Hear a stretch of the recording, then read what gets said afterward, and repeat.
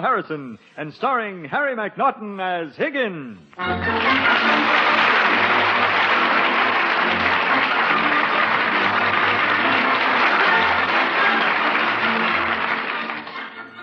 The family you are about to meet is called Roberts. They are, loosely speaking, an average family who live in an average house in an average town. They were living their own peaceful average lives until today. For today, an influence entered their lives that set them apart, made them different from their neighbors. And that influence was... Good afternoon. Is this the residence of Mr. Philip Roberts? Why, yes, it is. I'm Mrs. Roberts. How do you do? I'm Higgins. Well, how do you do, Mr. Higgins? It's just Higgins, madam. No, mister. I'm a gentleman's gentleman. Oh, really? Isn't that sweet? Yes. I just arrived from England to bring your husband an inheritance. I beg your pardon, madam, but I think your house just collapsed. Oh, no. That's just the way my 14-year-old son comes down the stairs. My word, hasn't he learned to walk yet? I got baseball practice, Mom. I'll see you later. Take care. Don't be a wild Indian. Indians? Oh, we still have Indians here. I beg your pardon. Oh, nothing. I was saying before that scalp hunter flew by, I've come all the way from England to present to your husband this priceless heirloom Queen Anne silver service that he's inherited from my late employer, Sir Reginald Robertson. Oh, well, really, I don't know what to say. Well, if I were in your place, madam, I should probably ask me to come in. I mean, I'm getting a little tired holding the silver. Oh, I'm terribly sorry. Won't you come in? Thank you. You may put the silver down on this hall table. Thank you. And now, if you'll excuse me, I'll get my bag. Surely. Put them in the... Your bag? You mean bags? With your clothes in it? Obviously. I hope you didn't think I came over from England with a knapsack. Oh, but of course you don't intend to stay here. Precisely. Madam, where this silver goes, I go. My grandfather polished this silver all his life. My father polished this silver all his life. And I intend to polish this silver all my life. But... The word is butler, madam. You Americans have shortcuts for everything, haven't you? And now, if you'll be as good to show me to my room... But... Oh, very well, if you insist, madam. I'm your new butt.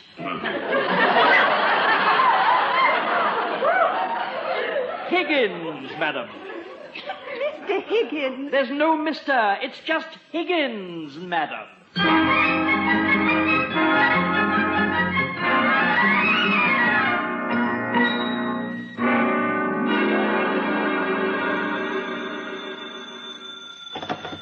Hello, Mr. Philip Roberts' office? May I talk to my husband, please? This is Mrs. Roberts. Oh, surely. One moment, Mrs. Roberts. Hello? Hello, is that you, Philip? Oh, hello, Elizabeth. Look, dear, I'm right in the middle of a conference. Is anything wrong? Wrong. Oh, Philip, you just haven't any idea. We have a butler. A what? He just walked in with an armful of real silverware that his father polished all his life, and he's going to spend the rest of his life polishing it right here in the middle of our dining room. We have a butler. Wait a minute, Liz. Wait a minute. We seem to have a bad connection. Hello? Hello? Hello? Is that you, Elizabeth? Yes, Philip. Can't you hear me? Yes, I can hear you now. We had a bad connection. Some dizzy dame yelling something about her butler. Philip, that was me. Philip, listen. You must come home at once this minute. The middle of the day? Excuse me a minute, dear. Gentlemen, I'm sorry, but we shall have to end this conference now. A little domestic emergency. We'll continue this demonstration tomorrow. You can leave the golf clubs here. Good day. Now, Elizabeth, what is this nonsense about a butler? It's no nonsense. We have an English butler. Elizabeth, come closer to the phone. Yes.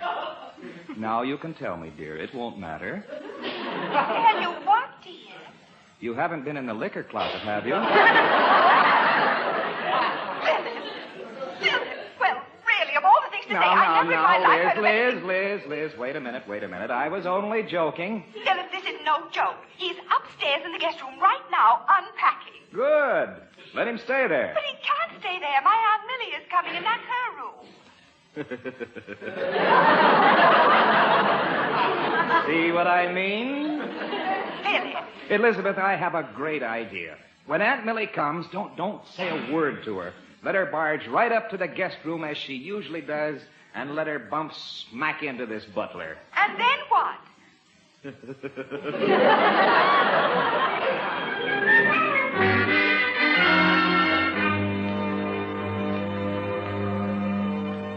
Briggs, I must congratulate you. This kitchen is spotless. It was spotless before you came, and it'll be spotless after you leave. I wasn't aware that anyone was leaving. Oh, no. Ah, the stove. What have we cooking for dinner? Briggs, what is this football doing in the oven? Football? That's my roast beef. That's roast beef? Incredible. What are you basting it with, iodine? For your information, the family likes it well done. It has another half hour to roast. Another half hour? Why, you can practically use it now as a bowling ball. That's the way I've been cooking in this family for 17 years. 17 years? The family is still intact? Astonishing. Tell me, Briggs, where is the housekeeper and the maid? You're talking to her. I am the housekeeper, the maid, and the cook. Housekeeper, maid, and cook? All at the same time? You know, someday you Americans will carry this mass production too far. Now, look here. I've been running this house the same way for 17 years, and no one is going to change it. Oh, you must be one of those Democrats I've read about. And now perhaps you could tell me where the tablecloths are. They're in that drawer over there. But I say these are breakfast cloths. Where are the dinner cloths? Dinner cloth? Look, kiddo. You see that tablecloth you have in your hand? You mean this breakfast cloth? Yes. Now turn it around on the other side. Yes. That's our dinner cloth. Briggs, you don't understand. I intend to use the silver service tonight for the first time, and I want the formal lace dinner cloth. Lace? I say that sound you're making is a trifle more than nauseating. Lace. Lace. The only lace you'll find in this house is up in the attic on a pair of Grandma's old pantaloons. Briggs, which way to the attic?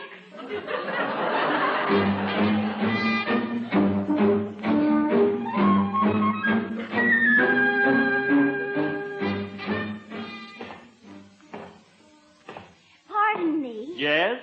You must be the butler Mother told us about. Yes. What are you? I am Miss Roberts. With those trousers on, I shall have to accept your word.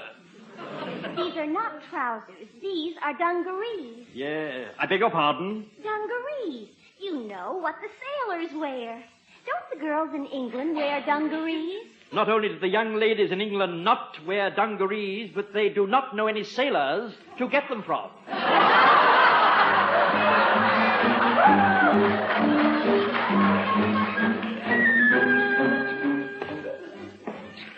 Hey, are you the butler? My name is not Hay. It's Higgins. And I am a butler.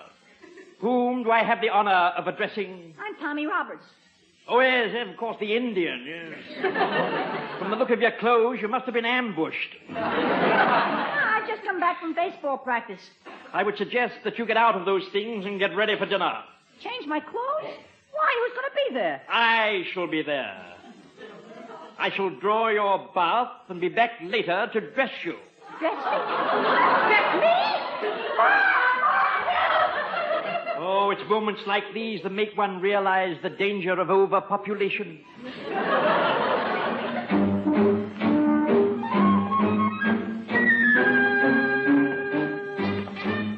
Hello. I'm Debbie. I'm 8 years old. This house must have been built over an abandoned orphanage.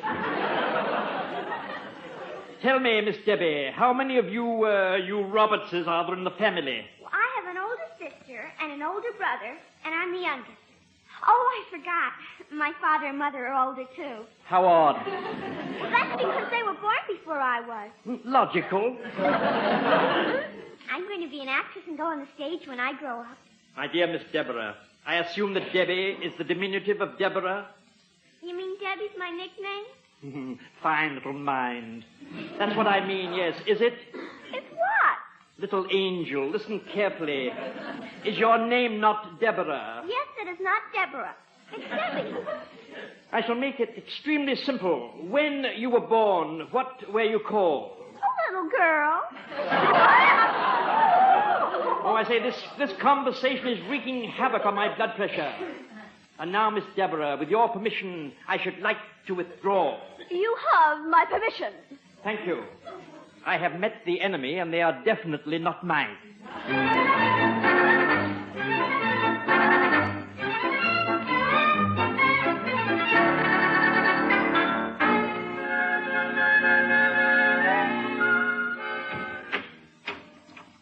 Is that you, Philip? Yes, it is, Elizabeth. Oh, thank goodness you've come. Give me a hat and coat. Allow me, madam. Oh, Philip, this is him. He, that man, that is, well, I mean... It's Higgins, sir. Oh, how do you do? This is my husband. Philip, this is Higgins. Higgins. Oh, Higgins, this is Poppins. Hey, dear, take it easy, will you, dear? Take it easy. Hold everything. I'll introduce myself. I am Mr. Roberts. It's a pleasure, sir. I've been looking forward to this moment ever since I arrived. Oh, really? Your hat and coat, sir. Oh, that's all right, Mr. Higgins. It's just a Higgins, sir. Yes, dear, it's just plain Higgins. No front or back. Just Higgins. Your hat and coat, sir. Huh? Oh, yes. Mighty nice of you. Oh, Higgins, put it in that closet over there. Yes, madam. I know. I've investigated all the closets. See what I mean, Philip? He's looked in all my closets. Even Aunt Millie doesn't look in all my closets. All right, dear, all right. I'll have a talk with him. Be firm, Philip. Don't be afraid. Afraid? Why should I be afraid after all? Anything else, sir? What? Yes. Yes, as a matter of fact, I'd like to have a little chat with you at your convenience, of course. Very good, sir. Shall we go into the drawing room? Where's that? Right here, sir. Oh, you mean the living room? Yes, sir, the drawing room. Now, let's talk turkey. Turkey, sir? I mean, let's get down to cases. Yes. In the first place, how am I related to this... Sir Robertson? Well, you see, sir, the first Sir Robertson had a son who migrated to America to seek his fortune. And when the revolution broke out, the son fought on the side of the Americans. Good for him. Yes, sir. And when Sir Robertson heard about that, he was furious. He disowned his own son, as you might say. He sort of cut him off. Cut him off. Exactly, sir. Well, the son, who had become typically American by this time, said, since I'm no longer your son, I shall cut you off. And ever since then, in this country, Robertson has remained Roberts. Oh, I see. I'm descended from the Sir Robertson who cut off his son Roberts, who in turn cut off the son from Robertson. Precisely. Well, I'm a son of a gun. If you say so, sir. Now, what about this silver? The silver was made hundreds of years ago by Queen Anne's own silversmith, and was given to the family when the first Sir Robertson was knighted. And you mean now it's mine? Yes, sir. And here are the papers to prove it. Thank you. And what about you? I'm yours, too, sir. You're mine, too. Rather. Well, this is silly, Higgins. I'm sorry, but I just can't pay for a butler. But it's all been taken care of, sir. You'll find it in paragraph 10, in very small print. You mean you're going to be paid as long as you stay here with me? No, sir, no. Only as long as I stay here with the silver. Who said so? It's all right there, sir, a little further down in the small print. Higgins, I've made up my mind. You will have to go, and you can take the silver with you. Very good, sir. But I feel I should tell you that this silver is worth 3,000 pounds. I don't care if it's worth a... 3,000 pounds? Well, that's about $8,000. Approximately, yes, sir. 8,000. Higgins, well, no, after all, I don't want to do anything hastily. After all, I just can't throw away 8,000. Well, this is a very serious problem. You can see that, can't you? Oh, yes, sir. Yes, indeed, sir. And now, sir, with your permission, I should like to withdraw. Dinner shall be served at 6. 6? But we always eat at 7. I'm sorry, sir, but tonight it will have to be at 6. If the roast beef gets any blacker, I shan't have the strength to serve it. All right. But tomorrow, make it 7 o'clock. That is, if you're still here tomorrow. Very good, sir. Oh, one more thing, sir. I took the liberty of using the silver service tonight, so that you all may have the pleasure of seeing it for the first time. Well, that should be interesting. Will there be anything else, sir? No, that's all. Thank you, Mr. Higgins. It's Higgins, sir.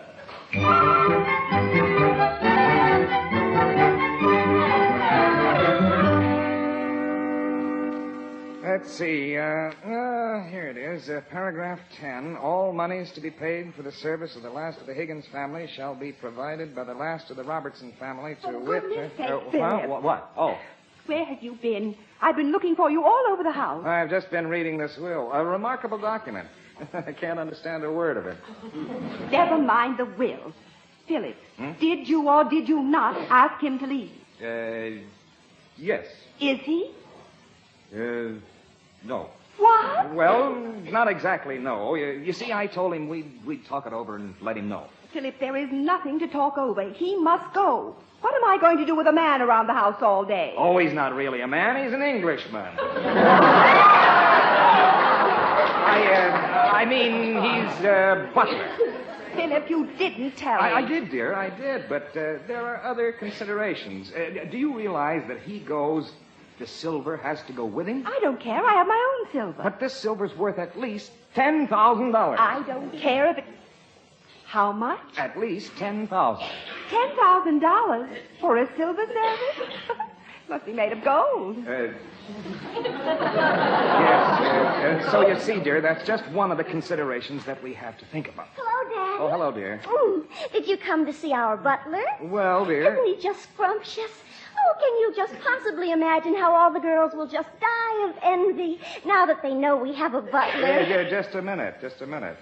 What do you mean now that they know he just got here? Oh, I've called them all on the phone, and they're all just dying to meet him. Imagine him going to the door and saying to Pudgy, Miss Roberts is not receiving today. If you will leave your card, I will inform her that you called. Hey, this is getting more complicated than I thought. That's another consideration. Hiya, Pop. Did you come to see Yes, I came to see the butler. Boy, is he a sissy. Pop, that man has to go. It's either he or me. It's either he or I. Don't tell me you're going, too. You see, Philip, he's breaking up our home. Now, wait a minute. One at a time. Now, Tommy, what's this ultimatum about? I can't tell you, Pop. You just have to take my word for it. He and me. He and I. Now, you stay out of this. Him and I cannot stay under the same roof. I just can't throw him out like that, Tommy, unless you tell me why. Okay, here it comes. Have you been dressing yourself all your life? What a silly question. Of course I have. Well, you can kiss those days goodbye. From now on, he's going to dress you. What? He tried to dress me for dinner. Mother, you don't suppose he'll try? Philip, if you don't get rid of that beast. You see, Pop, I told you. Now, wait a minute. Calm down, everybody. Now, let me explain. He is a gentleman's gentleman. He has nothing to do with the ladies. He'd better not. When he says he wants to dress you, he merely means that he'll lay out your clothes. You know, like in all those movies. Mrs. Roberts, I am given my notice. I will not stay in this house another minute. Briggsy, not after all these years. Briggsy, what do you mean? What's going on? Quiet. Now, what is there about Higgins you can't stand? All day long he's been in my kitchen, insulted my roast beef, and saying that he was going to set the table. And after 17 years, I'm not good enough to serve the food. He's going to serve the supper. Philip, do something. I will not have that man here another moment. Oh, but Mother, think of the prestige. Throw him out, Pop. He'll make sissies out of It's us. him or me. It's he or I. It's me or him. Now, wait a minute. One at a time. Now, listen, everyone. This is an important decision we have to make. Let's not be too hasty. After all, there are... Begging your pardon, but is that you, Father? Did you come home? Yes, I came home to see the butler. Isn't he charming? I find him utterly fascinating. Debbie, stop that. I beg your pardon, Father, but it's Miss Deborah. Debbie! Now, Debbie, behave yourself. Really, Father? This conversation is wreaking havoc on my blood pressure.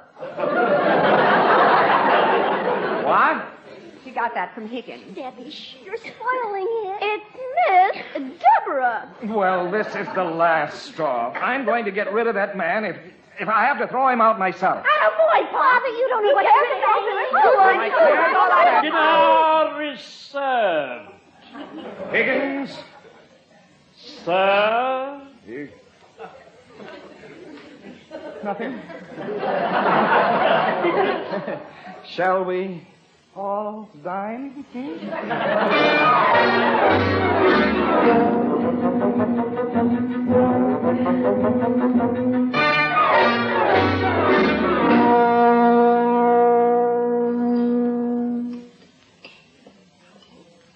I must admit this silver is beautiful, and he does serve so graciously. But why did we have to eat it in the dark? He turned out all the lights. He says the silver looks more beautiful in candlelight. Are you enjoying your dinner? No. Why not?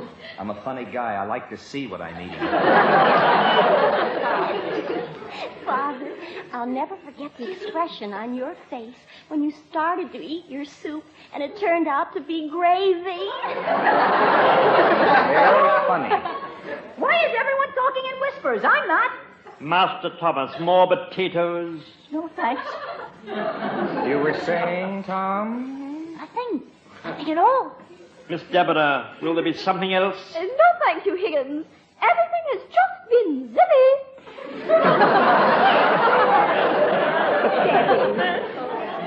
Shall I serve the coffee in here, madam, or will you take it in the drawing room? We'll have it in here if you don't mind, Higgins. Very good, madam. Will you pour, or shall I? Up till yesterday, I brought the coffee to the table in the cups. You may pour, Higgins. Very good, madam. I wonder who that can be. I'll open it. No, I'll get it. It's probably Pudgy. Oh, no, not again. Sit down, everyone. I'll see who it is. Briggs, if you will go back to your kitchen, I think I can handle this emergency. After 17 years. Higgins, will you see who's at the door? Debbie? Yes, thank you, Miss Deborah. Deborah, you're not to give orders. Shh, Mother, I can't hear who it is. Whom do you wish to see? Come, young man. Close your mouth and stop staring at me. Mother, that's Pudgy. Miss Roberts is still at dinner. Sit down, Nancy. He'll be announced when dinner is over. But, Father, he doesn't know. Sit down. Elizabeth, I think I like this. Imagine not having Pudgy bouncing in here to spoil my dinner. Shall I take your card in? Card? Pudgy doesn't have a card. He left it home. May I suggest you go home and get it? Mother, he's chasing Pudgy away. This idea looks better all the time. Mother. Who was it, Higgins? I really couldn't tell, madam. Some rather frightening-looking object with porcupine hair. Oh, it was horrible. Stood staring at me with wide-open fish eyes. That was Pudgy. Mother, he's chased Pudgy away. The gentleman did say he would be back sometime later this evening. If anyone calls for me, I have retired to my boudoir. Debbie, if I have to speak to you again, And you needn't ask Higgins to answer the bell. Thank you, sir. Boy, now I know what it's like to eat in a prison. Whom do you wish to see? Whom do I wish to see? Whom the blazes are you? I am Higgins. Were you expected? Was I expected? I'm always expected. I'm Aunt Millie. Now get out of my way or I'll trample you down. If you'll wait in the drawing room, the family is still at dinner. At dinner? They don't eat dinner till 7 o'clock, and it's only 7:15 now. Out of my way. If you persist in barging in, madam, I shall be forced to restrain you physically. You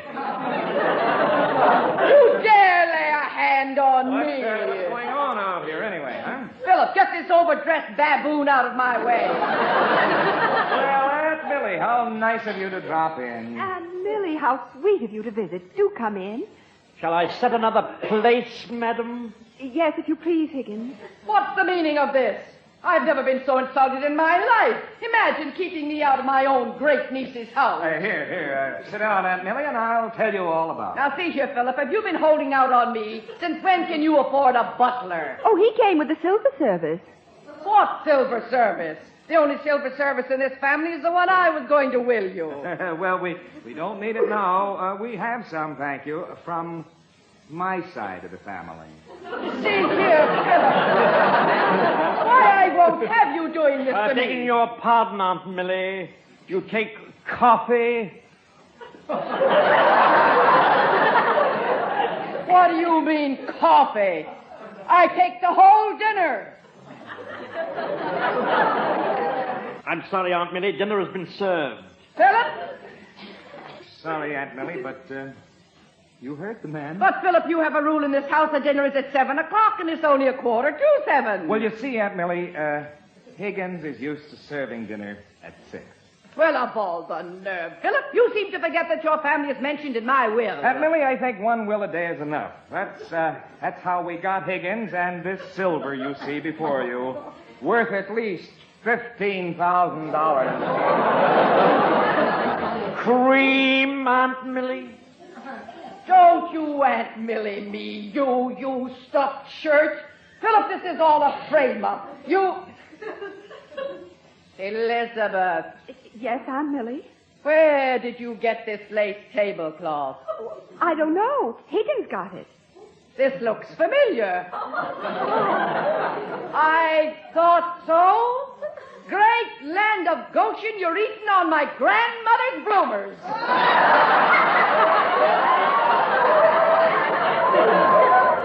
Philip, look me straight in the eye. Philip, either that man goes this instant or I do. Philip, perhaps you didn't hear me. I said either that man leaves or I do. Well?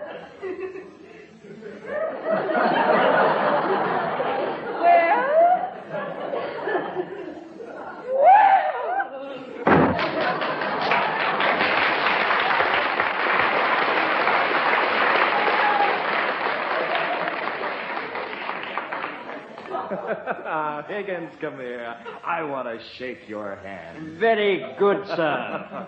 Oh, Higgins, for years I've been trying to get rid of that old biddy. For years she's been coming here at 7:15 just in time to get invited for dinner, and you got rid of her. Oh, the house is yours, Mr. Higgins. It's Higgins, sir.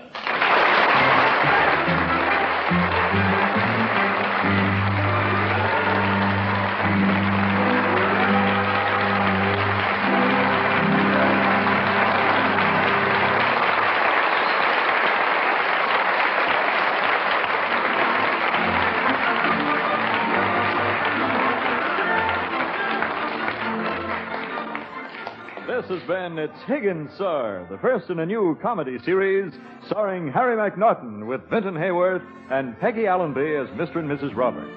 It's Higgins, Sir was written, produced, and directed by Paul Harrison.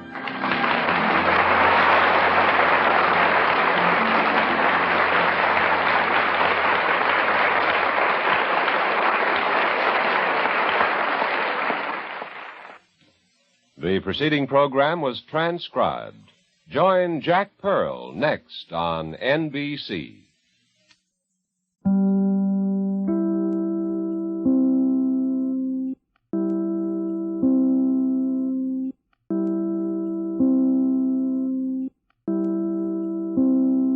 Starring Harry McNaughton as Higgins.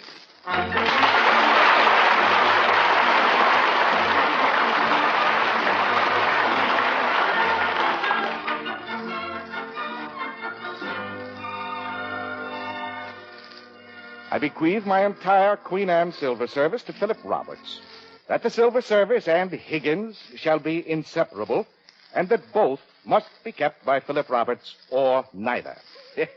Yes, This will, dictated by the late Sir Philip Robertson of Great Britain, was the reason we find our friends the Roberts with a very English butler. And the Roberts, in turn, find themselves bewildered. And in the morning, no one can be as bewildered as Mr. Roberts.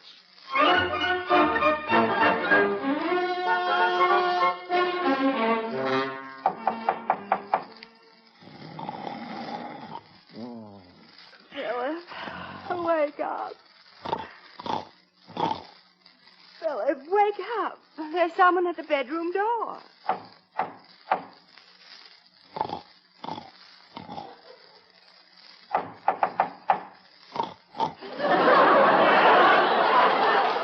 Philip, please. Oh, Elizabeth, be quiet. I'm sleeping. There's someone at the door and you've got to get up. I don't hear anything. Well, I do. Then you answer. I can't. I don't have any slippers. Yes, you do. I tripped over them getting in bed. You threw them at a cat last night. Yep. Oh, all right, I'll answer it. It's the middle of the night. Go away. It's the middle of the night. Good morning, sir. It's 8 o'clock, Mr. Roberts. Your tea, sir. My what?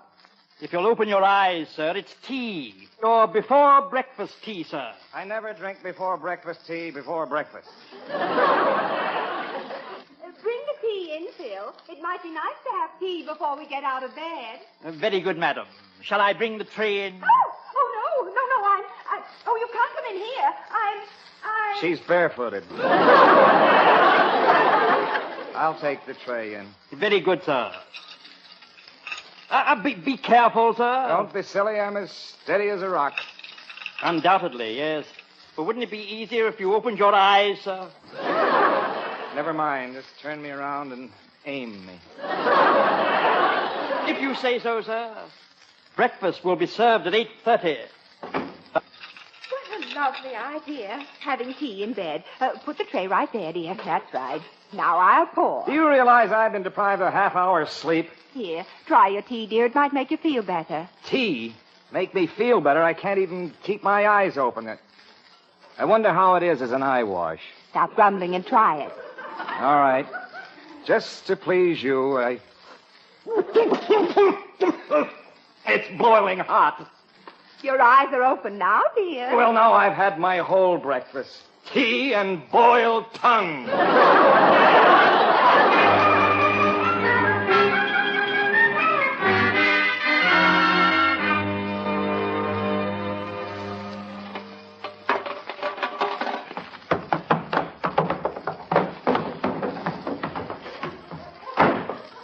Good heavens, the enemy enters the gates. Morning, Miss Briggs. What are we having for breakfast? I am Higgins. No one could possibly mistake me for a woman. Gee, I'm sorry you're wearing her apron and cap, and she always cooks the meals. Miss Briggs has the day off. Apparently, she's going to take a music lesson. Music lessons? Yes, she said she was going on a toot. And what's that you're cooking for breakfast? Kippers. Kippers? What are kippers? Kippered herring, a fish commonly eaten for breakfast. Fish for breakfast? Oh, no. Master Thomas, may I remind you that the proof of the pudding is in the eating.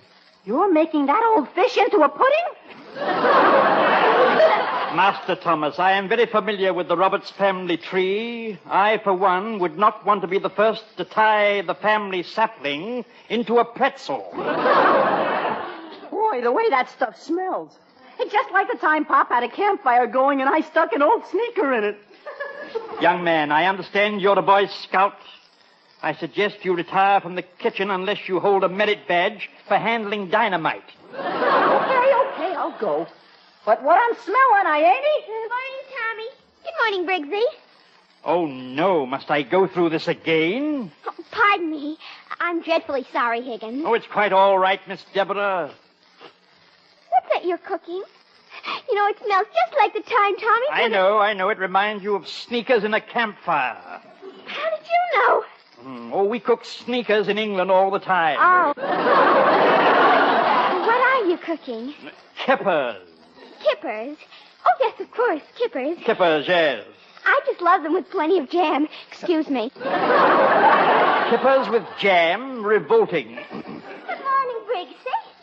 Good heavens, it's Higgins. Say, how come you're wearing that silly-looking apron and dust cap? I always wear these when I cook sneakers. Good morning, everyone. Who's burning sneakers in the kitchen? Breakfast will be served immediately in the sneakers. I mean in the dining room.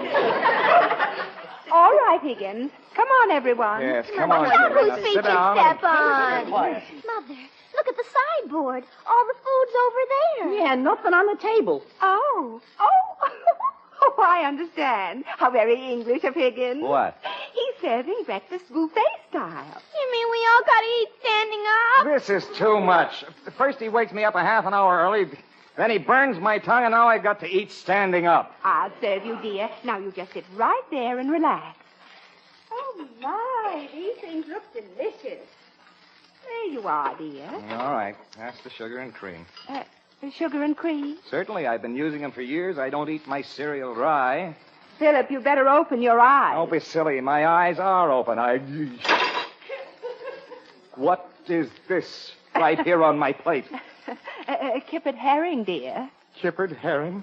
For breakfast? You're just lucky you didn't make a pudding out of them. Take it away, dear.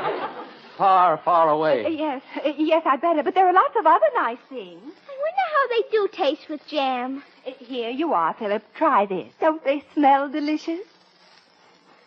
They smell like... They're kidneys. Kidneys? Kidneys? Holy mackerel. Mackerel, sir? I didn't realize you fancied mackerel. We'll have that tomorrow morning, sir. Kidneys. Take them away, far, far away, and hurry. Very well. I shall withdraw my kippers and kidneys. Just bring me some corn crunchies, the cereal that flips, flaps, and flops. Flips, flaps, and flops. Noisy little things, aren't they? I should think that kippers would be much more pleasant in the morning, sir. They're very quiet. They just lie there. I'll try some of the kippers, Higgins. They look lovely. Those kidneys sure don't. Yeah, Tommy, please. I'm getting a little queasy. I think I'm seasick. Oh, really, sir? I have just the remedy for that, sir. On my trip over on the Queen Elizabeth, I was a little bit shaky. I was quite seasick. Well, what's the remedy? And make it quick. Yes, sir. I can highly recommend a large pony of brandy with a raw oyster in it. That did it. I have a feeling it's time for me to leave, but fast. Oh, it's Mr. Marshall, Daddy.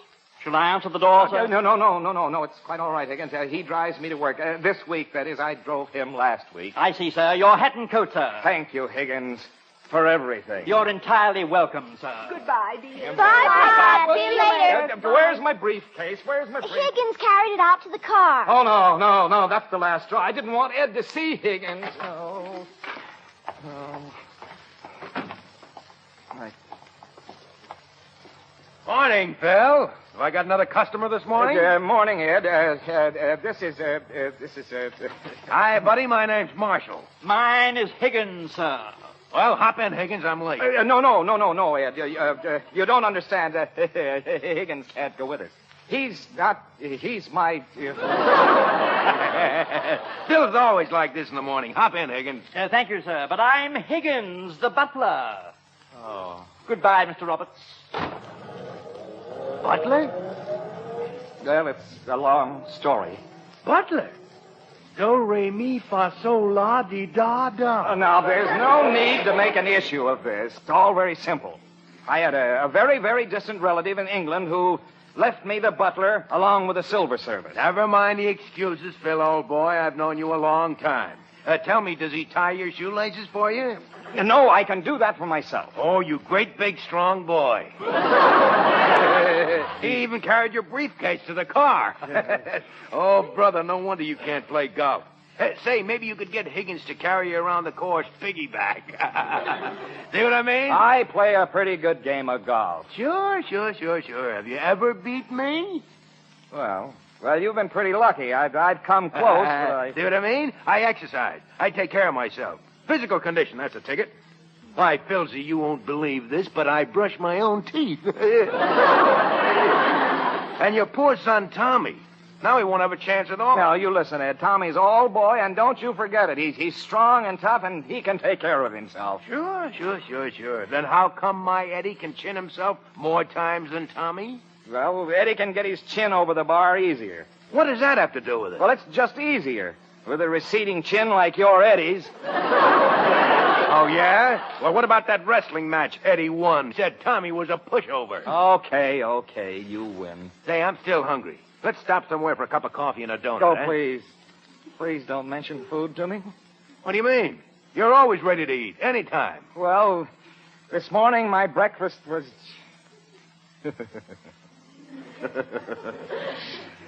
let me tell you about my breakfast.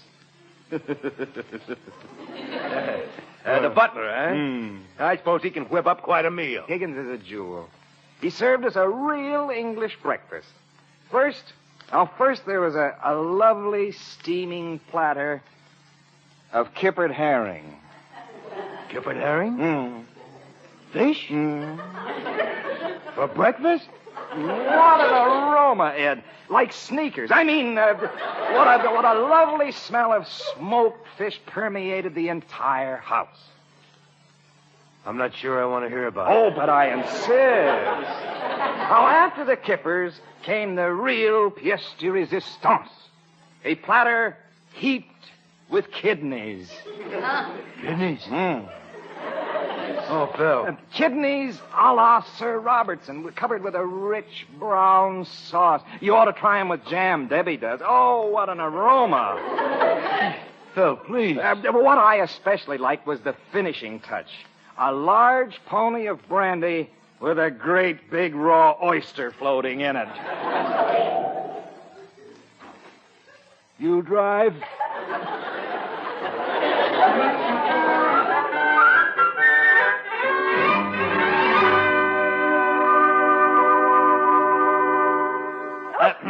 Oh, dear. Oh, Higgins, you move about so quietly. Perhaps you should whistle as you move about the house, so you won't startle me. Whistle, madam? I can't even produce a medium-sized pucker. Oh, that's too bad. No Englishman can whistle. Why not? Stiff upper lip. Your morning mail, madam. Oh, thank you, Higgins. Would you care for a cup of tea whilst perusing the mail? Tea? Oh, yes, that would be nice, thank you. You'll find the tea bags in the left-hand kitchen cabinet. Tea bags? Yes, those little bags with tea in them. Madam, I've made tea all my life. My father made tea all his life. My grandfather made tea all his life. During those 3 generations, not one of us has ever made tea from a gunny sack. Oh, well, make it your own way. Personally, I think it's much better tea. Of course, madam. It's obvious you're a very discerning woman. Is someone hissing me? It's me, Higgins. It is I. I know it's you. Miss Nancy, why are you whispering? Higgins, I want to talk to you about Pudgy. Pudgy. Oh, Pudgy, yes, the young man who called last week. The one with the porcupine hair, who stands with his mouth wide open with his wide fish eyes staring. Pudgy and I have an understanding. Oh, good. Then he won't be coming around anymore. The understanding is that we go steady. Go steady? My word, has he been wobbling? No. All it means is that we're going to go with each other on dates and things. Now, if he calls this afternoon... Yes? Tell him I'm out and won't be home until dinner time. Very good, miss. I shall keep his calling card. Calling card? Pudgy doesn't have a calling card. But last week when he called, he said he left it home. He only said that because you frightened him. The feeling was exactly mutual. But I must say, in England, I have never announced anyone without a calling card. Yes, maybe you're right, Higgins. Imagine Pudgy with calling card. Oh, Higgins, there you are. Oh, Yes. never mind the tea now. I have to hurry downtown. Would you like to go, Nancy? Yes, Mother, I would like to go. I just remembered a very important errand. I wonder if you'd be good enough to get Tommy's lunch, Higgins. Of course, madam. Debbie is eating lunch at a friend's house, and... Oh, yes. Tommy likes peanut butter and jelly. Peanut butter and jelly? Goodbye, Higgins. I'll be back in about an hour. Very well, madam. Peanut butter and jelly. What a weird idea. I never realized one could milk a peanut.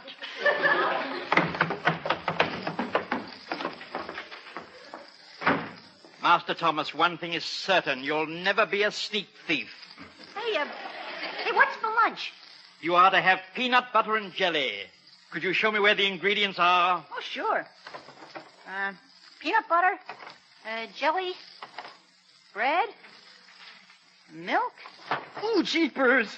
Jeepers go in the sandwich, too? No, I jammed the jaw on my fingers. That's why the jeepers. Oh, I see. It's something you put on an injured finger. No, jeepers is something you say. Jeepers is something you say. Hey, don't forget the jelly. How could I? I should think this mixture would seal the mouth permanently. Tastes great. You see, you go roll out. My word, you're speaking with a British accent. Milk, you said? There you are, Master Thomas. Shall I prepare another of these? No, thanks. I'm not hungry. My word, are you ill? No, I ain't hungry. I'm not hungry. You got worries, too? Worries. Oh, I see. So that accounts for the languishing appetite. Worries. Well, there's a dance tonight, and I gotta go. Mom says so. Yeah? And then this girl she acts like a girl. Are you saying some young lady refused your invitation to a dance? Well, tell me, Master Thomas, what were you wearing when you approached the young lady? What I got on right now. You were wearing that?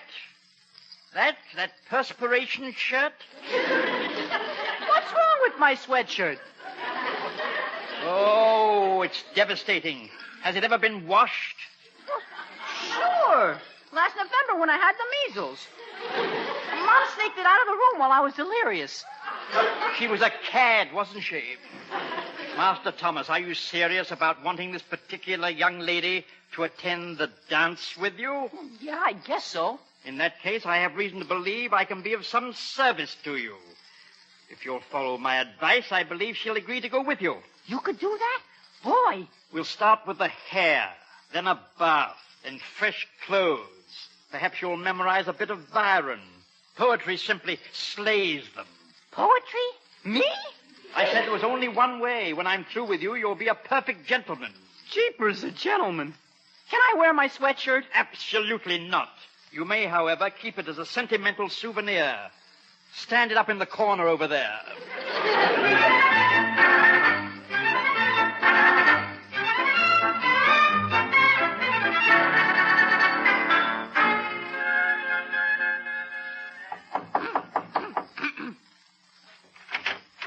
Yes? How do you do, Miss Jean?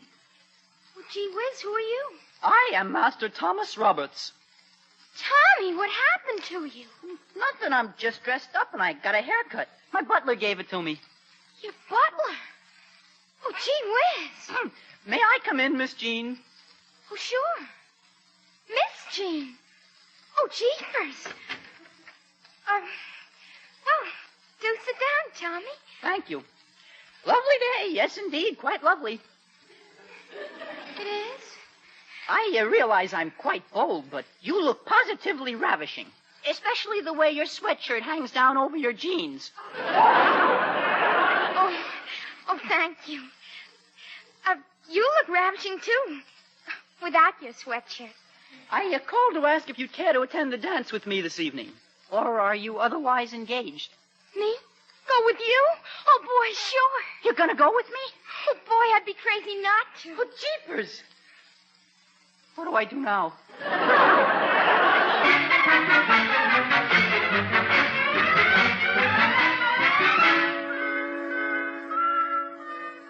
Okay, yes, Ed. I'll play golf with you on Saturday.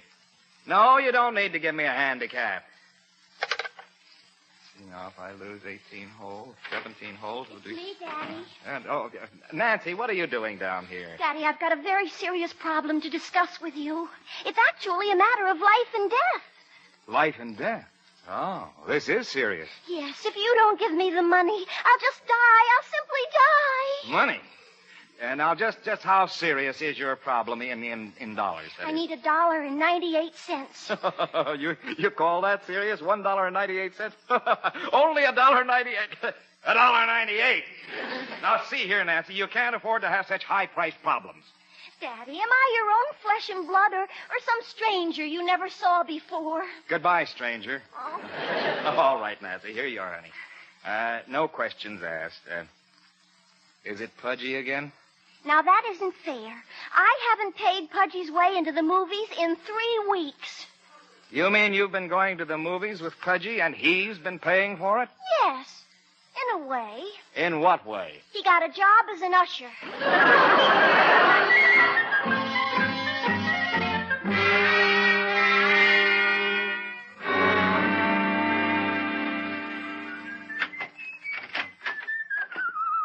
Oh, Elizabeth, darling, it's Philzy, dear. Oh, Lizzie Wizzy. May I take your hat and coat, sir? Oh, yeah. Higgins, I sort of forgot you were in the house. Yes, sir. Hello, Philip, darling. Excuse me, sir. Well, how did it go today, dear? In some ways, I had quite a trying day. I can't seem to get used to having Higgins around the house. He pussyfoots around and I can't hear him coming. Perhaps I can persuade him to hang a bell around his neck. That might help. Then he could work and sell good humors at the same time. Dear, you're just being silly. Having Higgins around the house is quite a serious problem to me. I don't know if I approve of it at all. Don't forget the silver service, dear. If he goes, it goes. Hello, Daddy. Oh, hello, baby. Got all your problems straightened out? Oh, yeah. Watch out, Debbie, now. Don't! What's the matter with you, Pop? You used to be able to catch me without falling down. Well, you didn't used to jump so high. Let me help you up, dear. All right. Oh. Oh, my goodness. Debbie, you left a footprint right on Daddy's car. That's what I said. She jumps too high. Good evening, everyone. Why, good evening, Tommy. My, how nice you look. Tommy? This is Tommy? It's me, Pop. Are you sick? No, Pop. Good evening, Master Thomas. Good evening, Higgins. Would you be good enough to lay out my blue serge suit and draw my bath? Very good, Master Thomas. What was that? Draw my bath, lay out my blue serge suit? Oh, he acted like a perfect little gentleman for the first time in his life. He acted like a little sissy. Gee, Mommy, there must be something awfully wrong with him. He looked awfully pale. That's because he's so clean, dear. Oh, no, wait till Ed Marshall hears about this. Oh, murder. My own little gentleman. I think he's lovely. Just lovely. My own son is lovely. Oh, Tommy. Beg pardon, sir, but Master Thomas wanted to be a gentleman. I merely helped him in every way I could. You. Higgins, if you're able to make a gentleman out of him, you'll have my eternal gratitude. You may stay with us for the rest of your life. Thank you, madam. No one is going to make a sissy out of my son. Higgins, you stabbed me in the back. If you say so, sir.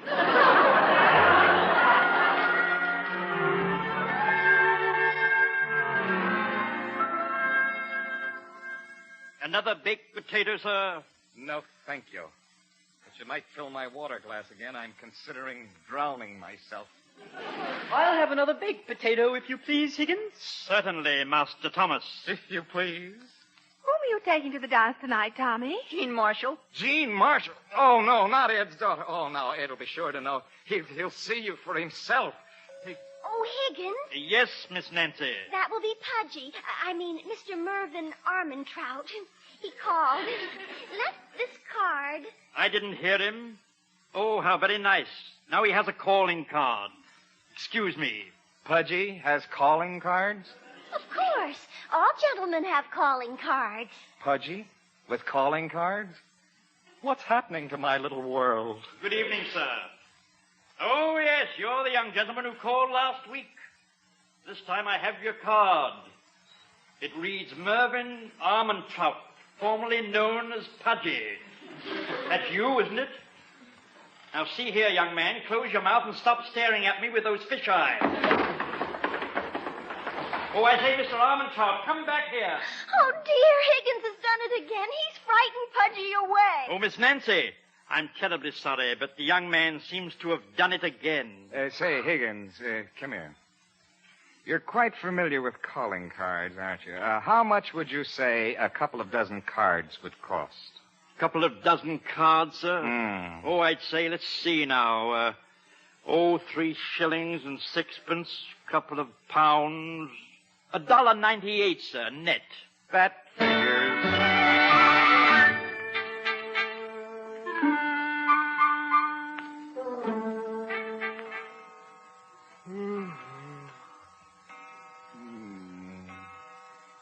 $10 o'clock.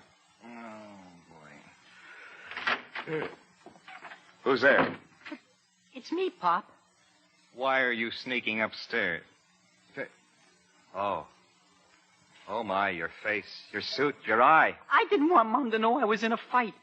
Is she up? She's out in the kitchen. In a fight, huh?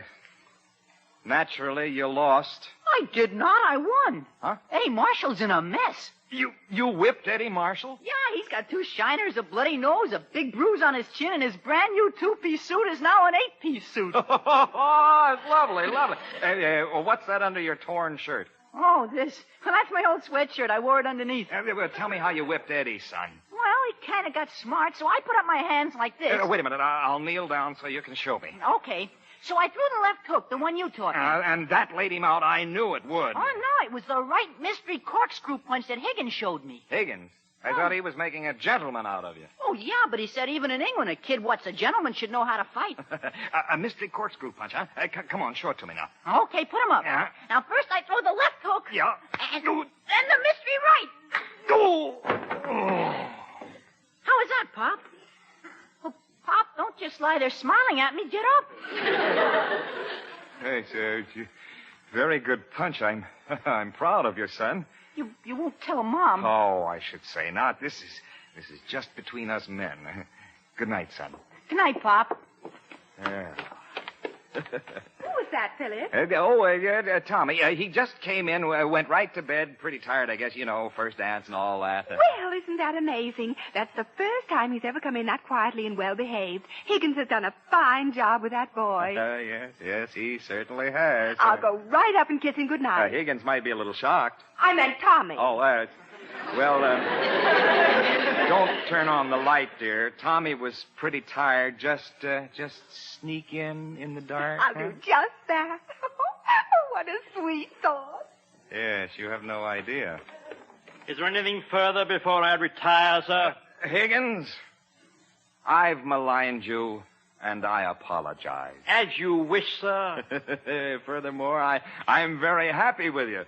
As a matter of fact, Higgins, you're a lollapalooza. If you say so, sir.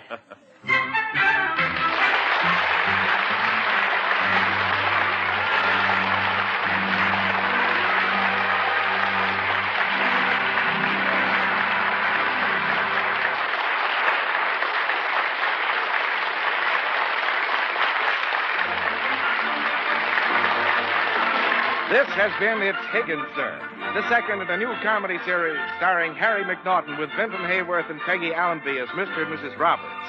It's Higgins, Sir was directed and transcribed by Paul Harrison and written by Paul Harrison and Rick Bullets.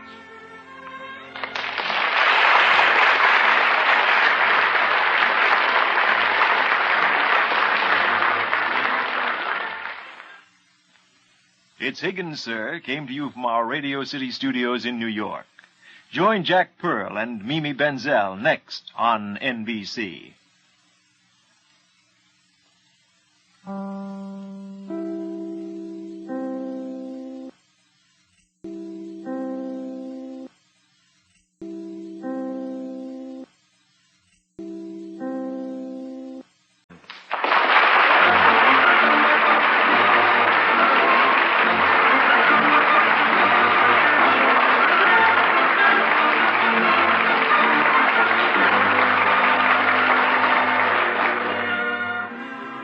All of us have dreamed of a day we might inherit great riches. But who has ever dreamed he would inherit a butler? An English butler at that. Well, that's what happened to the Roberts family of 21 Sunrise Road. They inherited a very expensive Queen Anne silver service plus a butler. And although Higgins has been with the Roberts family only a few short weeks, he has already made himself very useful.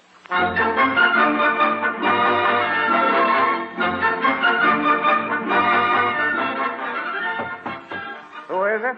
It's Higgins, sir. Oh, come right in. I'm shaving. Good morning, sir. I hope you slept well. As a matter of fact, I didn't, Higgins. All night long, I tossed and turned. Tossed and turned, sir? I'm so glad you came up heads, sir. I was composing a speech. Higgins, see how this sounds. Yes. See if it makes sense, huh? Very good, sir. Fire away. Gentlemen, sirs, gentlemen. I gather the ladies have left the room. I'm making this speech to the membership committee of the Seawain Hills Country Club. Now, yes. Hand me my razor, Higgins. Yes. Now, gentlemen, without a doubt, yours is one of the finest country clubs in the country. And I, for one, am proud to become a member, gentlemen. For 17 years, I've been mailing you my annual application, and for 17 years, I have had shaving cream in my mouth. Do you enjoy that sort of thing, sir? I've got a mouth full of shaving cream. What do I do now? Well, either brush your teeth, sir, or shave your tongue. And with your towel. Here you are, sir. That's better. Now, listen. Yes. Gentlemen, I am greatly honored that you have finally decided to accept me after 17 years. Yes. Gentlemen, you may be assured that I shall be an active member and that all my dues and fees shall be paid promptly with my blood. Blood? Higgins, I'm bleeding. I've cut my chin. Oh, don't let it bother you, sir. You have so many others. I don't have any more time. I've got to get to the office early. I make the speech at 3 and have to get some extra work done. Here's a towel, sir. Hand me my blue necktie. May I suggest the maroon, sir? But a red tie doesn't go well with my brown suit. I know, sir, but the maroon goes awfully well with the blood on your chin. All right, you win. Tell me, how did you like the speech? Oh, excellent, sir. That part where you cut your throat should bring a round of applause. A round of applause. Yes. Oh, well, time's a wasting. I've got to hurry. Now, let's see. My hat, my briefcase, I'm all set. Yeah. I don't believe you are, sir. What do you mean? I'm all ready to go. I was pressing these. Your trousers, sir. My trousers? Oh, holy mackerel. Here, give them to me. Without them, I might have been able to ride the bus for half fare. Who knows, huh? If you say so, sir. Well, it's late. I got to hurry. Yes. I have your briefcase, sir. Oh, goodbye, Daddy. Goodbye, dear. I won't see you for dinner. Pudgy is taking me out. Pudgy? Taking you to dinner? Where's he getting the money? He has a job at the supermarket. He's in complete charge of the frozen food department. Gee, he looks so cute in earmuffs. I'll meet you downstairs. Stand back, Higgins. Gosh, Pop, you beat me. If I may say so, sir, a kangaroo would envy that leap. Leap nothing, I fell. Daddy, that was beautiful. You flew like a bird. Yes, like an old dodo. Help me up, Higgins. Of course. Goodbye, dear. Oh, goodbye, dear. Hey, Pop. Huh? Goodbye, kid. Dear Debbie, don't jump! Oh! Gee, Pop, you fell over again. You jumped too high. Now kiss me goodbye while I'm down here. I'm easier to reach. Let me help you, sir. Well, I've got to go. Goodbye, everybody. Bye, Dad. Pop. Be careful Oh, now. I almost forgot. Elizabeth, Yes, dear. you're taking the car to do your shopping today? Why, yes. I'd like to speak to your mother alone, children. All right, Daddy. Bye. Bye, Pop. Elizabeth, I'm thinking about our car and your driving. Philip, you stop this. I drive very well. I obey all the traffic laws. I do everything I should do all right. Yes, and isn't it amazing how it adds up all wrong? Yeah, well, goodbye, dear. Higgins. Yes, sir. I'd like to speak to you a moment. Goodbye, Philip. Goodbye, dear. Higgins, I'm worried about the car. Yes, sir. You mean you feel that as a driver, Mrs. Roberts is something less than skillful? Oh, you put it so beautifully, Higgins. Yeah, my opinion would be a little stronger. Yeah. Higgins, I'd like you to do me a personal favor. Why, of course, sir. I'd like you to go shopping with her. Look after the car, see she doesn't do anything foolish. I'll do my very best, sir. Thanks, Higgins. Find some way of going along without letting her know I asked you to do it, huh? I'll think of something, sir. Good. I knew I could depend on you. You're my ace in the hole, Higgins. If you say so, sir. Well, now let me see. Bread, milk, meat, fish, vegetables. A jar of chutney. A jar of what, me? Chutney. Oh, of course, chutney. Chutney, madam, is a British condiment. There's nothing like it with curry. Curry? Oh, yes, that's what they do to a horse. No, madam. No. Curry is a spice, madam. Yes. Well, all right, I'll get it, since it's something you like to nibble on. You're very kind, madam. Say, Mom, there's a brand new cereal I'd like. It's called Blasties. Blasters? Blasters, Master Thomas? All the jet pilots eat it. Blasties, the supersonic cereal. Rather. I gather if you eat that and hold out your hands, you'd really take off. Oh, boy, you bet. My word, he did. It doesn't sound like the sort of thing I'd like my children to eat. It isn't safe. Don't worry, madam. I'm sure there's a pilot's license in every box.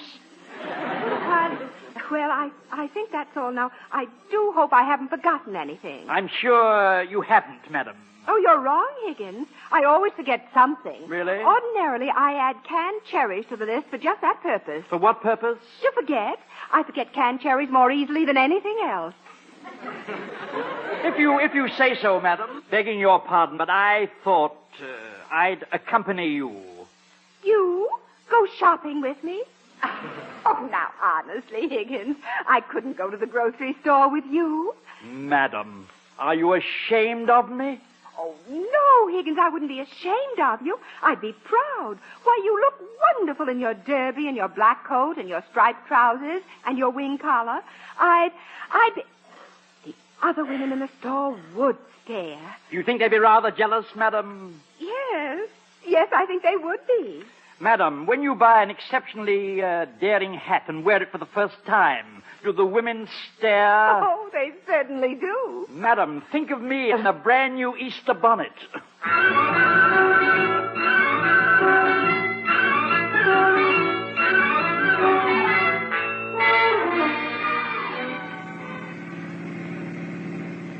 You drive the car rather well, madam. Oh, Higgins, how sweet of you to say that. I think Mr. Roberts worries unduly about your driving, madam.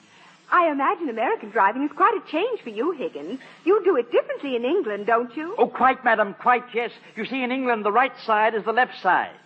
And the right side is the wrong side. That is, the left side is the right side. And the right side, well, everyone there is coming the other way, you see. Do you follow me? No. Was I supposed to? To simplify, madam, we drive on the left, you drive on the right. And what does the traffic coming the other way do? They drive on the left side, too, madam. Oh, my goodness. Doesn't that make the left side rather crowded? As an example, madam, if you were to steer over to your left and drive on that side of the street, you'd be driving as they do in England. Oh, my, that sounds like fun. I'm going over to the left side and see what it's like. You see, madam, doesn't this feel much more normal? No, but it's fun. I wonder why they don't drive like this here in America. Madam, up ahead there. Look, some fool is coming towards us on the wrong side of the road. Oh, dear. He's on the right side and I'm on the wrong side. You better stop the car, madam. Oh, what happened? Stiff upper lip, madam. Why? Bent front fender. All right. Why don't you watch where you're going? I'm terribly sorry. Sorry, you was weaving all over the road. Suppose you just come from the beauty shop and had one appointment too many. Now, see here, young man. Now, Mrs. Roberts, allow me, madam.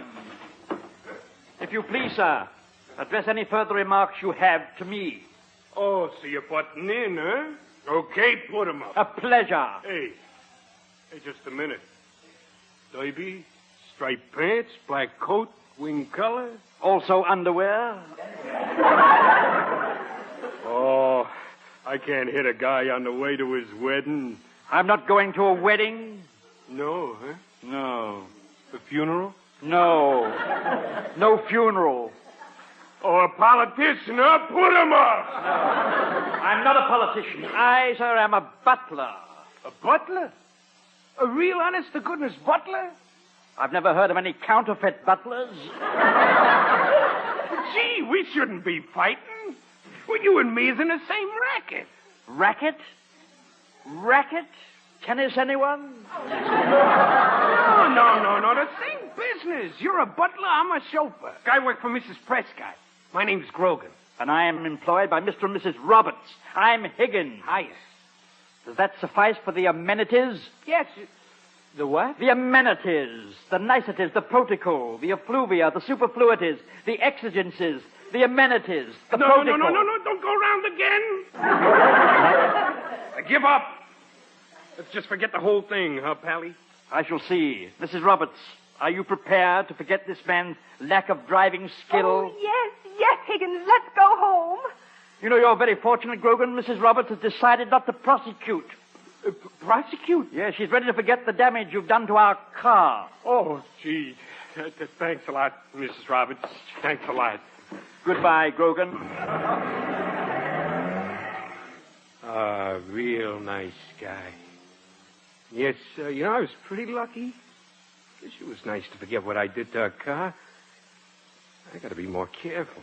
Watch my driving. I shouldn't run into people. Hey, that wasn't my fault. That was her fault.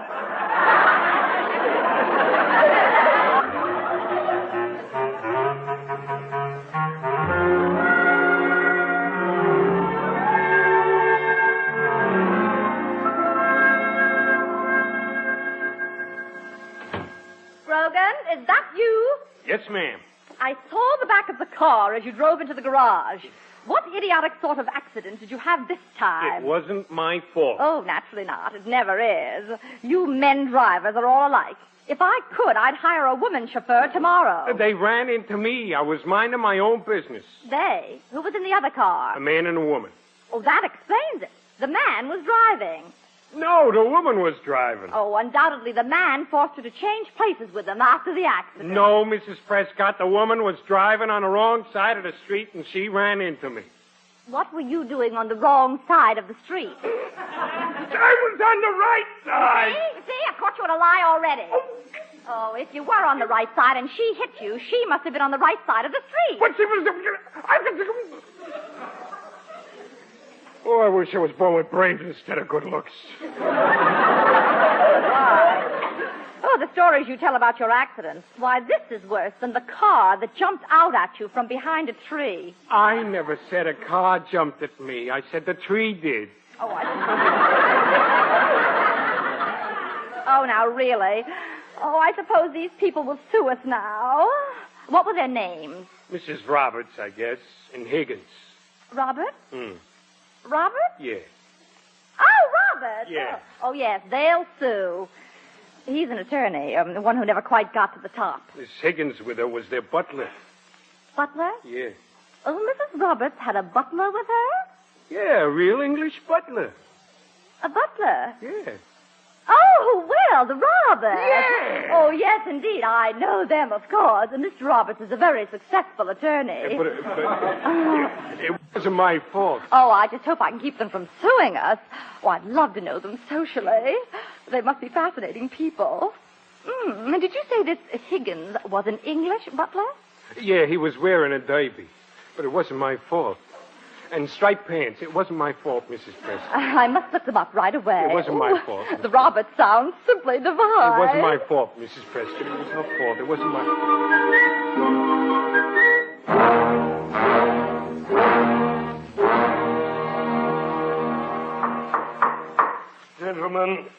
Gentlemen, will you please come to order? The first bit of business for the meeting this afternoon is Philip Roberts' annual letter of application for membership in the Seawain Hills Country Club. I'll read it. Gentlemen, sirs, for the past 17 years, I've written you gentlemen to please accept my application for membership. And for 17 years, you gentlemen have turned me down.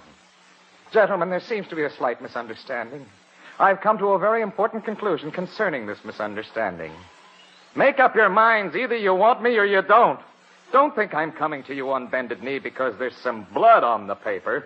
It just so happens I cut myself on the letter opener. Gentlemen, will those in favor of accepting Mr. Roberts' application signify by saying aye? Perhaps you didn't hear me. Please signify by saying aye. Now for new business. About the gophers and the sand trap on the 13th hole. Members have complained that they're eating golf balls.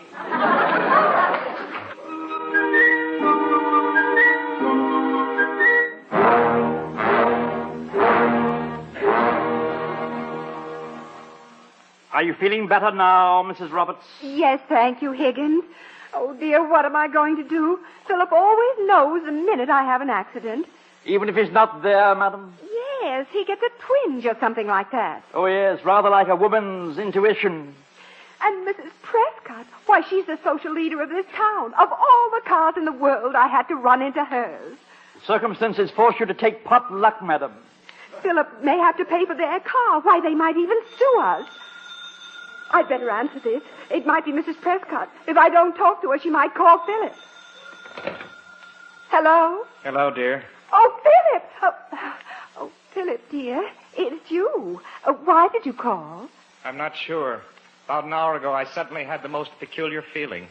Oh, a peculiar feeling, dear. Yeah? Did you try some bicarbonate of soda? It was the same type of feeling I had 3 months ago, Elizabeth, when you tried to knock over that fire hydrant with the car. The car? Oh, well, you're just being silly. Yes, I suppose I am. Oh, of course you are. How's business today, dear? Never mind the business. How's the car? The car? Oh, it's standing right in the driveway. Good. At least it's still standing. I have a feeling that something happened to the car. Silly? Well, I suppose I'm being silly, but about an hour ago, I felt sort of a twinge in my right elbow. That would be the right front fender on the car. But the same kind of pain I felt when you backed the car into that fire hydrant, only in a different place. Well, it was very nice of you to call. Goodbye, dear. Yeah, wait a minute, Elizabeth. It's just that I'm pretty upset. I got rather bad news this afternoon. Mr. Prescott called. Mr. Prescott? Yes. Oh, dear, believe me, it wasn't my fault. I know that. You had nothing to do with it. Oh, I'll admit I was partly responsible. You were not. They blackballed me again. Now I'll just have to wait until next year to get him to see Wayne Hills Country Club. They blackballed you again? Oh, was that all Mr. Prescott called you about? Was that all? Elizabeth, I'm crushed. I'm heartbroken. Oh, cheer up, dear. Things could be worse. What about the car? Goodbye, dear. It was nice of you to call. Higgins. Oh, Higgins, help me upstairs. I think I'm going to faint. Faint, madam? Oh, yes. Which way do you usually fall? Forwards or backwards?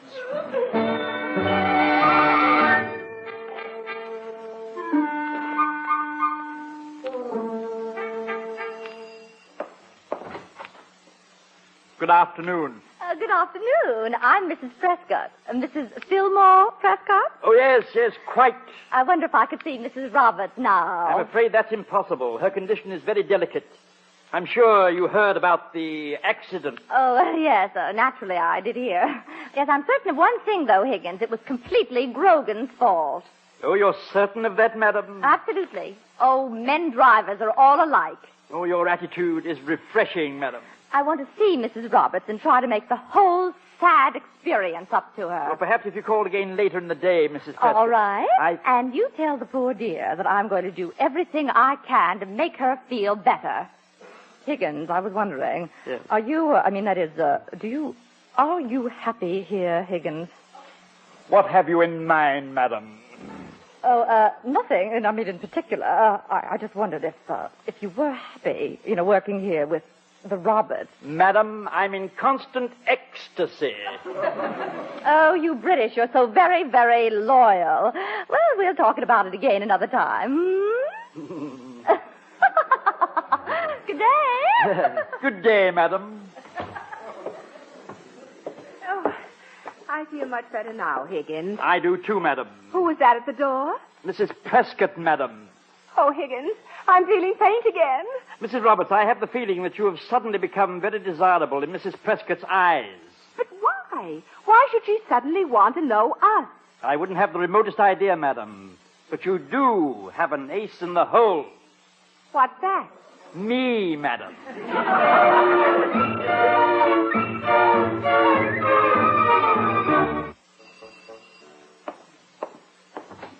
Here I am again, Higgins. Oh, yes, Mrs. Prescott. We have had a busy day, haven't we? Come right in, madam. Mrs. Roberts, Mrs. Prescott is calling. Oh, my dear. Oh, no. Don't get up. Oh, you don't look well at all. Not at all. Oh, that Grogan is a beast. Oh, really, Mrs. Prescott, I feel fine. Much better. You really mustn't tire yourself, Mrs. Roberts.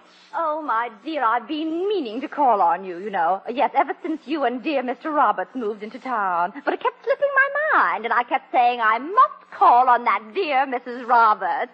When was it you came to town? 17 years ago last March. Oh, how time does fly. Tea, madam? Please, Higgins. My dear, I've neglected you. I really have. I've treated you shamefully. Tomorrow I'll see to it that you're a full-fledged member of our ladies' club. A member of the ladies' club? Mm-hmm. Oh, Mrs. Prescott. Only a member, Mrs. Roberts. Perhaps I should remind you of other pressing social engagements. Mrs. Roberts is so busy, you know. Oh. Yes, I act as a social secretary in addition to my primary function as a butler. Quite common in England, you know. Of course. I mean, well, how well I know. Oh, Very good. everyone does. I see I'm dealing with a very discerning woman. Higgins, I don't want to keep you from your work. You're not, madam. Remember, the ace in the hole. Oh, my dear, I know how it is to be busy. You must use your time well, though, you know. I had no intention of asking you to be merely a member of the ladies' club. I want you to be my vice president. Vice president of the ladies' club? Oh, Mrs. Prescott, I'm so thrilled. Oh, well, not only that, but I want you to join our Thursday evening club. Thursday? Oh, dear, that's Higgins' day off. Oh, don't worry, my dear. The Thursday evening club meets on Sunday. Sunday evening? No, Sunday afternoon. Oh. You see, I'm making you secretary-treasurer. My word, Mrs. Prescott. Wasn't it fortunate for you that Grogan rammed us? Oh, that beast. Men drivers, you know, they're all alike. Oh, let's forget the whole incident, Mrs. Prescott. We'll just let my husband know about the damage to our car. Well, if he's like other men, he'll probably rave about women drivers. Well, I have something in mind that you can tell him about, Mrs. Roberts. It may make him forget all the damages. I'll see to it that he becomes a member of the Seawain Hills Country Club immediately. Oh, he loves to play golf. Are you sure you can arrange it, Mrs. Prescott? Oh, Mr. Prescott is the president of Seawain Hills and my husband. Need I say more? Oh, you're very sweet, Mrs. Prescott. Oh. Tea is served. Thank you, Higgins. This has been such an exciting day, Mrs. Prescott. Call me Celia. Call me Elizabeth. Thank you, Elizabeth. Thank you, Ophelia. Cream, anyone?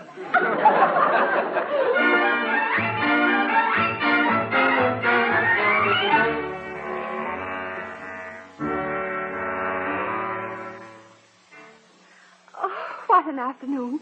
And to think I owe it all to you, Higgins. Not directly, madam. Oh, gracious, Higgins, look out there. It's Mr. Robertson. He's come home early. I'm afraid so, madam. Good afternoon, Philip. You're home early. Good afternoon, sir.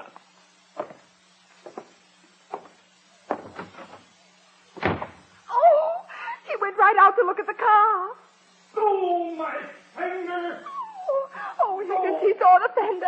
I feel faint again. Madam, if you'll permit me, Yes, what is it? Madam, I'd like to take the blame for the fender. Oh, I couldn't ask you to do that, Higgins. Madam, I assure you, it would give me great pleasure. Oh, you don't know Philip very well. It will be my opportunity, madam, to know him better. Oh, maybe it would work. You could offer to pay, say, $50. I'd give you the money. Then it's settled. I wrinkled the fender.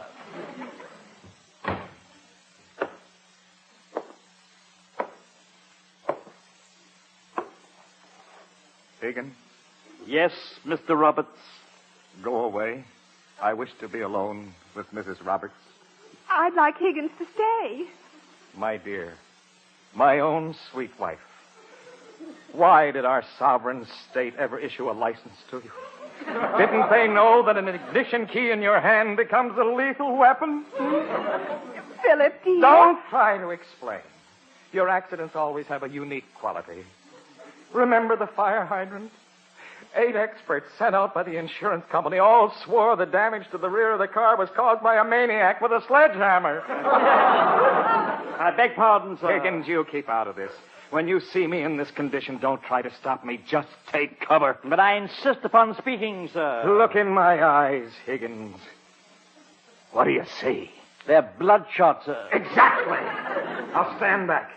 Elizabeth, this is the fender that broke the camel's back. I damaged the fender, sir. Elizabeth, this is the end. Turn in your ignition key. What did you say, Higgins? I said I was driving the car, sir, when the damage occurred. Oh, don't be silly. No man could do that to a car. Nevertheless, I am the culprit, not Mrs. Roberts. You drove my car? Why, you learned to drive in a country where they don't even know which side of the road to drive on. Well, you see, it's very difficult for me to explain, Mr. Roberts. Almost impossible. I almost feel as though I weren't driving the car when it happened. Oh, really, Philip? I think you're making a terrible fuss over a trivial matter. Trivial? Have you seen that fender? It looks like an ad. Which fender has the Tony? Mr. Roberts, please, sir, I shall be most happy to reimburse you for the fender. Would $50 be all right? That fender is mangled. It's a total wreck. Nothing could fix it. $50? Yes, I suppose that would pay for it. We owe a great deal to Higgins today, dear. Mrs. Prescott was here. Mrs. Prescott? Mrs. Prescott? Oh, her husband said her. They reconsidered, Elizabeth. They've made me a member of the Seawain Hills.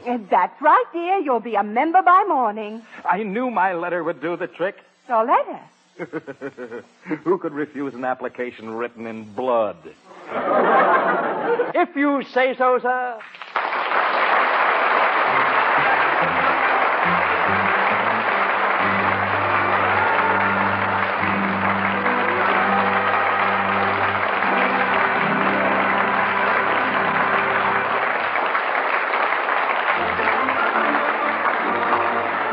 This has been It's Higgins, Sir, the third in a new comedy series starring Harry McNaughton, with Vinton Hayworth and Peggy Allenby as Mr. and Mrs. Roberts.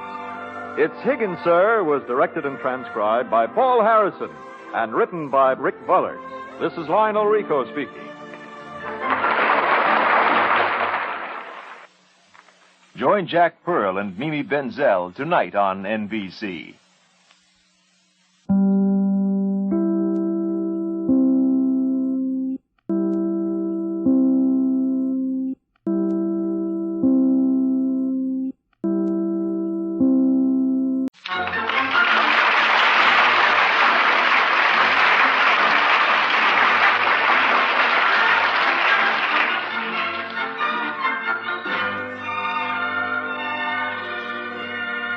Every summer for the past 15 years, the entire Roberts family has gone to their lakeside cabin in the woods.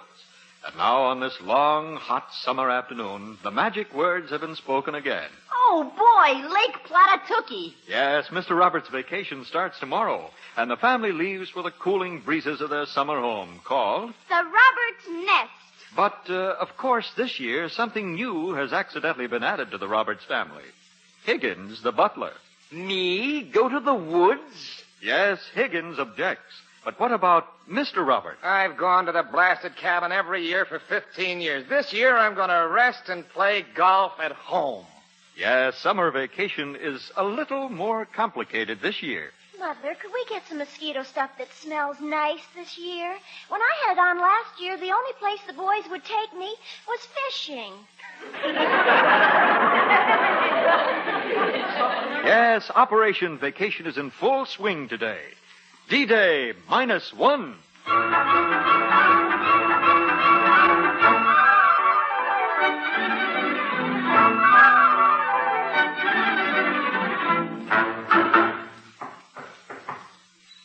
Who's there? It's Higgins, madam. I believe I've located all the bathing caps, madam. Thank you, Higgins. Now, what about your packing? My packing, madam? Of course. You'll need some outdoor things. Outdoors, madam? I loathe the outdoors. But, Higgins, we could go on hikes. There's a great big swamp about 5 miles away. Swamp? I say there's a misunderstanding here. I'm Higgins, not Chloe. Now, Higgins, I'm sure you'll enjoy staying at the Roberts' Nest. Robert's Nest? You mean, madam, you're living in a tree? Oh, no. Roberts' Nest? Robin's Nest. I made up the name myself. Robert's Nest? Now I understand that American expression strictly for the birds.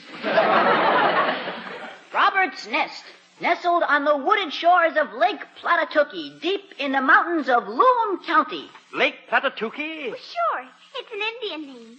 And there's lots of Indians up there, too. Indians? Madam, I have a very strong feeling I should stay behind and look after the house.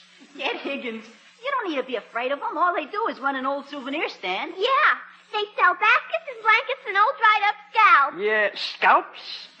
Did you say scalps, Miss Deborah? Sure, scalps with hair on it. I bought one last year. Do you want to see it? Thank you, no, but I must force myself to forego the pleasure. I'll answer it.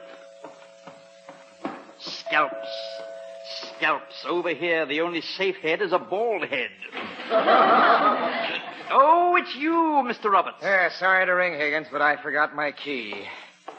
Look at me, Higgins. No more office for 2 weeks. I see, sir. Your holiday has begun. Yes, sir. Vacation. You see before you a man as free as a bird. Yes, and the nest is waiting for you.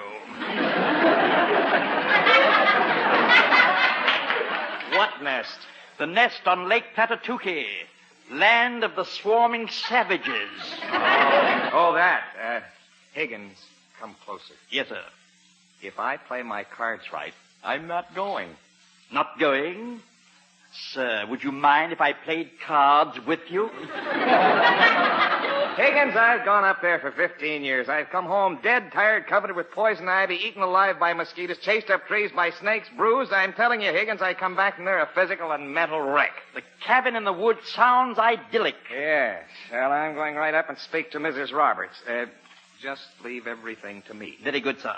Oh, Elizabeth! Oh, Philip, is that you? Come right on up. I've started packing your suitcase already. Yes, dear. Don't worry about a thing, Higgins. Did you remember to get your injections at the doctor's office, dear? What are you, injections? Yes, dear. Your shots for poison ivy and hay fever. You didn't get poison ivy or hay fever for a whole week last year. I know. I was so stiff in the shots I didn't get outside for a week to catch either one. Now, help me pack your suitcase. Elizabeth, I've been thinking, dear. This year, I'd like you and the children to go up without me. Without you? Mm-hmm. Oh, but you've always come along. The children wouldn't have any fun without you. Well, they could hike a lot further. Last year, I felt pretty silly having the 3 of them carry me home. Oh, that wasn't your fault. After all, you did sprain both your ankles. Yes, but how? Twisting to slap a mosquito in the middle of my back. They'd be so unhappy if you didn't go, Philip. No. You and the children go. I'll just take a quiet week or 2 playing golf and resting and then come up on weekends. Well, I don't know. You'd be here all alone. Oh, no, I wouldn't. Higgins is going to stay here with me. Oh, of course. How nice. He could look after you. What needs to be done now, madam? Higgins, I'm afraid I have a little disappointment for you. I'll brace myself, madam. Mr. Roberts is staying here, and I want you to stay with him. I can't go to the cabin? Oh, madam, what a bitter disappointment. Oh. I'm sorry, Higgins. I didn't realize you actually looked forward to it. Oh, you have no idea, madam. I'm simply crushed. Higgins, don't overdo it. What's that, dear? I told Higgins we'd go up over the weekend. Oh, well, and now I must keep on with the packing. We're leaving very early in the morning. You did it, sir. Oh, bully for you. Let's not push our luck, Higgins. Never count your chickens till they're hatched. Yes, sir. But you did lay a dandy egg.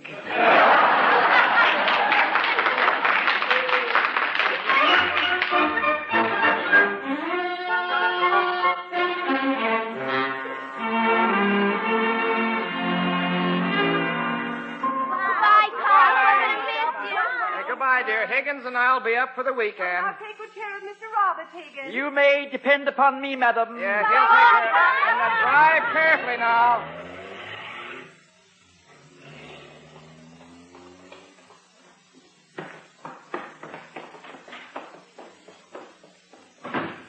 Higgins. Yes, sir. Listen. I don't hear anything, sir. I know. Beautiful, gorgeous, quiet. Cozy, isn't it, sir? Just the two of us. Well, take off your coat and make yourself comfortable, Higgins. Yes. Take my coat off, sir? Yes, take it off. It's a hot day. But after all, sir, I haven't removed my coat in the presence of others since I was a child. Higgins, I'm not asking for a striptease. Just take your coat off. If you say so, sir, but I shall feel positively nude. Oh, this is wonderful. This calls for a celebration, Higgins. Very good, sir. I shall get the tea. Tea? All right, you tend to the tea. I'll answer the bell. No. No, why should I? What do we care? We're free and independent. I'm not expecting anyone. I'm not going to answer it. Here's the tea, sir. Whoever was at the door seems to have left. Wonder why I didn't think of this 15 years ago. 1 lump or 2, sir. 3. I'm gonna live. I'm so happy for you, sir. Higgins. Yes, sir. How are you at poker? Poker, sir? Sure, poker.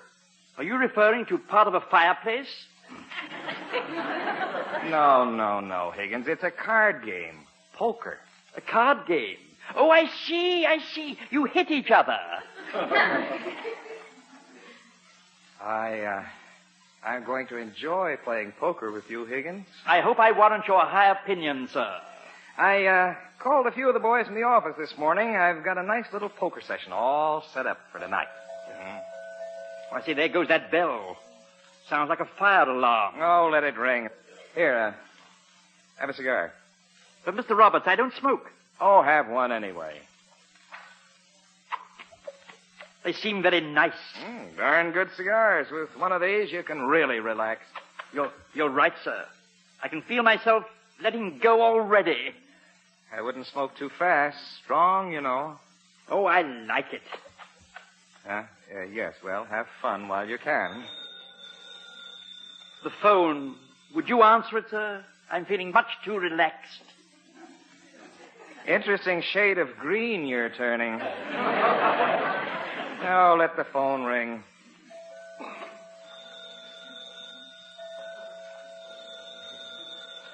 Ever notice what a big part bells play in our lives, Higgins? Oh, yes, sir. The phone again.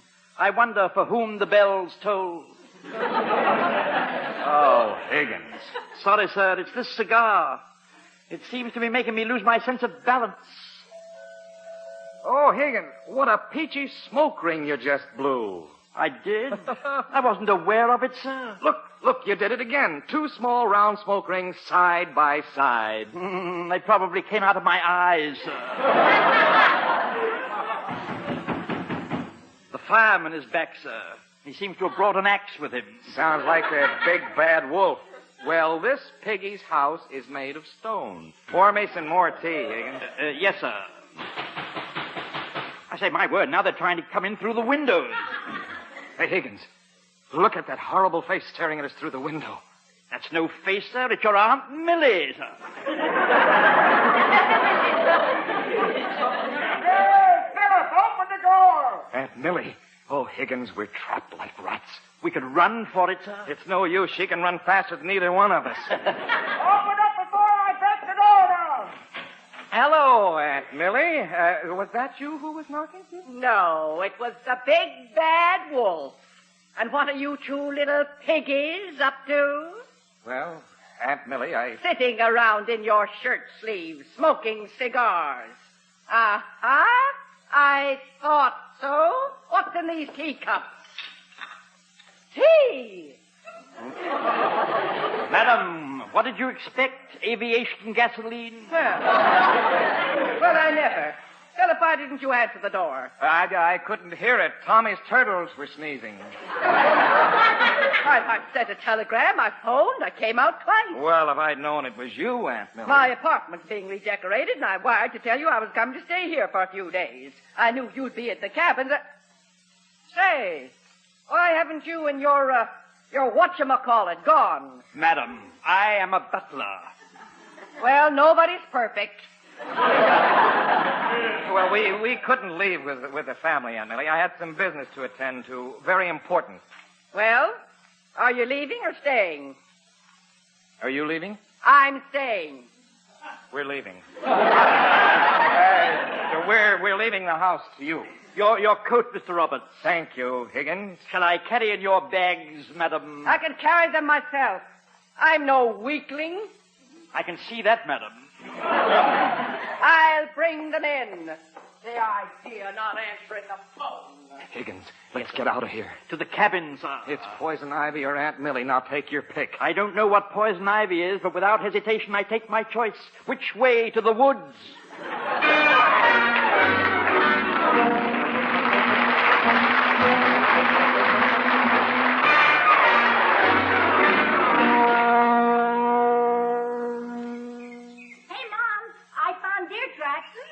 That sounds very nice, dear. Say, Mom, will you pour a little chloroform in the bottle?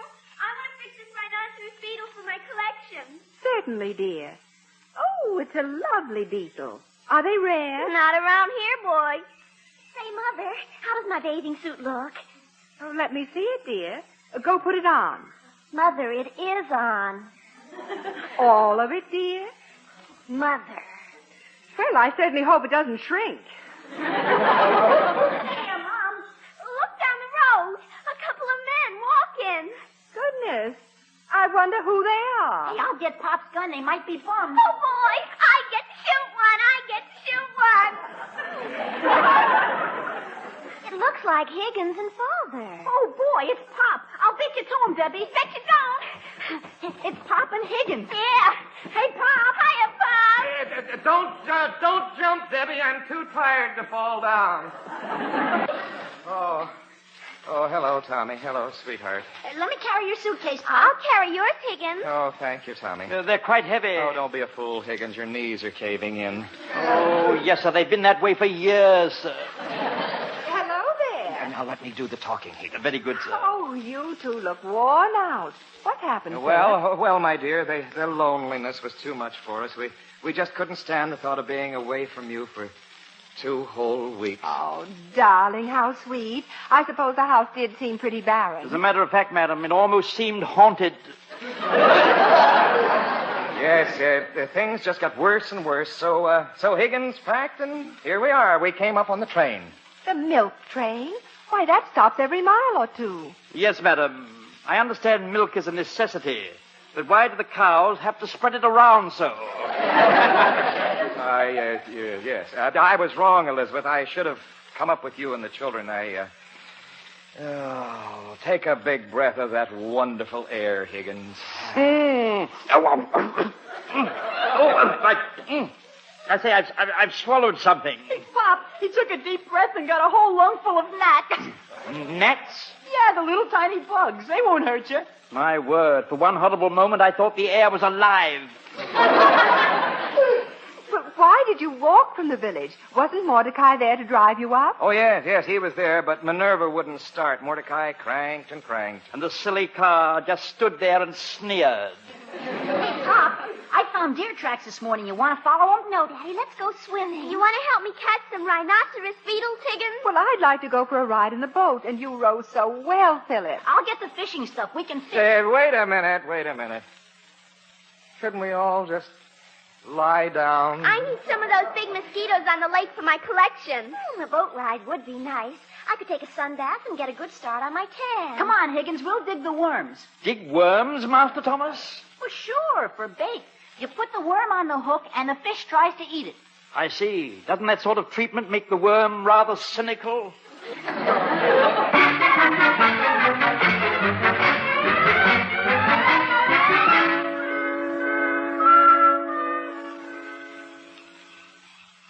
on fire. You are an interesting lobster red, sir.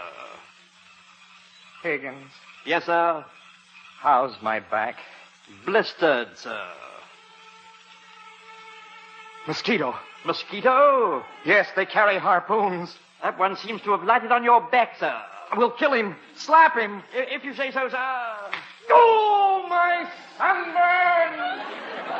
I exterminated the mosquito, sir. Yes, he's better off than I am. I'm sorry, sir, but you said to kill him. Well, did you have to do it so enthusiastically? Would you like some mosquito repellent, Daddy? Yes, dear. Put some on me, Higgins. Very well, sir. Thank you so much, Miss Nancy. Let me know if it works. It's some new stuff I bought. Put some on me right away, Higgins. I'm opening the bottle, sir. I think a skunk just passed the porch.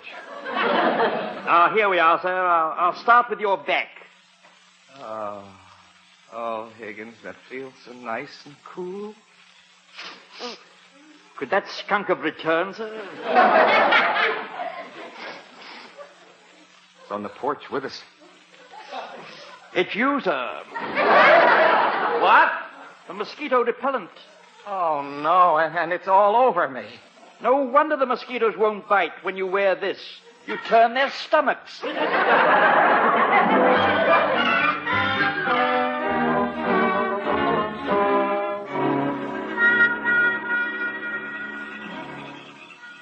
Tommy, Debbie, it's your bedtime. Okay, Mom.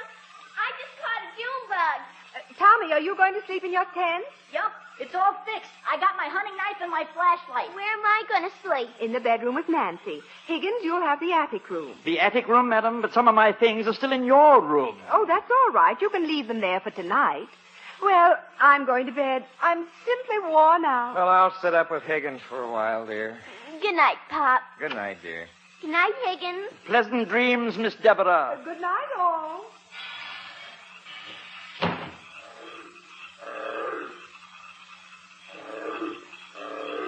What's that, sir? A bullfrog.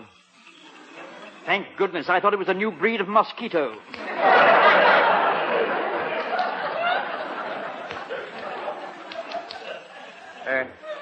Well, what's the matter, Higgins? I seem to have some sort of a nasty itch, sir. Nasty itch around my wrists and legs. You lucky boy. Poison ivy. Poison ivy? What's that, sir? You have it. Scratch and observe.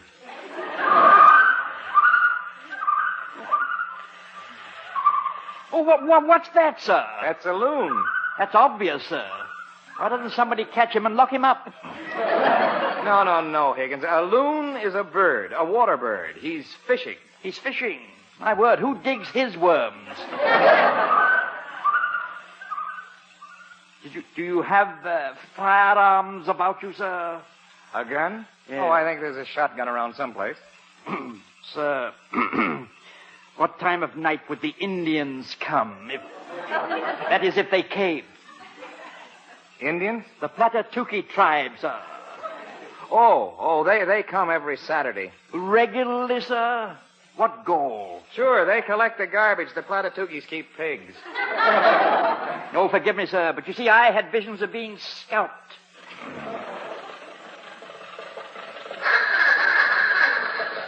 Mr. Roberts, what sort of beast is that? That sounds like Mordecai's Model T Ford. Oh, really? He has it running. Hello! Anybody up? My word, the loon has returned. Good grief, Higgins, that's no loon. That's Aunt Millie. I still insist, the loon has returned. Who is it, Daddy? Dad, is that you there on the porch? Yes, Aunt Millie. Who's out there? Elizabeth, is that you? Why, Aunt Millie, how nice of you to come up. Well, I intended to stay at the house while my apartment was being decorated. Didn't Philip tell you? No, he didn't. Yeah, well, it slipped my mind, dear. You see, Aunt Millie arrived yesterday morning, not long after you and the children left. Just about the time you were getting so lonesome, dear. Almost exactly. Well, late last night, men started trying to get in the house. Dozens of them. Uh-oh. Men? Philip, what do you know about this? Oh, well, that's not so unusual. Perhaps they were business acquaintances.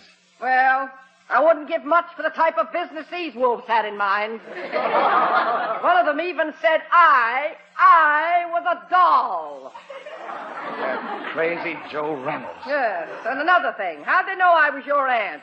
What do you mean? Well, they kept talking about Annie up, Annie up, Annie up.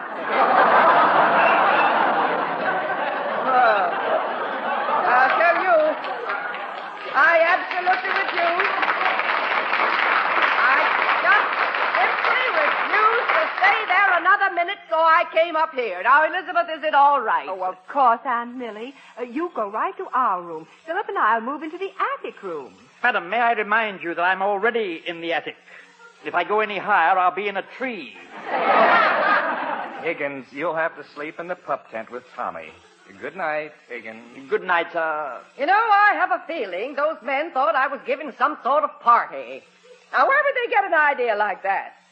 We'll talk about it tomorrow, Aunt Millie. Oh, what'll we do, Higgins? Oh, we'll think of something, sir. What was that?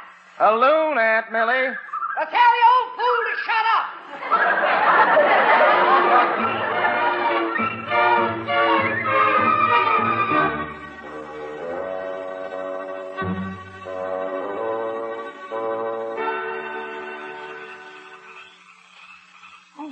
Who's that? It is I, Master Thomas. I've come to join you in your pup tent. Aunt Millie took your room, huh? Your father and mother did. She took theirs.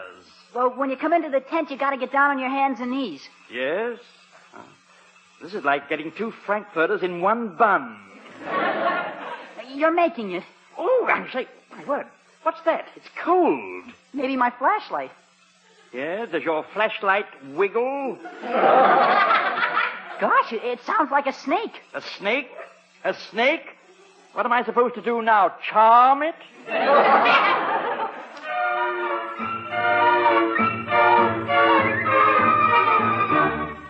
Oh, Philip, lie down. It's late. Oh, it's hot up here. Of course it is, but we can't do a thing about it. I could shoot myself. That wouldn't make it any cooler. Why did she have to come up here and drive me out of my nice, cool room? Why? What are you looking for? A bath towel to mop me up. Philip, there's a mosquito in this room. Let him bite me. I'll drown him to death.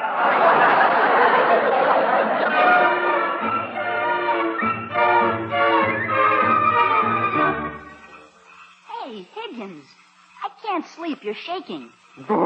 Why not? It's cold. Does it get this cold every night? Nah, some nights it gets colder. Yeah, I would have been warmer sleeping in a refrigerator. A mosquito. Well, don't chase him towards me. Quick, open the flap and let him fly out. Oh, no, then the others will all fly in. A regular little landing field, isn't it? Watch out, Higgins. Don't let that mosquito bite you on your poison ivy rash. Oh, why not? Let him get poison ivy, too. Where are you going? To look through my things for some mosquito repellent. Okay, but we better have a password so I'll know it's you when you come back. Oh, you'll know it's me. Just inhale deeply.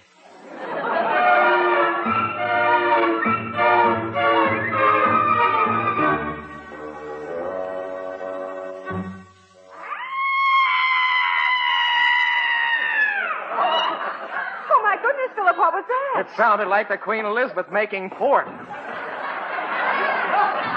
up, Philip, before I tear it down. Oh. You screamed? Yes, a man came into my room. No man would dare. In the dark. That explains it. Yes, and I opened up and screamed. Well, I'll take a look. Oh, I have a feeling it's that fella from last night followed me. The one who said you were a doll, Aunt Millie? Yes, the beast. That is no one there. Oh, please calm down, Aunt Millie. No, sir. I'm packing and leaving. Philip, get dressed. I want you to drive me to town. Right away, Aunt Millie. Oh, no, I don't think you should, Aunt Millie. You're safe enough here. Elizabeth, this is Aunt Millie's business. She's made up her mind. You bet I have. But I'll bet one thing, that man will remember me. I'm sure he will. Yes, sir. When he came into the room and was pussyfooting around, I took a Texas roundhouse swing up from the floor and clobbered him one right in the eye. He'll have a regular Texas shiner in the morning.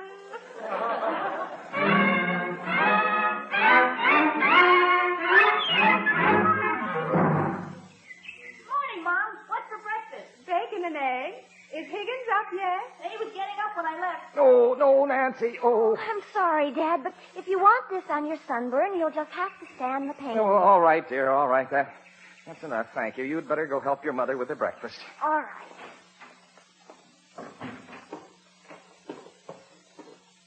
Good morning, Mr. Roberts. Good morning, Higgins. I suppose you heard Aunt Millie leave last night. We're mighty lucky. Oh, yes, sir, I heard. She was scared to death.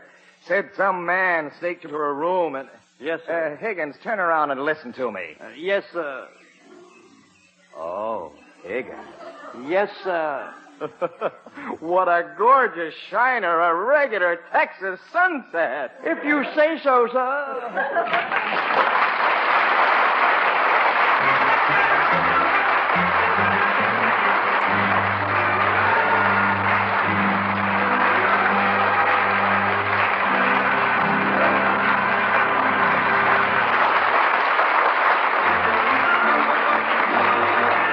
This has been It's Higgins, Sir, the fourth in a new comedy series starring Harry McNaughton, with Vinton Hayworth and Peggy Allenby as Mr. and Mrs. Roberts. It's Higgins, Sir was directed and transcribed by Paul Harrison and written by Paul Harrison and Rick Vollers.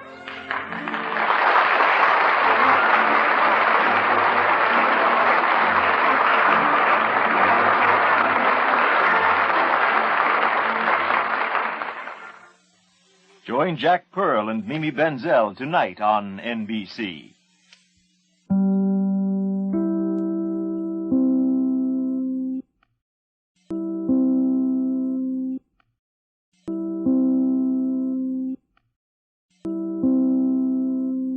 Harry McNaughton as Higgins.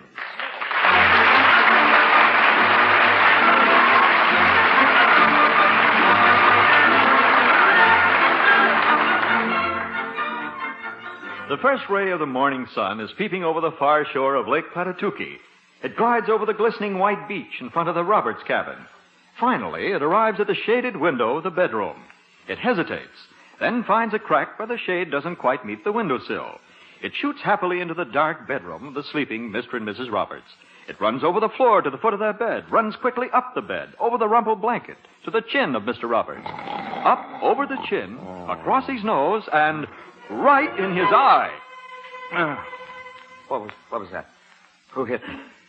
Oh, the sun. What time is it? Oh, 5:30. Just pull this shade down and go back to bed. Good night, sweet prince. What was that?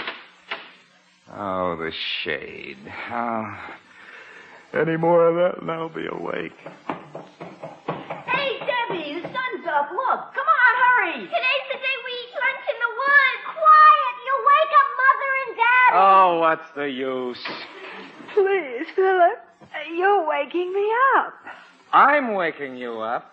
Yes, you keep getting up and down, dear. Oh. Hey, Mom, where's the potatoes? Me and Debbie are going to bake potatoes for lunch. Yeah, and fry bacon. I know this is a losing battle, but don't you think it's a little early to get up? Uh-huh. Gee, the sun's up. Who can sleep? Watch. Philip, maybe we'd better get up, dear. Oh, who is it?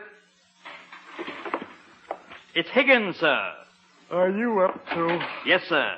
But I keep hoping it's only a bad dream. What is the matter with this family? We're on vacation. Do we have to get up at the crack of dawn?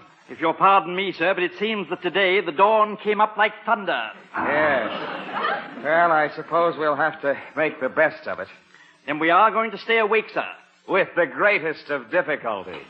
Then, as Master Thomas so frequently says, oh, my aching back.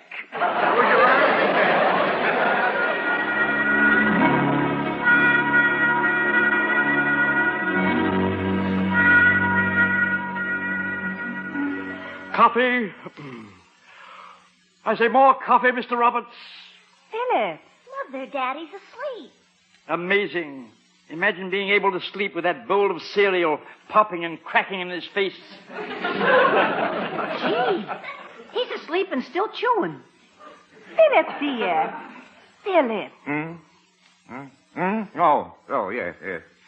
What time is it? We're eating breakfast, dear, and you fell asleep. Huh? Oh, now I remember. Higgins, give me some coffee. Look at Higgins. Now he's asleep. Hey, he's better than you, Pop. He's sleeping standing up. Higgins. Higgins? Yes, sir. Yes, sir. I'll have some more coffee, huh? Yes, sir. I'll go right out and get it. You've got the pot in your hand. Have I?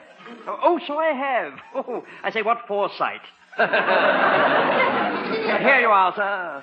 Oh, say, Mother, Pudgy is coming over to take me for a boat ride. That sounds nice, dear. Pudgy, when did he get up here? The Armandkrauts came up yesterday afternoon. Oh, and he has a boat this summer? Oh, no. It used to be so nice with him way over on the other side of the lake. It's a beautiful boat with an outboard motor and everything. Oh, fine. Say, Mom, Debbie and I better get started. It's getting late. Oh, quiet, Master Thomas. It's almost 6:30 a.m. Is this the day you and Debbie camp out and cook your own lunch? Yeah, and we got everything all planned. Well, just be careful you don't get lost in the woods. Oh, we'll be careful. I'm going to take my hatchet and blaze a trail. And we're going to take a compass. Say, Higgins, could you help us finish packing our knapsacks? I'd be delighted, and if I do say so myself, I pack a very tidy knapsack. Which way? Out on the porch. Come on, Debbie. Here we are. Look at all this stuff. My word, are we running a rummage sale? Oh, there's not much stuff. From hatchet, waterproof matches, bacon, canteen, our ponchos. What on earth is a poncho? Well, these. You stick your head right through that hole. My word, they look like raincoats for short telephone poles. Oh, no, you use them for raincoats or to sit on. Lots of things. We thought of everything. I even got my bottles and chloroform to collect bugs. Yeah, and I've got my snake skinning knife. What's that? Oh, that's for skinning snakes. Skinning snakes? My word, do the snakes stand still long enough for that sort of thing? I'm all ready, Tommy. Okay, Debbie. Well, goodbye, Mom. We'll see you before dinner tonight. Bye, Mommy. Don't hike too far. We won't. Oh, fine. Everybody's gone. I'm going back to bed. Good night, Elizabeth. Oh, wait a minute, dear. First, we need firewood. There's not a bit for the cook stove. Chop firewood. Today? The way I feel? Let's just burn the furniture. Allow me to help you, sir. Help me in chopping wood? No, sir, in burning furniture. And be sure you get dry wood this time, dear. Remember last summer when you brought green wood? Yes, I remember. All those Platatuki Indians came over, claimed the chimney was sending up smoke signals, calling them out on the warpath. Indians? Warpath, sir? You mean they came over here looking for those scalp things? No, Higgins, but they did sell us a cord of dry firewood. Come on, Higgins, let's get the axe and the saw. Well, right you are, sir. My word, Indians, scalps. Oh, pardon me, sir, I must get my derby.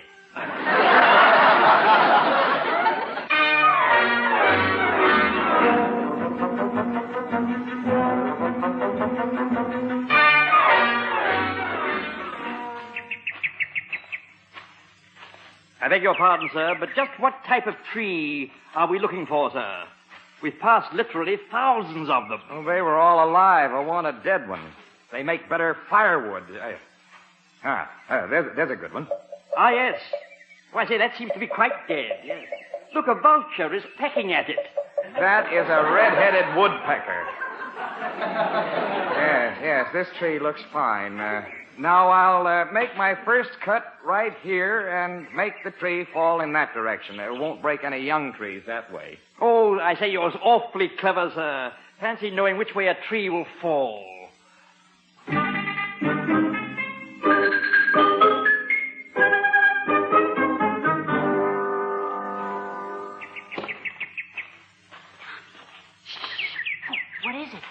over there, on that tree stump. Yeah. Oh, boy, what a big toad. Let's catch him and take him home. Mom says they give us warts. That's silly. Toads don't give warts to people. Toads only give warts to other toads. I'll catch him. You got him! You got him! Oh, boy, he's a beauty. I'll stick him in my knapsack. Oh, Tommy, look. The swellest centipede. Boy, look at all those legs. Hey, Mom and Pop are sure lucky they have us for children instead of centipedes. What do you mean? Imagine buying shoes for those. 100 legs each. I'll get my chloroform bottle. I want him for my collection. Hey, look right over there, a great big king snake. Boy, is he a darb. Let's camp here. Toads and centipedes and snakes. Isn't it just beautiful? It's a perfect place to camp. Yeah, I'll start looking for firewood for the campfire. Aguanta, toma parroque. What was that? Gee, who knows? Hit the dirt on the ground, quick. On your stomach. Okay. Be quiet, stop laughing. I can't. The leaves and twigs tickle my stomach. I'm gonna crawl up like this and see what that was. Can I crawl up with you? Okay, but keep your head down. And keep that down, too.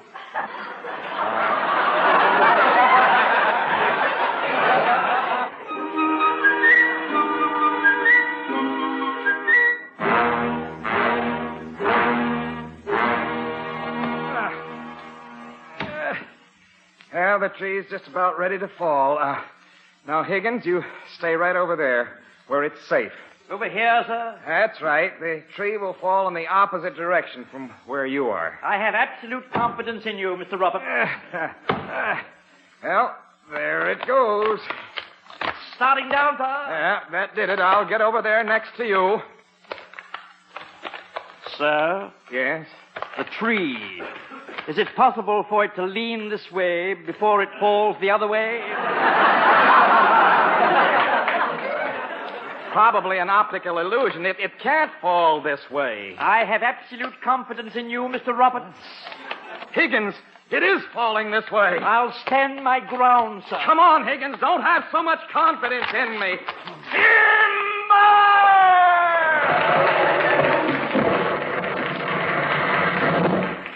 My word, we were almost killed by an optical illusion.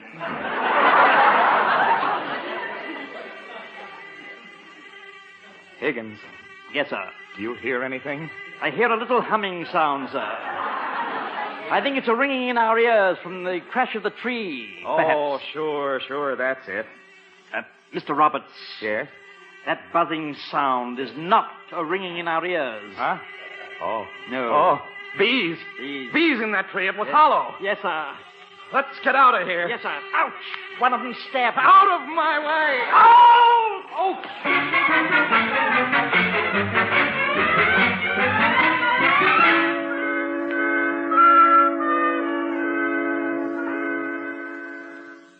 Manchopordo, Gramanta.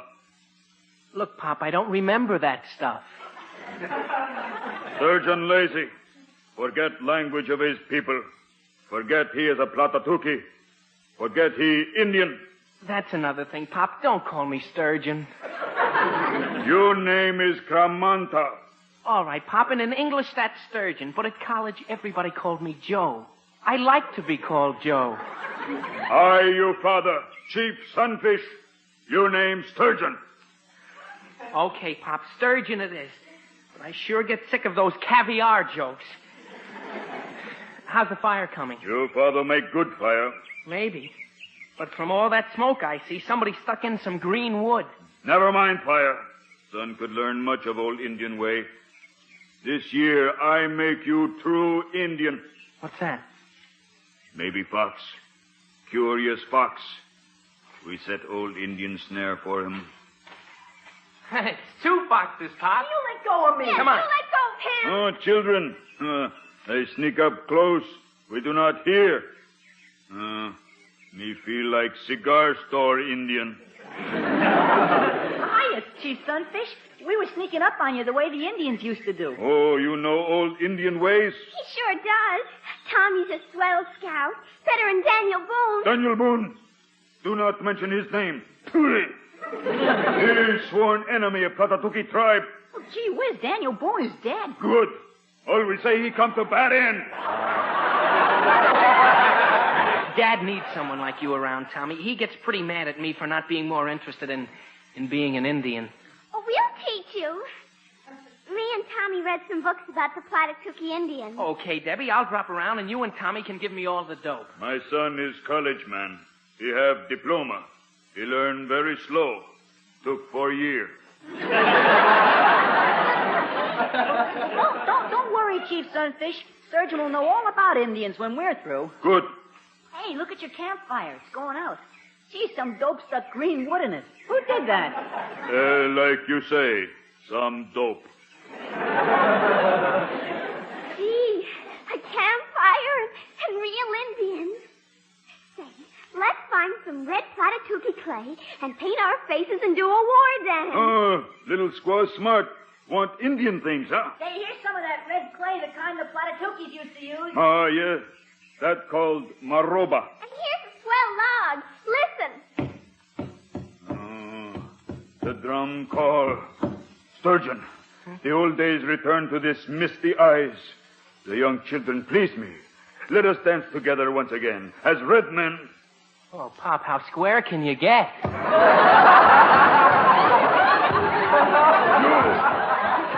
our son, you do what I say. We dance.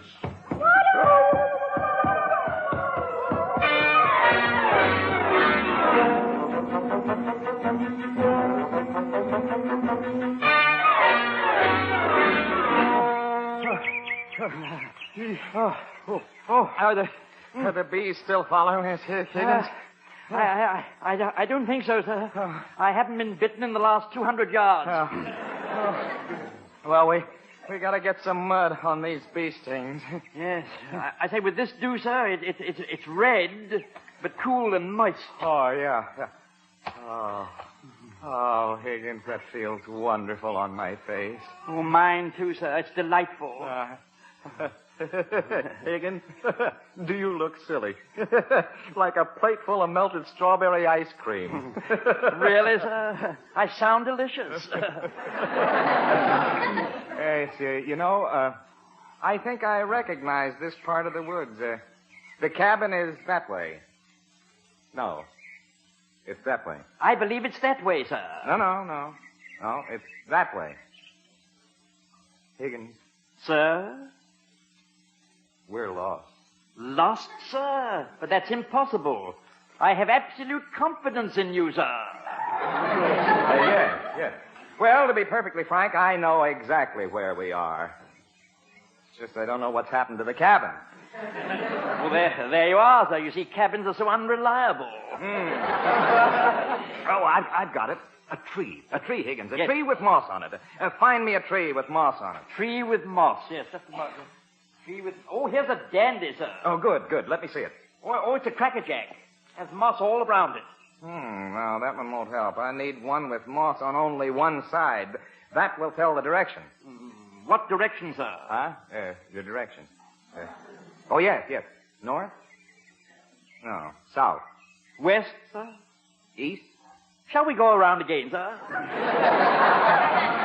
Never mind the tree. I've got it, Higgins. Pudgy. My word, does moss grow on him, sir? No. Well, I wouldn't be surprised, but that motorboat of his is the solution. We'll hear it when he starts it up. Then, presto, there's the cabin. Oh, yes, sir. Now, why didn't I think of that, sir? Because you have absolute confidence in me. I do, sir, yes. I do?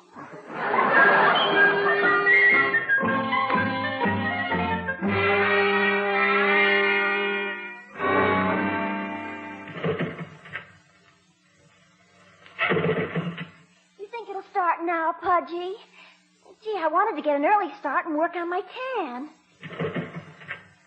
Pudgy, you're sure there's plenty of gas? Well, for goodness sake, what's the matter down here? Mother, the motor won't start. Well, when you get it started, see if you can find Higgins and your father. They haven't come back, and I'm worried. They've been out all this time. Pudgy, are you sure you have enough gasoline?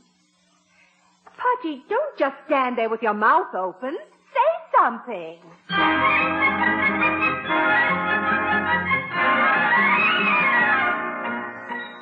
Oh, that Pudgy. I think he's too dumb to start an outboard motor. He's probably out of gas.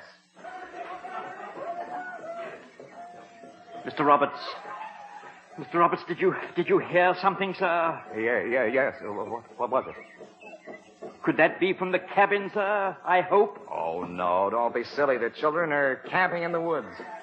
Sounds rather like the Indian raids I've seen in the cinema. Indians? Indians? Oh, Mr. Roberts, no. Oh, Higgins, those Platitookies are meek and mild. Just in case, we better be quiet, huh? Yes. At least till we see who it is. Yes. Certainly sounds like Indians. Indians? Well, Indians won't hurt you in this day and age. Yes. But suppose one of them is living in the past. Wait a minute. Why, I see them, sir. My word. Look at the way they're dancing up and down. Yes, seems like a war dance. War dance? Oh, I'm leaving. Oh, stop it. You can't leave me. You don't need me, sir. You said it was a war dance. I can't even waltz.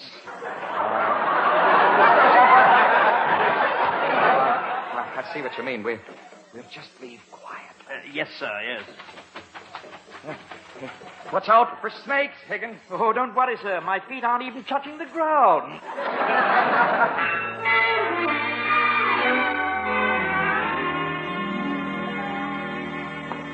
Hey, Mom, it's us. Put the knapsacks here, Debbie. Okay. Well, I'm certainly glad you two are back. Dinner will be ready in about half an hour. Oh, dear. What is that stuff on your faces? War paint. Debbie and me were with Chief Sunfish and his son Sturgeon. We had lots of fun. Did you see your father and Higgins? Well, no, aren't they back yet? No, and I'm worried to death. Gosh, maybe they're lost. Pop! Lost? Oh, Tommy, you're silly. I bet they are. Mother, Pudgy finally found out what was wrong with the motor. He took it all apart, and now he's putting it back together again. Well, it's a good thing he's so mechanical. What was the matter? He was out of gas. Well, I hope he gets it fixed and gets home soon. Mrs. Armentrout will be worried. Say, Mama, I got an idea.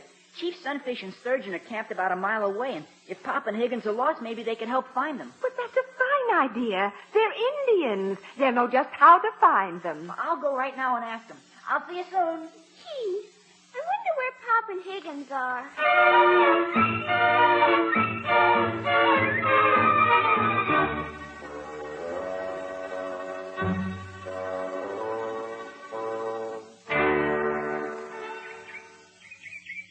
Would you care for another helping of wild strawberries, sir? No, thank you, Higgins. I've had enough. Besides, I get strawberry rash. Oh, my word, you will be an interesting sight. Bee stings, mosquito bites, poison ivy, and now strawberry rash. Rather colorful, I'd say. Yes, Technicolor epic, starring Philip Roberts in The Big Scratch. Oh, yes. By the way, sir, you know I had no idea it was so dark in the woods at night. Huh? Dear me, that owl sounded as though it was standing right on my shoulder. I beg your pardon, sir, but it is standing on your shoulder. What? Well, get it off. Oh, dear, sir, it flew away. That might have been the same owl that hoots every night outside the cabin. Perhaps we could follow it. Follow it? How do you propose to follow an owl? Well, sir, I might try making a sound like a very attractive female owl. Ooh. Ooh. Oh, he likes me, sir. Well, wait a minute. What was that? Perhaps it was the owl returning, sir. No, not unless he found a friend and they're walking home. Where are those two men? No stop till we find them. Well, now's your chance to show me what a great hunter you are, Pop. You go this way. I go that. Catch them in trap. The Indians. I think they've gone, sir. Mr. Roberts. Mr. Roberts, I can't hear you breathing, sir. I was holding my breath. You know something? Those savages are going to trap us. Yes. Oh, the whole thing is crazy. Why, those Indians have never harmed a fly, Higgins. Naturally not. Flies have very small scalps. They were tracking us down. Yes, sir. Oh, this is the nuttiest thing I ever heard of. Why, I'll write my congressman. Listen. The boat. Pudgy got it started. Let's go. I hear the boat, sir, but it occurs to me. How do we know it's Pudgy's? There's only one thing to do, Higgins. Now, you stay here and I'll follow the boat. If I'm not back in an hour, that means it was Pudgy and you can follow me. But how... Mr. Roberts, how will I be able to follow you, sir, through the forest? I'll do what Tommy does, Higgins. I'll leave a trail with my axe on the side of the trees. Now, you just sit tight. Very good, sir. Sit tight, he says. If I sat any tighter, my eyeballs would pop out. My word, an English butler lost in an American jungle. Oh, this is ridiculous. Oh, it's terrible. How did it happen? How? I don't know how. I was just trying to, By Jove, I must be nervous. Thought I heard a voice. How? I don't know how.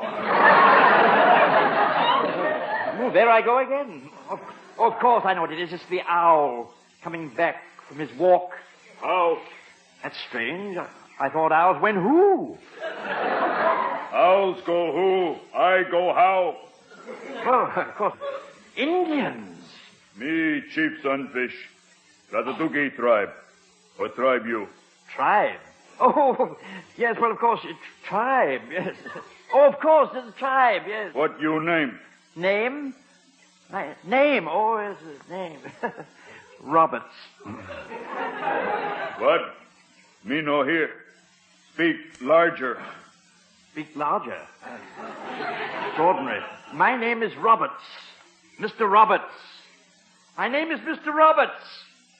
My name is Mr. Roberts. Silence. Was I speaking too loudly? Sorry, I hadn't noticed.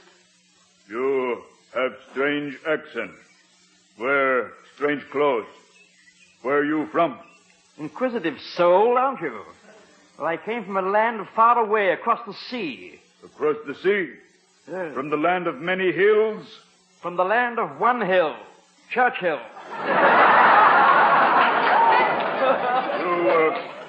You wear strange black headdress, like upside-down spittoon. This derby you're referring to came with me from England. Ah, England seems like another world. Oh, you come from another world. I know you are from spirit world. I could say in Indian law. You have come to punish me for leaving ways of my fathers. Oh, evil spirit, forgive poor Indian. I say, old man, get up off your knees. I mean, that's no way for a grown man to act. Oh, evil spirit, I'd do anything you say. Amra tagu, matamagu, ramutaragu, goo, goo. Good heavens, a man of his age, baby talk.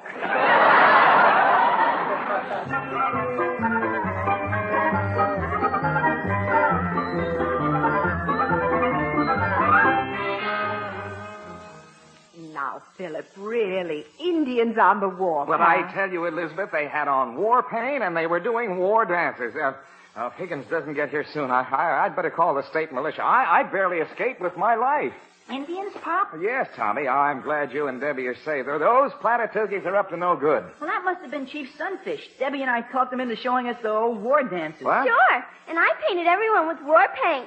Then they weren't really on the war path? Nah, we were just playing. Oh, well, we saw them later. They were going to track us down. Tommy asked them to help look for you and Higgins. Higgins? Oh, good grief, I forgot all about him. Can you just imagine Higgins coming face to face with the chief? And Higgins not knowing the chief was only playing games? Philip, you didn't know the chief was only playing. Yeah. Well, of course I did. I Just having some fun with Higgins. Father, look over there, coming out of the woods. Where? Over there. It's an animal. It's a camel. It's an Indian. It's Higgins, sir. It's Higgins, and the chief is carrying him on his shoulders. Philip, you don't think he's hurt? I say, Mr. Roberts, are you there? Higgins, are you all right? Yes. No worse than when I left you, sir. Now, if you'll pardon me, I'll get down off this walking totem pole. Uga, gum, googa, ra. Amar gigra. Cheerio. Hip, hip. Thanks for the lift. Cheerio. Higgins, what does all this mean? He insisted on carrying me on his back to do penance for his sins, sir. He thinks I'm an evil spirit from another world. Oh, no. Yes. Oh, yes. And he thinks my name is Chief Ba-Ba-Ba-Ba-Ba-T-T. What does that mean? I haven't the faintest idea, sir, but it's so catchy.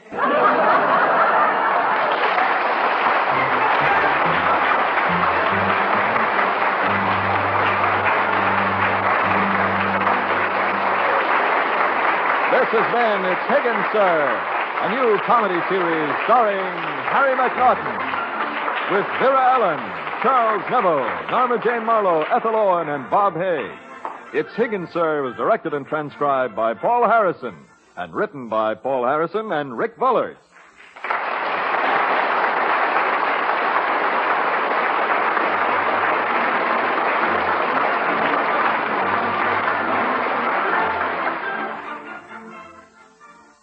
Join Jack Pearl and Mimi Benzel next on NBC.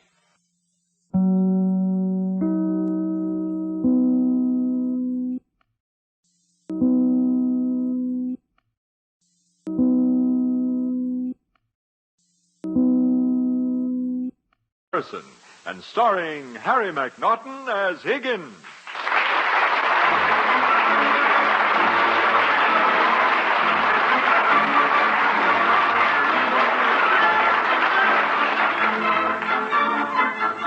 It's been 6 weeks since the Roberts family inherited a Queen Anne silver service and an English butler.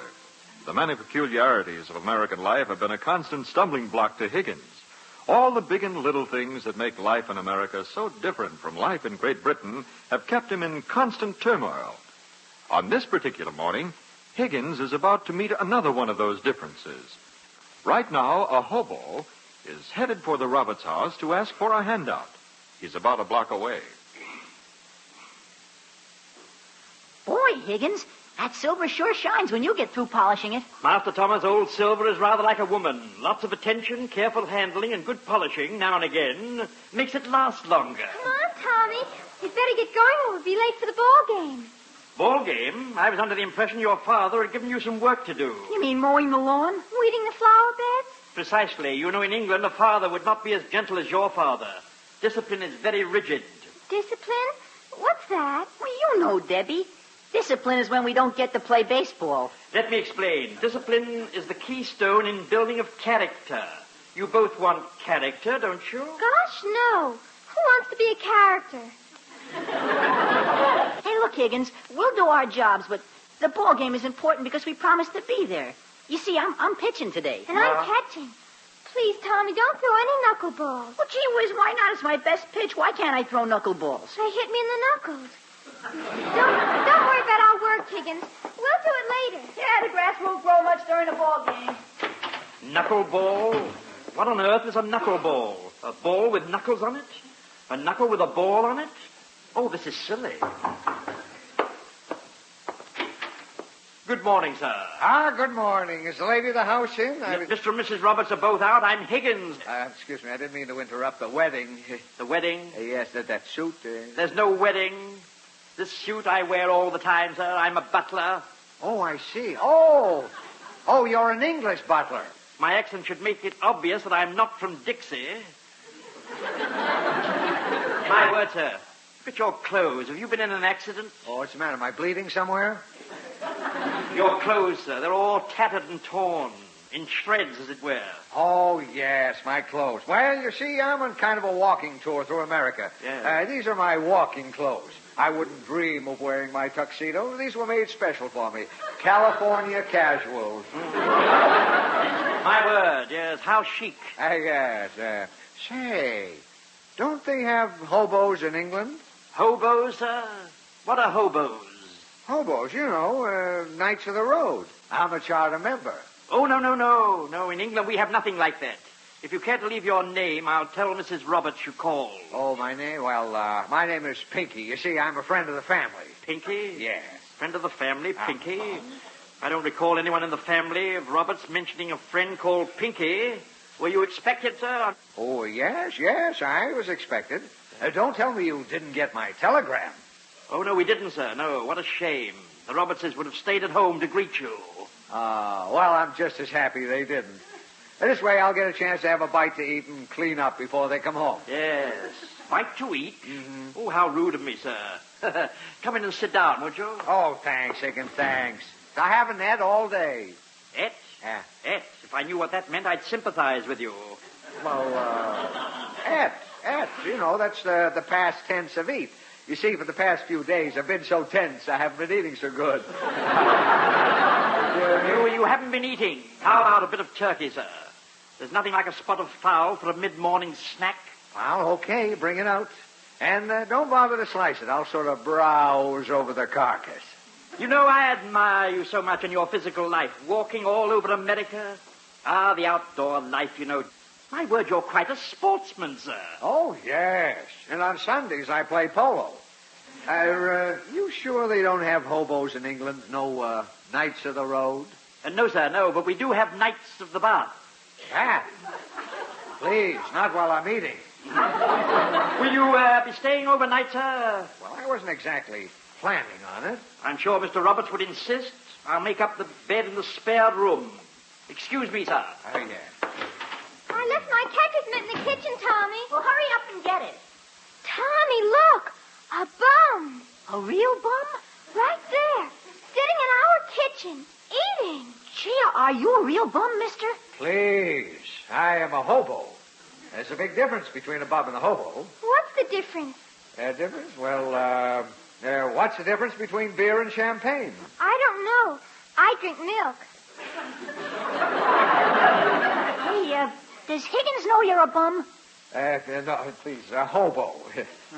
Well, I just remembered a previous engagement. I think I better get going. I thought bums didn't have any place to go. Hobos, darling, hobos. Sure, I got a place. Nice little camp in Ferguson's Woods. Camp in Ferguson's Woods? Oh, boy, can we come along and see it? Oh, of course you can. Come along. I'll just slip this turkey here and right in my bandana. Pretty big. There. Now back in the stick, and away we go. Oh, Mr. Pinky. Mr. Pinky, did you have any luggage? My word, he's gone. Oh, I say, there he goes across the yard with Miss Deborah and Master Thomas. I gather they know him. Come to think of it, Master Thomas must know him. They both dress the same way.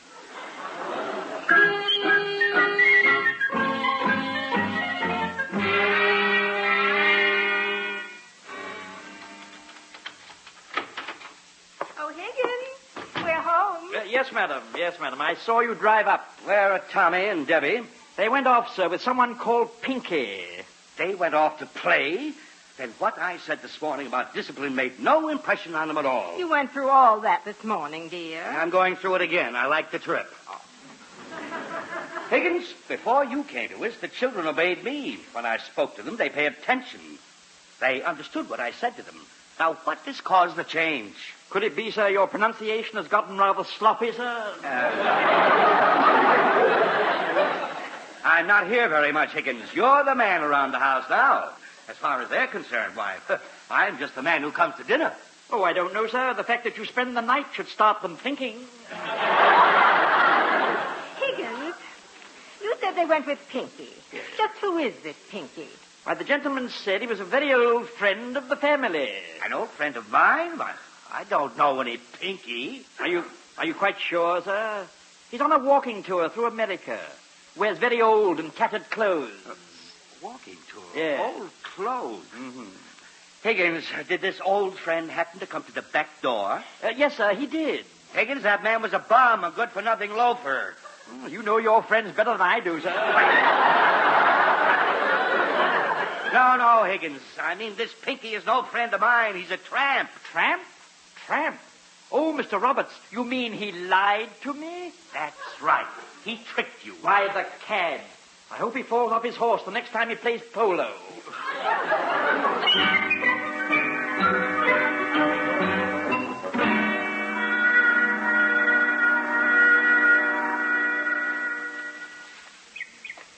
Hi, here you are, kids.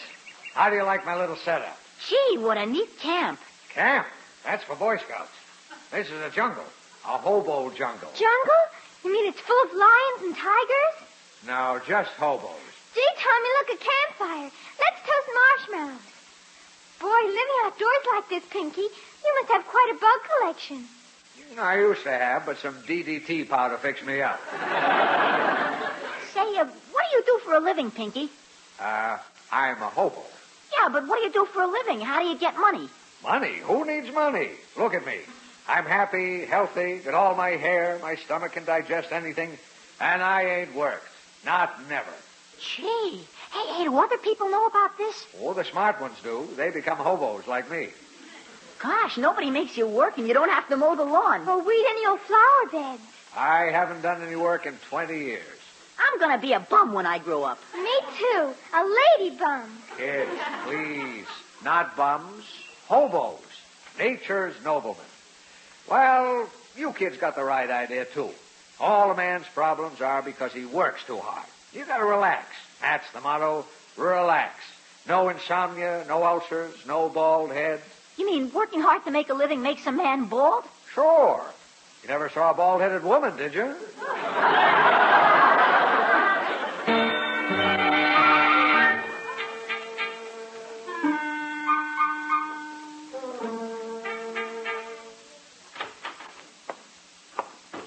Tommy, is that you? Yeah, Pop.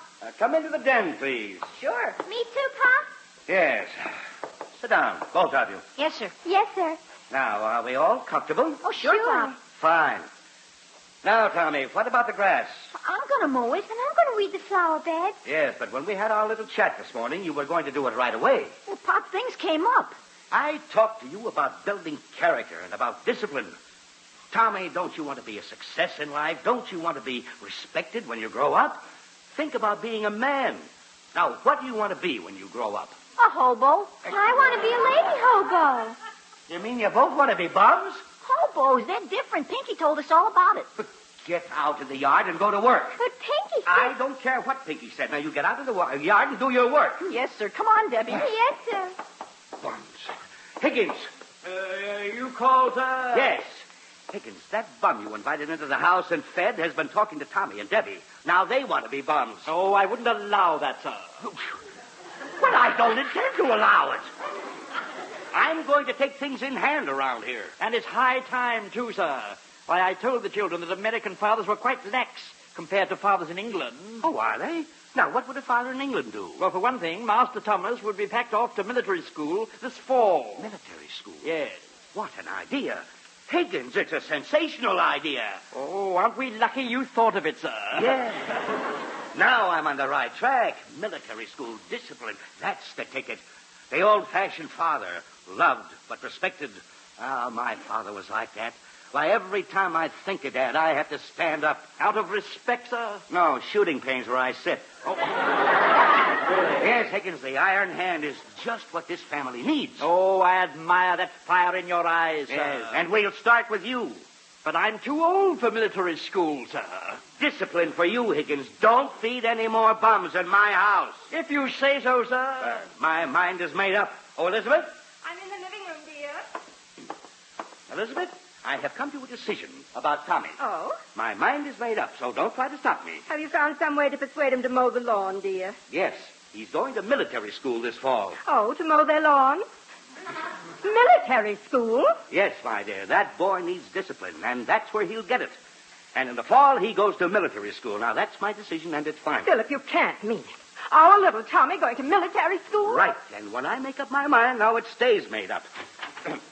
Oh, is that you, Tommy? Yeah, Pop, I'm getting a drink of water. Very well. Thomas, come into the living room. Thomas? Gee, another talk, Pop? Yes, sit down, Thomas. Yes, sir. Your mother and I have decided to send you to military school this fall. You leave me out of this, Philip. Military school? Yes, and it's for your own good, son. It'll make a man of you. But I'm too young to be a man. They will teach you discipline and industry. That's my decision, Tommy. Now go back to mowing the lawn. Gee whiz, a soldier.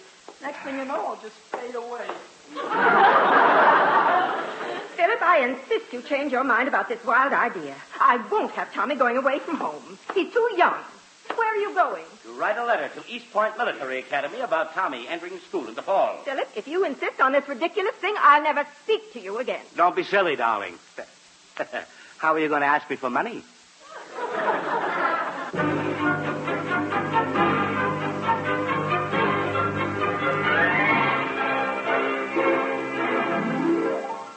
Master Thomas, We're in here in my bedroom. what's going on? Tommy and me are packing. Packing?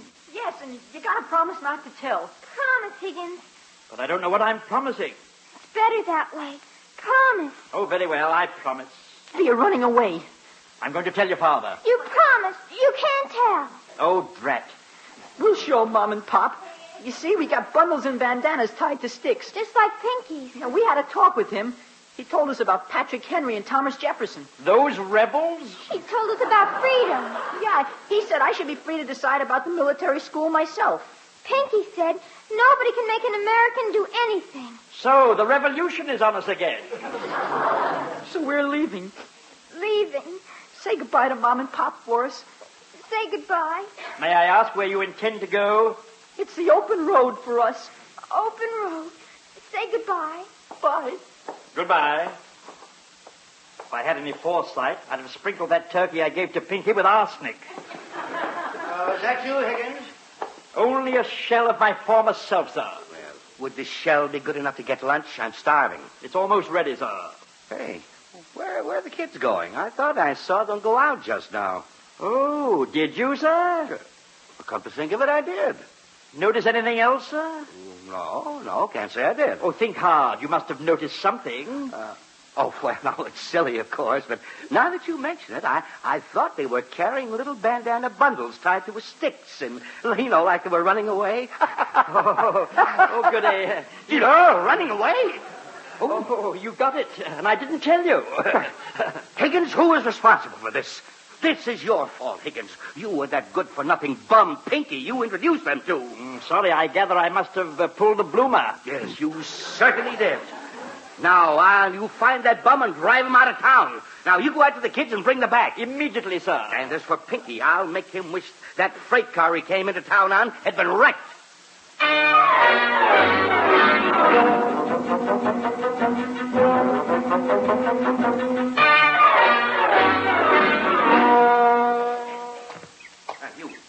Hey, you there. Is your name Pinky? That's right, friend. Care to join me? No, I'm here to tell you to get out. You're ruining my family. You're a good-for-nothing... Stop eating and listen to me. You are a good...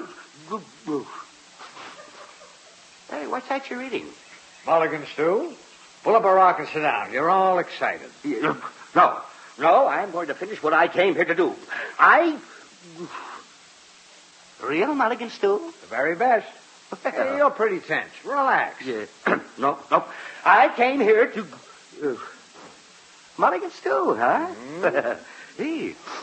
Ooh, certainly smells good. Well, here.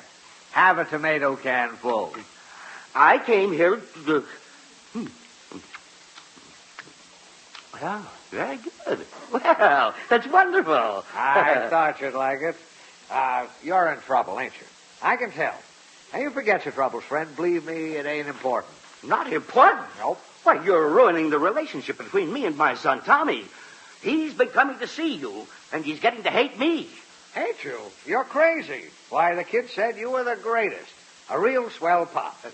They did? Mm-hmm. They really think that? Sure. But they think you're all tensed up, all knotted up on the inside. Here, let me give you another helping of mulligan. Oh, thanks, Pinky. Here you are. What's in it? Don't ask. Yeah. There you are. Now you're relaxing. You know, I can tell by a guy's hair if he's relaxing. When he's taking it easy, his hair lies nice and relaxed on his head. Uh-huh. But when he's all tensed up and digging for money, the hair stands right up and end, looking for a place to jump. It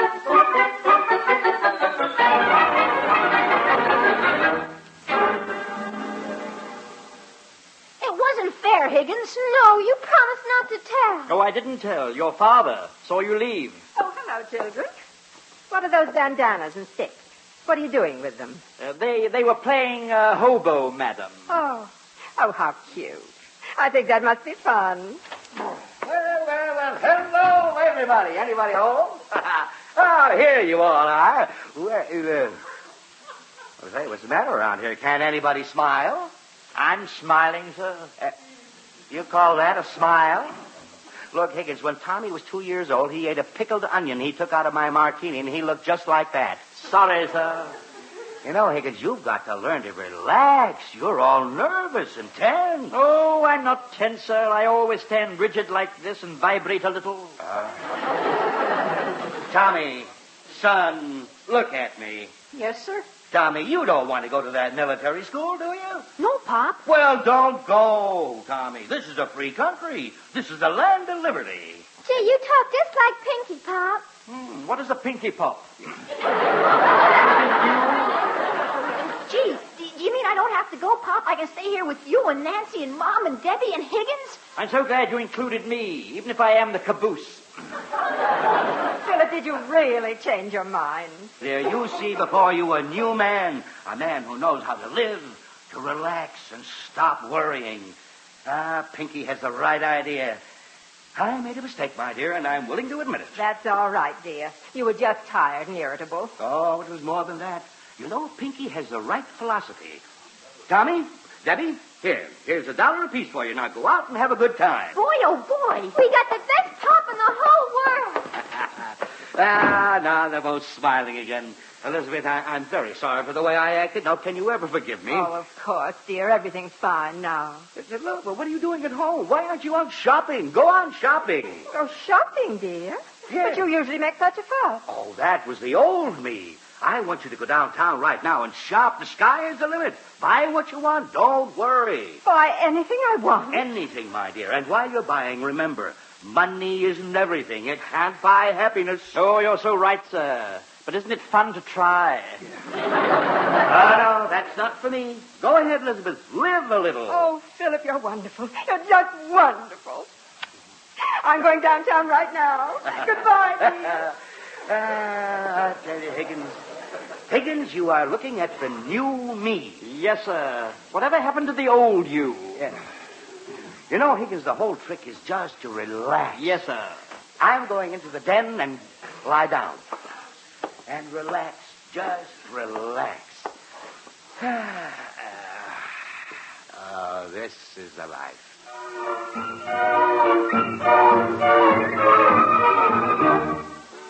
No. Oh, no, stay. This is so. No. What is it, Mr. Roberts? What is it, sir? Wake up. Wake up. What? Wake up. Oh, I was asleep. Oh, what a horrible dream I had. Yes, you were having a nightmare, sir. Relax, sir. I always did wake up feeling terrible if I sleep during the day. I hate naps. What were you dreaming, sir? Crazy dream. Yes? I dreamt I sent Mrs. Roberts out shopping and she bought a mink coat.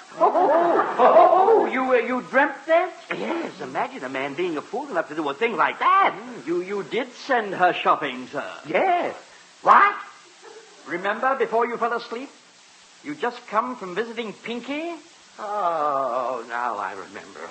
Oh, that bum Pinky, he did that to me. Come to think of it, it's your fault. It's your fault, Higgins. You brought him into my life. I gather this is the old you again, sir. Oh, look at those flower beds out there. Weeds, nothing but weeds. Some of the weeds are blooming, sir. Rather attractive, I'd say. Yeah, the ragweed is blooming, and I get hay fever. Oh, Philip! Oh, here she comes. Oh, what did I do in my madness? Remember, Mr. Roberts, remember, sir, relax. Money isn't everything. How would I know? I probably don't have any left. Oh, darling. Wait till you see all the things I bought. I got a new coat. Oh, it's just beautiful. Wait till you see the mink. Oh, no. My father warned me not to marry a woman. Mink collar, dear. Not mink collar. Oh, it was such a bargain, I just couldn't resist. How hard were you trying? Oh, not at all. I kept remembering what you said about not being able to take it with you. I don't want to take it with me, but I'd like to have some of it while I'm here. And I got 4 new dresses. Wait till you see the expensive material. Higgins, open the window. I can't breathe. Immediately, sir. The material is so beautiful it'll take your breath away. Yeah, I beat you to it. I brought some of the things home with me. Should I go up and try them on for you? Yeah. You go up and try them on. I won't be but a few minutes. Maybe some of the things won't fit her, and she'll have to take them back. Yes, well, I have work to do, sir. Come back here, Higgins. Yes, sir. Higgins, you invited that bum into this house. You. Yes, sir. Yes. Anything else, sir? Yes. Now you can go out to Ferguson's woods and drive Pinky out of there. Me, sir? Go to the woods? You go out there and get rid of Pinky. He's ruining my life. I'll go at once, sir. And Higgins. Yes, sir. Don't eat any of his mulligan stew. It'll make you stupid.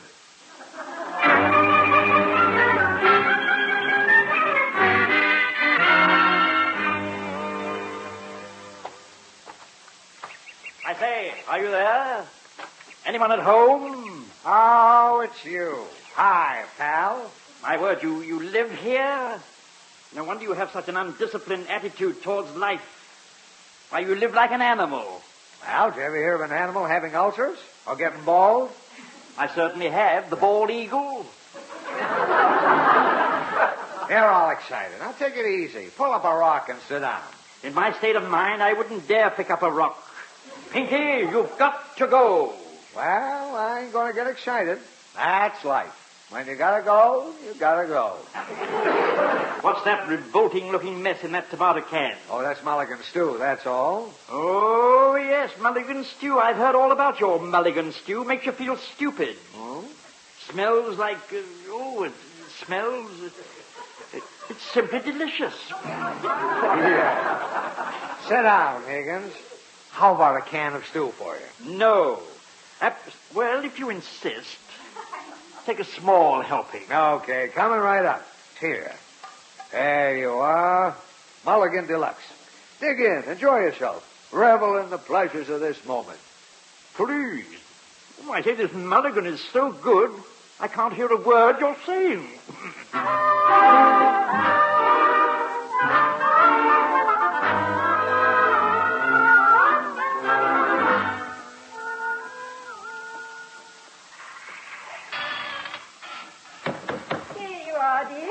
Some nice cold lemonade. Thank you. Let me taste it and see if there's enough sugar in it. Not enough sugar. All right, dear. I'll get sugar for you right away. Thomas, keep mowing. Yes, Father. I just stopped to wipe the perspiration off my face, Father. Debbie, Yes, Father? you missed a weed right over there. Yes, Father. I'll get it right away, Father. Ah, there you are, sir. Yes, Higgins, here I am. And as you can see, I have the situation in my family well under control. Now, what about you? Did you drive Pinky out of Ferguson's woods as I ordered you to do? Pinky is no longer in Ferguson's woods, sir. Good. Then he's not there. No, sir. He's here. He's here? Higgins! Yeah, here I am. Hello, Mr. Roberts. You good-for-nothing loafer. You relaxer, you. Me? No, not anymore, Mr. Roberts. I've changed. Mr. Roberts, you're looking at the new Pinky. That's right. Chief, everything is just like you said, Higgins. There's Mr. Roberts, sitting there like a king. Mrs. Roberts fanning him, a lemonade in his hand. The kids doing all the hard work around the yard. Gee, what a picture. This is for me. You see, Mr. Roberts, Pinky wants a job now. Honest work. A job? Honest work? Well, Higgins, I don't know how you did this, but it's fine. I'll give you a job, Pinky. Today you can help the kids with the work in the yard, and tomorrow I'll see what I can do about a regular job. Oh, gee, thanks, Mr. Roberts. I'll go to work right away. Thanks a lot, Higgins. Higgins. Yes, sir. Just what did you tell Pinky to change him like this? It was very simple, sir. I told him what a wonderful thing it was to be happily married, to have a wife who was a fine cook and who skimped and saved her husband's money. And what a thrill it was to have children who helped around the yard and the house cheerfully and with a smile. When he got the idea, he decided he was willing to work for it. Well, I don't blame him. It sounds wonderful. Yes.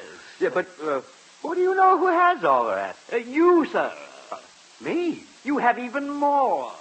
What's that? You have me, sir.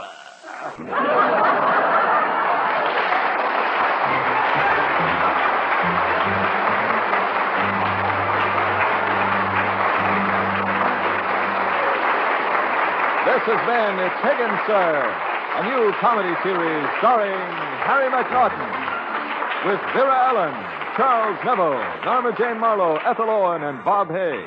It's Higgins, Sir was directed and transcribed by Paul Harrison and written by Paul Harrison and Rick Bullard.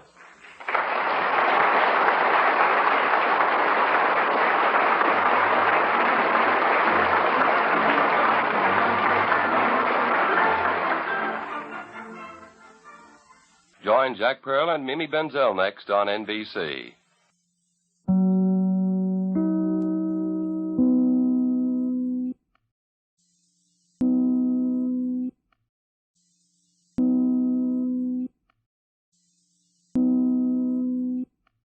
Norton as Higgins.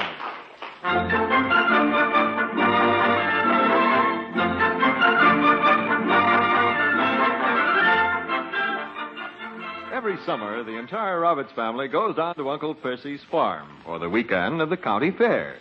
This year, there's a new member of the family who's never been there, Higgins, the butler. But Higgins has learned to face the newness of life in America as compared to life in England with complete calm and absolute composure. Me go to a farm? Oh, no.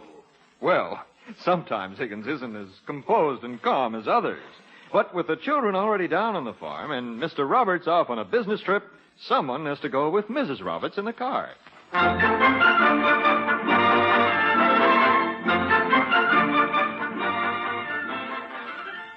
But Mrs. Roberts, the farm and I have absolutely nothing in common. Oh, come, Higgins. I'm sure you'll enjoy yourself there. Uncle Percy has simply all sorts of animals. Animals, madam? I'm a butler, not a zookeeper. I just know you'll enjoy it. Yes. Let me read the rest of the children's letter to Please you. do. This part is from Debbie. Boy, Mom, are there ever a lot of swell bugs here this summer. I've got 18 new ones in my bug collection, not counting a great big beautiful one that bit Tommy when he sat on the big rock by the swimming hole. I sat on the rock all day, trying to get the bug to bite me so as I could catch it. But I guess it doesn't like little girls. New kinds of bugs that bite? Oh, dear. They always find me so delectable. I wouldn't worry, Higgins. Apparently this bug bites only young boys. Young boys. Oh, grand. I'll show them my birth certificate. Well, we'd better get the bags in the car. They'll be expecting us for dinner. Oh, very well, madam. I'll see to the luggage. My word, I say all these bags for a weekend visit? Oh, that's not so many. I say that's a lot of bags, you know. Too many bags. I'll answer it, Higgins. That must be Aunt Millie. Aunt Millie, oh, my word, there are too many bags. Hello there, Elizabeth. Well, are you ready to go? Hello, Aunt Millie. Yes, we're all ready to leave now. Oh, I see you're still here. Madam, there'll always be an England. You'd better take the bags out to the car, Higgins. Give me the car keys. I'll drive. Oh, I thought we'd have Higgins drive. Higgins? Him drive? Elizabeth, I wouldn't trust him. I am a competent driver, madam, and this sort of thing is a man's job. Well, I'm a better man than you are. There must be some way I could disprove that.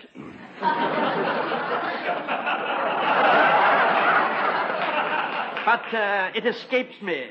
Well, nobody can ever say I'm not a good sport. I'll toss you for it. Toss me? Toss me? Madam, I have no intention of getting thrown about by you. No. We'll throw a coin up in the air. If it comes up heads, you drive. If it comes up tails, I drive. Oh, very well, then. Toss away. Well, here goes. All right, call it. Call it? Call it, madam? Oh, yes. Come, Nickel. Come, Nickel. Come, Nickel. What are you doing? You said to call it, madam. Do you want head or tails? I'll take head. Somehow the other side's more appropriate for you. Okay, there it goes. And it came up tails. I drive. Well, I'm glad that's settled. Here, Higgins, hold my pickles. Hold your what, madam? Those are Aunt Millie's pickles. She makes them every year for the county fair. And I win first prize every year, too. Now, handle them very careful. I had a jar last year that exploded. Exploded? My word, if they explode in the jar, what happens when you eat them?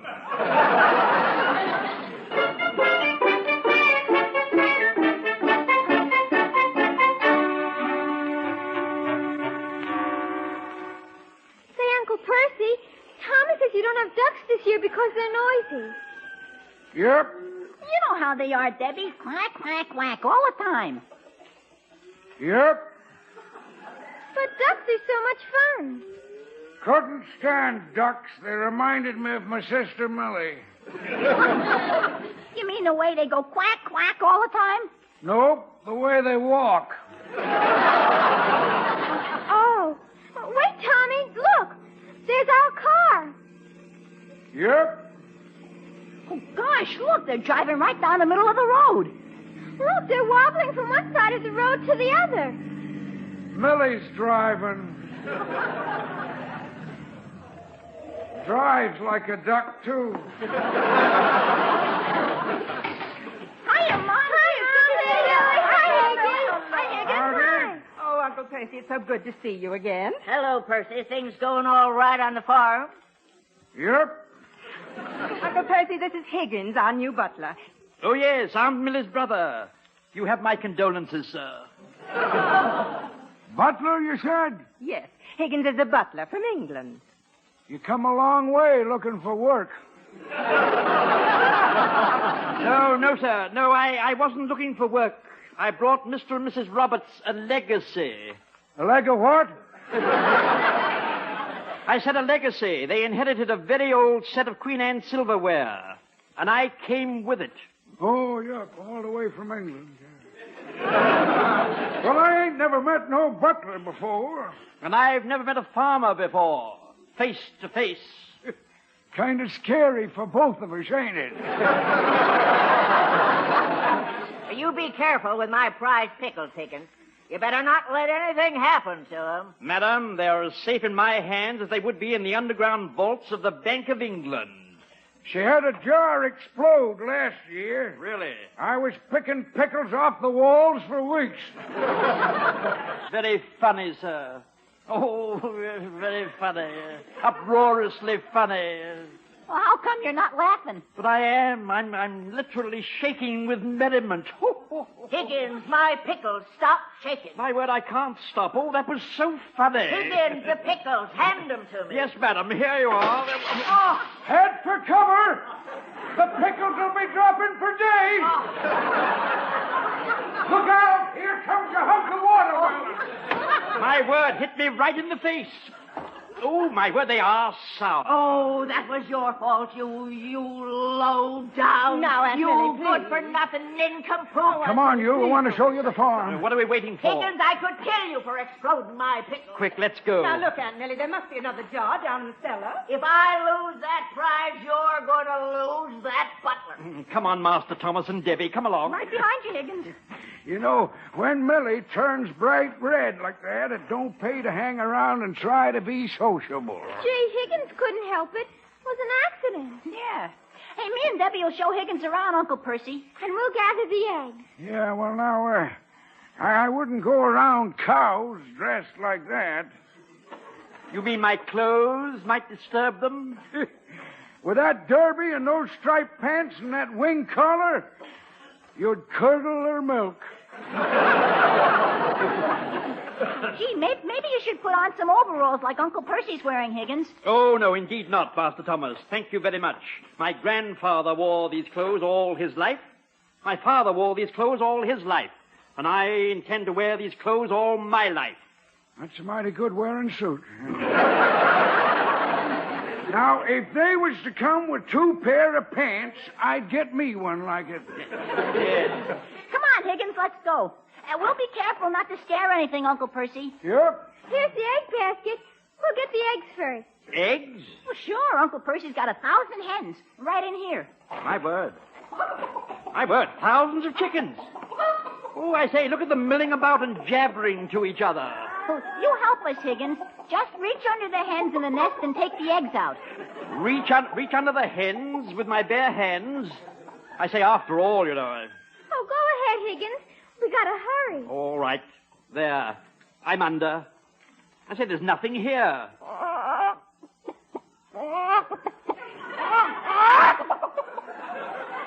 I say, how terribly embarrassing. She laid the egg right in my head. And look at her. Look at her. She's blushing. Okay, now get the next nest. Yes, Master Thomas. You know I've got the knack now. Gracious, no eggs here. Come, chicken, you're a slacker.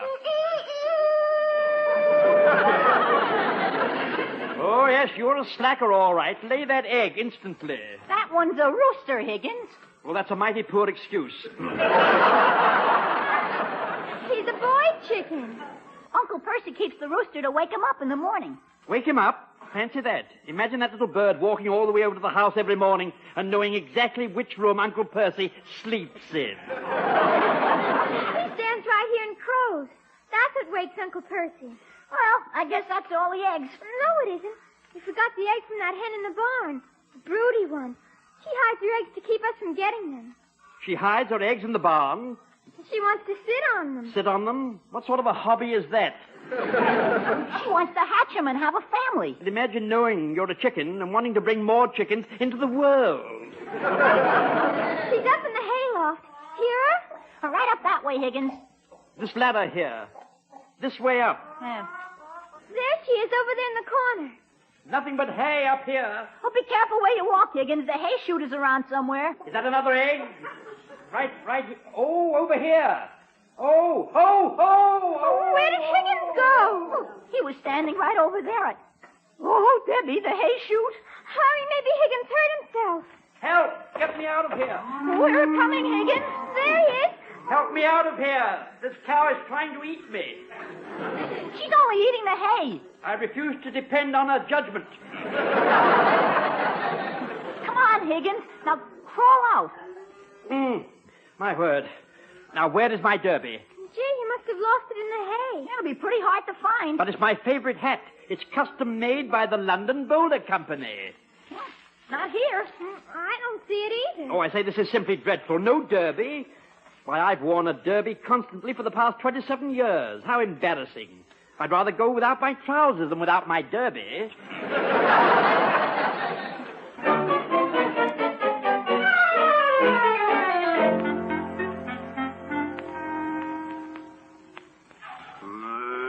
Hi, Percy. Hi, Danny. Millie still making a fresh batch of pickles in the kitchen? Yep. Still smells bad as they ever did? Yep. I went in the kitchen to windward. Came right out here. Say, how is Ermentrude? Well, she's nervous about contesting in the fair tomorrow. Sounds nervous. I can always tell when she's upset. You know, I reckon you better sleep out here tonight and soothe her a mite. Reckon better. Ermentrude's got her heart set on that blue ribbon at the fair. She'd feel mighty bad if she didn't get to go.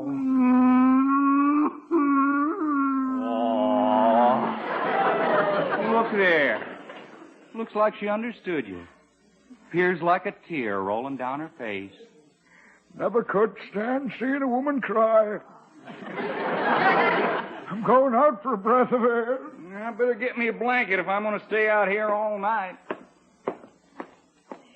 Oh, Mr. Young. Mr. Young, is that you? Yep. Oh, I say that pickle-making business in the house makes the out-of-doors so desirable. Yep. Smells pretty bad, don't it, Mr. Higgins? It's not Mr., sir. It's just Higgins. All right, if you're Higgins, I'm Percy. But I'm a butler, sir. Yep. And it isn't proper for me to call you by your Christian name. Okay, Mr. Higgins. My word, you are stubborn, sir. Yep. Aunt Millie is your sister. Yep. A strong-minded woman. Yep. I say you have a very large farm here. Yep. Rather a lot of work for you and your hired hand, Danny. Yep. Tell me, do the two of you cook for yourselves? Yep. Wouldn't it be easy to have a woman about? No. Have you ever thought about getting married? Yep. Why don't you? You seen my sister, Millie? Yep. That's why I'm single. Has she ever been interested in a man? Yep. Amazing. Yep. The boy was 6 and Millie was 5. The boy dared Millie to eat a worm, she ate it. Ever since then, she's hated men. Ah, I see a psychological quirk. Yep. Good night, Mr. Higgins. I'm just Higgins, sir. Good night, Mr. Young.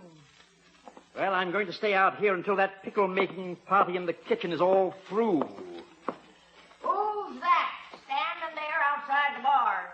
It is I, Madam Higgins. Well, don't you go pussyfooting around here the way you do at the Roberts. Someone's liable to take a shotgun after you. Really, madam? Is it open season on butlers here? It's always open season on butlers who wreck my pickles. No thanks to you, I've got another jar to enter in the contest at the county fair tomorrow. I see. And where are you taking it? To the stone cooler out in the barn. I've won the blue ribbon with them every year. I admire your confidence, madam, but isn't it possible for you to lose? Me? Lose? Why, they wouldn't dare. You have a point there. Now, out of my way, Butterfingers. I'm going to put my pickles away. Good night, madam.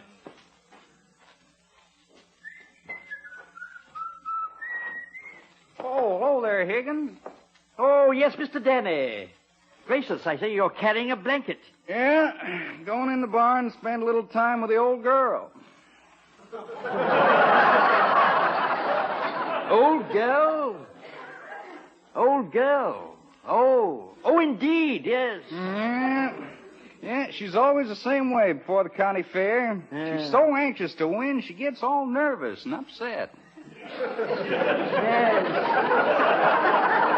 Yes. She did seem rather anxious to win.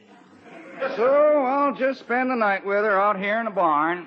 Spend the night in the barn? Really? Well, sure, I don't mind. It ain't exactly my idea of an exciting evening, but it makes her feel better. Yeah. She doesn't exactly seem your type, does she? Yeah, you got a good sense of humor. Oh, yeah. Delightful when I'm properly tickled. Does Mr. Young know you're spending the night out here with the old girl? Well, sure, it was his idea. Oh, I see. His idea, eh? My word, some sort of psychological treatment for the worm-eating episode. What? Nothing. Oh, nothing at all. Nothing at all, Obo. I'm sure Mr. Young knows what he's doing. After all, she's pretty fond of me. I got little ways to make her happy, like scratching her behind the ears. Say, please, I feel I'm too involved already. Well, I better get in there. She'll be pretty anxious. Oh, she's in there all right. I just saw her. You know, she's in pretty good shape this year. I suppose so, if you like a shape like that. Of course, I'm a little worried. She looked a little upset. Kind of a queer look in her eyes. Oh, yes, queer look. She always looks like that, doesn't she? She'll win tomorrow. The judges always go for the way she's built. My word. I say, Danny, you talk about her as though she were a cow. Well, that's what she is, ain't she? Yes, but I wouldn't say it where everyone could hear me.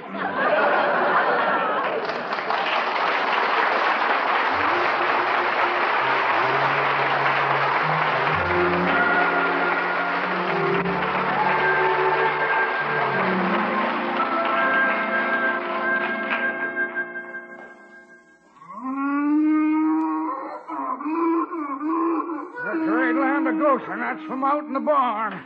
Good heavens, what was that? Oh, it's Ermentrude. Oh, no, sir, that's Aunt Millie. Millie? What's Millie doing down in the barn? Well, you see, sir, she's What's all the racket about? What's wrong in the barn? Now, just what was you saying, Mr. Higgins? Nothing. I'm still asleep. All right, quiet, everybody. It's just Ermentrude. We was worried she'd get sick. Mr. Higgins, you come along and help me and Danny. And you kids get on back to bed. This is no job for kids. All right, now come on, children. Let's go to bed. Uncle Percy and Higgins will take care of Ermentrude. You need me, Percy? Why, no. I can't say I do, Millie. You save your strength. You got to show your pickles tomorrow. Come on, Mr. Higgins. What do you think is wrong, sir? Oh, Ermentrude is good and sick. I was afraid she was going to get sick. That's why I had Danny set up with her tonight. Danny was sitting up with her tonight? For sure. You didn't think he was setting up with Millie, did you? Oh, no, sir, no. Oh, no, of course not. Why would I think of a thing like that? You said Millie was in the barn. Yeah. Of course, I gotta admit that bellerin' sounded a wee bit like Millie.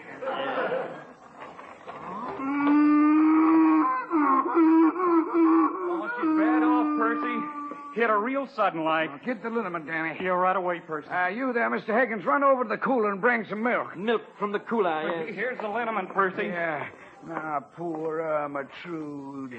We're gonna make you feel better, honey. Now, you just relax. Oh, see? She knows you, Percy. Here's the milk, sir. All right, give her a drink. Yes, sir. Here you are, cow. A drink of nice, cool milk. Hey, she can't drink out of no glass like that. Shall I get her a straw? Yes, get her a straw. No, stand back. Oh, yes, of course. How silly of me. She's opening her eyes. Yes. Oh, now, Ermentrude, honey, you just tell Percy what's wrong. My word, she did. It's something she ate. She can't get her cut up. She can't get her cud up? My word, that's terrible. What's a cud? Well, now, you see, a cow's got 4 stomachs. 4 stomachs? Oh, I see, a cow has 4 stomachs. Oh, I see, yes, 1 for each faucet. Naturally. And you see, when she eats grass, she just puts it in the first stomach. Oh, of course, I see, and with 4 stomachs, she's forgotten where she put it. Drink the milk, Ermentrude. Yeah. Wait a minute. What's that on your tongue, Ermentrude? Yes, what is it? Looks like the label out or something. Mm-hmm. It says... What does it say? London Bowler Company. Now, how'd you get that? My word, my derby. Now, Higgins, you run up the house and get all the blanket. No, you and me better do it, Danny. I know, but what about me, sir? Well, you go to the cooler in there and get that jar of cud bomb. Feed the whole thing to her. Cud bomb? Yeah, it's my own invention. It is? I always perks up a cow. It's in the cooler next to the butter. Cud bomb? Yes, sir. Dark here in the cooler. Better light a match. Ah, there's the jar. Oh, my word, what a repulsive-looking mess. That must be the cud bomb. You'll have to eat this mess, Ermentrude, and you have my deepest sympathy. My gracious, she's actually eating it. She's eating that dreadful mess. Oh, my word, my word. Oh, it's working. She's getting up. She's feeling better. She's standing straight up. My word, she's rigid. Oh, it's a miracle to think a homemade concoction like... what is it called? Oh, it's right here on the jar. Millie Young, pickled watermelon, rind, and onion. Oh, no. Aunt Millie's prize pickle mess. I fed it to the cow. Oh, Ermentrude's tail. It's standing straight up. Oh, Aunt Millie will kill me when she finds out what I've done. Oh, my word, I've got to do something quickly. Ah, the cud bomb in the cooler. Here's the cud bomb. I'll just put it right back in the pickle jar. It looks like the pickles. There. Now to close the pickle jar and put it back on the shelf. That's right. There we go. The cod balm looks better than the pickles did. Oh, my word, if she ever finds out what I've done. At least you're feeling better, Ermentrude. No, stay away from me, Ermentrude. Stay away. Oh, my goodness. Ermentrude, get back, please. No. Get back. Get away from me. My land of gophers, she's up. The cod bomb did it. Yes, sir. And would you help me, sir? She has me backed away in this corner. Please get her away from me. Oh, would you look at her tail? Standing straight up. Please, sir, please get this car away from me. She's starting to lick. Yeah, but back there, Ermentrude. Back, girl, back. Gosh, she sure likes you, Mr. Higgins. Oh, thank you so much for rescuing Why, me, you're sir. better with her than Danny is. Say, why don't you stay with her the rest of the night? She really likes you. Me, sir? Yep, she's got to win tomorrow, and whatever she wants, she gets. And right now, she wants you. She does? Now, you stay out here in the barn with her, Mr. Higgins. Stay out here in the barn all night? Oh, Mr. Young, I can't do that. I catch cold in the head so easily. Well, if I get your derby, will you stay? My derby? Oh, yes, my derby. Say, she gave back the label. Perhaps my derby may turn up.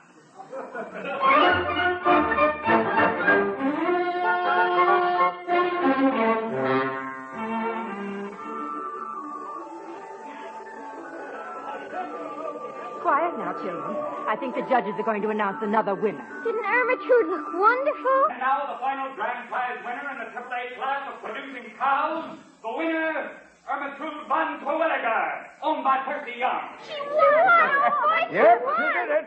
And Mr. Higgins is the one responsible. Higgins, I think what you did was just wonderful. I had no idea you had such a way with animals. I didn't either, madam. But to cows, my appeal is apparently limitless. Well, Percy, now we'll have 2 blue ribbons in the family. I think they're going to announce the pickle winner now. Here's where I get my blue ribbon. I can do anything a cow can do. I wouldn't advise overconfidence, madam. Well, I've won every year for 27 years. Why shouldn't I be confident? And now for the finals of the pickle contest. Ladies and gentlemen, we have a real surprise for you. Every year for the past 27 years, Miss Millie Young has won this contest. That's me. But this year, the winner is Miss Violet Rensselaer. Why, that man's out of his mind. Let me get up there and talk to him. Now, Millie, let's not do anything rash. Oh, yes, don't get excited. Why shouldn't I be excited? I've been cheated out of my blue ribbon. Hey, Tolliver, stand right there. I'm coming. Millie, now, Millie, it ain't my fault. Not complete. There was other judges. What kind of a crooked deal is this about my pickles? You lost fair and square, Millie. How come? They were the same pickles I make every year. How come I lost? So, they was good pickles, I got to admit that, but not much like pickles usually are. Something different about them. Fact is, I ate about 4 or 5 spoonfuls. Mighty tasty, too. But I can tell you right now, they made me feel like going out to pasture and eating grass.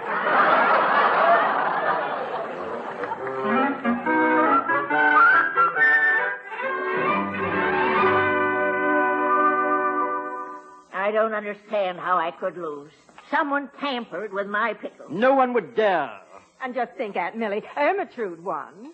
Oh, boy, Ermentrude won the blue ribbon. Gee, the fair was awful good this year. Can't understand what happened to my pickles. Now, let's all drink a toast to Ermentrude now. Yes. In her own milk. I pour a glass for everybody, Mr. Higgins. Yes. Ermentrude's own blue ribbon milk. And I'm mighty proud to be drinking it. A toast to Ermentrude. Ermentrude. Holy mackerel, that milk tastes awful. Oh, why, that milk tastes just like... Great land of Goshen, I can taste my watermelon and onion pickles. What are you complaining about, madam? I can taste my derby.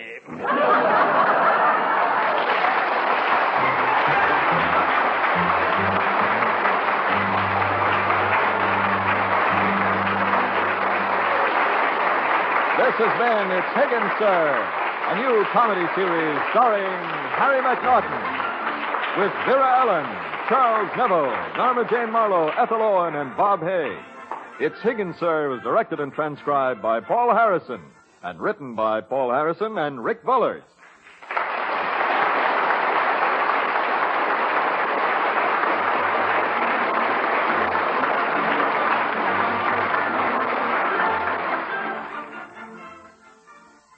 Join Jack Pearl and Mimi Benzel next on NBC.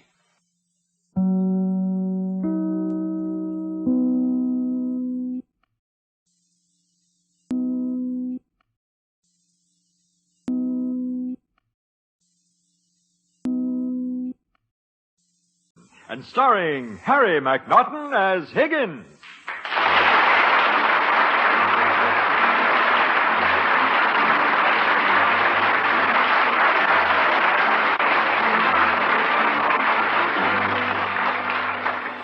Well, all is quiet and peaceful at the Roberts house this evening. Mrs. Roberts is up in her bedroom sewing. Mr. Roberts missed dinner and is still out on a business appointment. Tommy and Debbie have gone to bed, and Nancy Roberts is entertaining her boyfriend Pudgy in the living room. Higgins, the butler, starts to dust the dining room table and... Well, that's that. No need to dust the dining room. And so Higgins goes on to dust the living room. My word, it's dark. There's just the light from the fish tank. Miss Nancy and Master Pudgy have stepped out. Well, I can't dust in the dark, so it's on with the lights. Higgins!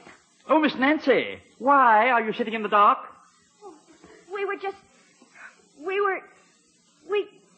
Oh, Higgins. Oh, perhaps the bright lights were bothering your eyes. Yes, that's it. Pudgy and I like to sit in a room with soft lights, don't we, Pudgy? You don't say. Oh, I say, Master Pudgy, your lip is bleeding.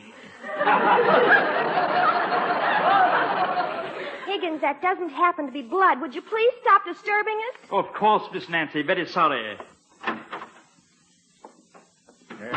Good evening, Higgins. Good evening, sir. Where's Mrs. Roberts? She's in her room, Mr. Roberts. Oh, good. Let's you and I go into the living room, Well, the lights are out. Oh, I wouldn't do that if I were you, sir. Higgins, you stop it. Oh, Daddy, you. Hello there, Mr. Roberts. Quite a surprise meeting you here. Why? I live here. It seems that Master Pudgy was having trouble with his eyes. He found the little light from the fish tank more soothing. Well, it should be. He's got fish eyes. Daddy, you're embarrassing me to death. Pudgy, I think it's time for you to go home. It is? Gee, I thought it was early yet. It's later than you think. Yeah. Well, good night, Nancy. Good night, Mr. Roberts. Father, what you just did was perfectly terrible. There'll be no more sitting in the living room with the lights out. The light in the fish tank was on, sir. Nancy is not a guppy. All we were doing was holding hands. Well, Pudgy can do that with the lights on. I won't have it, Nancy, and to help you remember, you'll do without the car for a week. But we need the car. Oh, Daddy, you just don't understand at all. I'm not a child anymore, and I won't be treated like one. Good night. Holding hands in the dark. Ridiculous. It's not ridiculous, sir. It's clever. That way she doesn't have to see him. Oh, yes, dear. I'm home. I suppose you had a terribly hard day at the office. Oh, terrible. And the worst part was this evening. But you're doing so much night work, dear. I'm sure Mr. Bascom could help you with it. No. The boss gave me the job to do, and I'll see it through. What's he like? Who? Your new client. What's he like? Oh, yes. The new client. Oh, he's... Well, actually, I haven't paid too much attention to what he looked like. Beg pardon, sir, your coat. What's wrong with my coat? I'd better brush it off, sir. But why right now? Because there's a long blonde hair on it, sir. Long blonde hair? Yes, madam, here it is. Oh, I say that is long. Blonde hair? Where? Here you are, sir. Blonde and wavy. And very, very silky. Long, blonde, and silky. Oh, yes. Oh, that darn Cocker Spaniel. Cocker Spaniel? Yes. One jumped all over me this afternoon. Oh, my word, sir. A Cocker Spaniel jumped all the way up to your lapel. Yes, very frisky. Well, dogs always did like you, dear. I'm going upstairs now. Will you be up soon? Yes. As soon as I have a little talk with Higgins. Well, don't you be too long. I want you to tell me more about that blonde cocker spaniel. She sounds so cute. Higgins?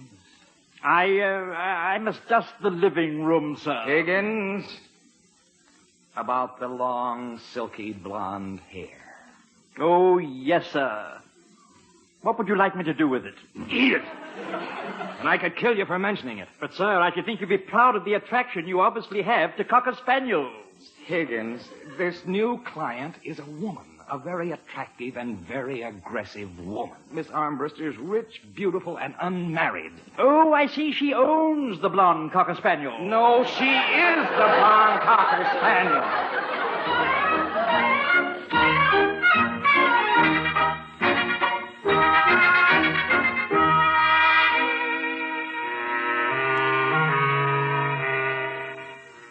Let's go in the living room, Pudgy. You sure your father isn't home? Of course not. There's no one home except Higgins. Okay. Boy, your father sure was mad last night. Father was just plain nasty last night. I won't stand being treated this way. I'm not a child anymore. Look at me, Pudgy. I'm not a child, am I? I'm a woman. You bet. Yeah. Boy. All you have to say is yes. I'm going to have a life of my own. Pudgy, we've got to make the decision to break away from our parents once and for all. Do you love me? Well, don't just sit there with your mouth hanging open. Do you love me? Boy, yeah, sure. That settles it. Settles what? We're going to get married. Married, us? Gee whiz. You said you loved me. Yeah, but what does that have to do with getting married? We'll run away together. We'll elope right now. But Nancy, I can't elope right now. Why not? But I promised Dad I'd mow the lawn today. Are we going to let our parents run our lives, or are we going to do it? But you're not packed. And I'm not either. I refuse to take any clothes Daddy bought me. We'll start fresh. We'll buy all new clothes. Buy all new clothes, both of us? But Nancy, my allowance. My mind's made up. Come on, Pudgy. We'll go right down to the city hall and get the license. You're not going to tell your folks or anything? Of course. I always tell them where I'm going. Now, let's see. I'll write a note and leave it right here on the radio. Dear Mother, Pudgy and I are eloping. Do you have to put my name in the note? Well, sure. Why not? Well, gee whiz, your mother might get mad at me. Who cares? We'll borrow Daddy's car and leave right now. But you told me your father wouldn't let you use it. Oh, gee, that's right. Well, I guess we can't elope. Oh, yes, we can. I'll think of some way to get the keys from Higgins. Oh, Higgins. Did you call, Miss Nancy? Oh, good morning, Master Pudgy. Talkative gentleman, isn't he? Higgins, do you have a set of car keys? Keys? Car keys? Yes, I do, Miss Nancy. Well, Pudgy and I have a very important errand to do, and we'd like to borrow the car. But, Miss Nancy, you know your father was very angry last night. He said you went to use the car for a few days. Well, I know, but what we were going to do was going to keep him from getting mad again. After today, we won't sit in the living room with the lights out anymore. Oh, I see. Yes, you're going to have Master Pudgy's eyes fixed. So that he won't have to sit in the dark. Yes, that's it. Well, we've got to hurry and get his eyes examined. Oh, I'm sure your father would approve of this. Here are the keys. Oh, thank you, Higgins. Thank you very much. Come on, Pudgy. Goodbye, Higgins. Say goodbye, Pudgy. Sounds like a hyena. Fancy that Pudgy wearing glasses with that porcupine haircut and that mouth hanging open. And those popping eyes. My word, with glasses, he'll look like a flounder.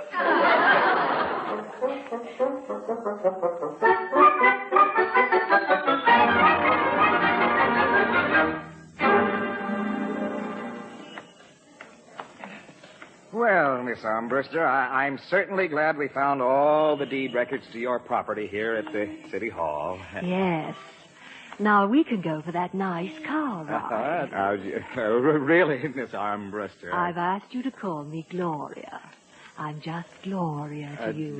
Yes. Well, we'll take a cab to my house and pick up my car.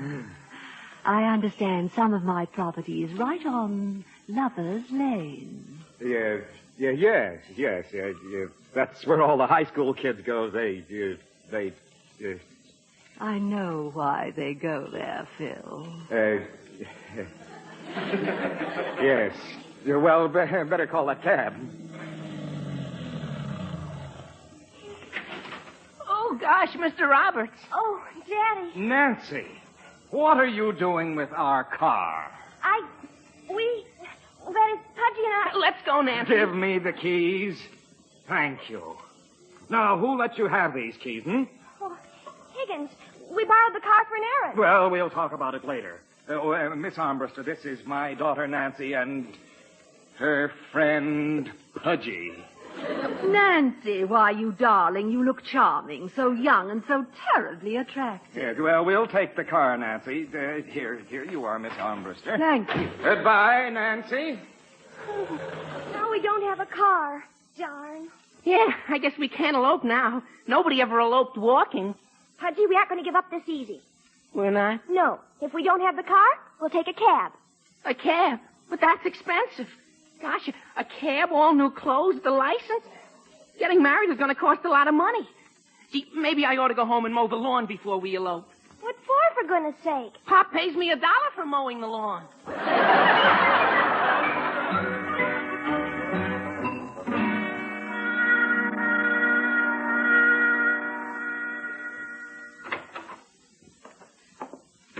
Oh, Higgins, Yes, madam. has Mr. Roberts called about dinner tonight yet? No, Mrs. Roberts, I haven't heard from him. I do hope he can make it tonight. Oh, I'm sure Mr. Roberts does, too. I'm going upstairs and change. Very well, madam. My word, look at that clutter on top of the radio.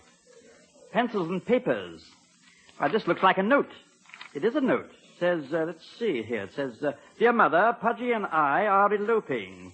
How sweet, eloping. Eloping. Eloping!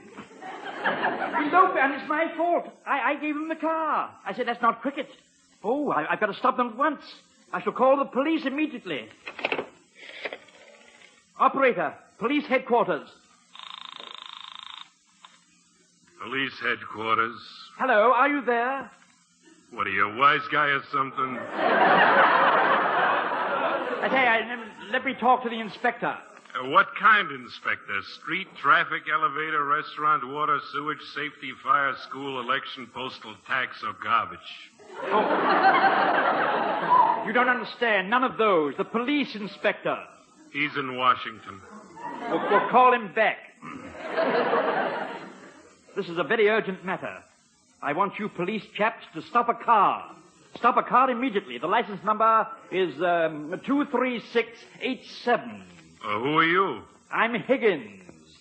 I buttle for the Roberts family. You what? I'm a butler, and I buttle. Yeah. Well, it takes all kinds to make a world.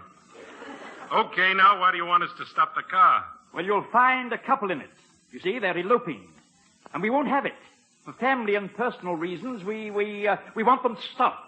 Oh, a couple running away to get married, huh? I'll be glad to prevent a disaster like that. Yes, sir, I'm a married man myself. Oh, yes, quite. Please phone me when you have them safely away in your jail. Oh, don't you worry, Higgins. Nobody never escapes from this jail. This is the best jail in the county. How wonderful. I'll recommend it to all my friends.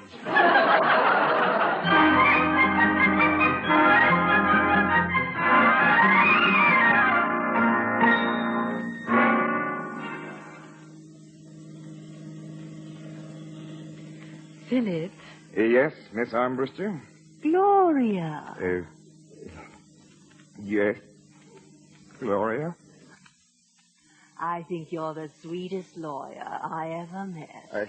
Yes. I think it's about time we got back. Oh, silly. What your wife doesn't know won't hurt her. Well, maybe not, but when she finds out, it'll hurt me. I'm going to sit a little closer to you. Sure. There. Isn't that nice? Oh, that perfume you're wearing, it makes me Oh, It's called Smoldering Fire. gosh, it's hot in the car. You're a very attractive man, Phil. Please, that perfume, smoldering fire, the smoke's getting in my eyes. What's the matter, Phil? Can't you take it? I don't want it. Please. Don't sit so close to me. That perfume, smoldering fire. Please, I'm a lawyer, not a fireman. Oh, Philzy. You're just pretending not to like me. Look at my eyes. What do you see in my eyes? What do I see? A cop on a motorcycle. What? A cop on a motorcycle? Oh, no, I wasn't going too fast. You certainly weren't.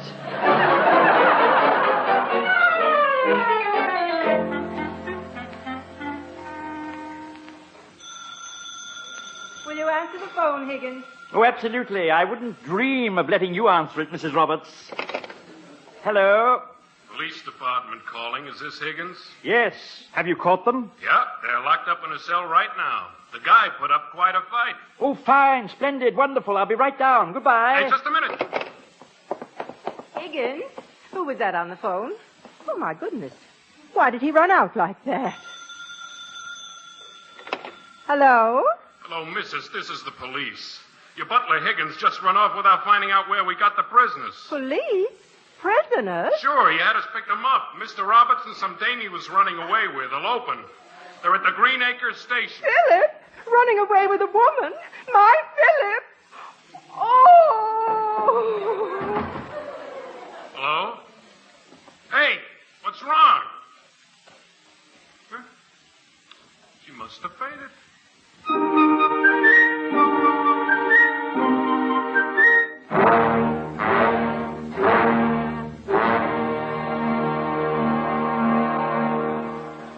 My word, officer. Why didn't you tell me where you had Miss Nancy and Pudgy? Well, you hung up too fast. Well, we got your romantic couple safe and sound. I'm certainly grateful to you for stopping them before anything had happened. I'll turn him over to you now, but you better watch out. That guy was ready to fight anybody. He was? But the dame thought it was funny. She even told me she thought I was a real cute cop.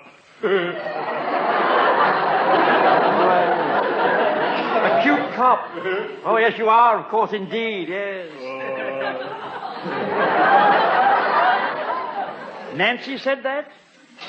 Okay, lovebirds, you're out. I'll sue somebody for false arrest. I'll speak to the mayor. I'll wire the governor. My word, Pudgy's voice has finally changed. Phil, why get so excited? Higgins, you had the nerve to come down here after what you did to me? What were you doing in the car? Never mind what I was doing in the car.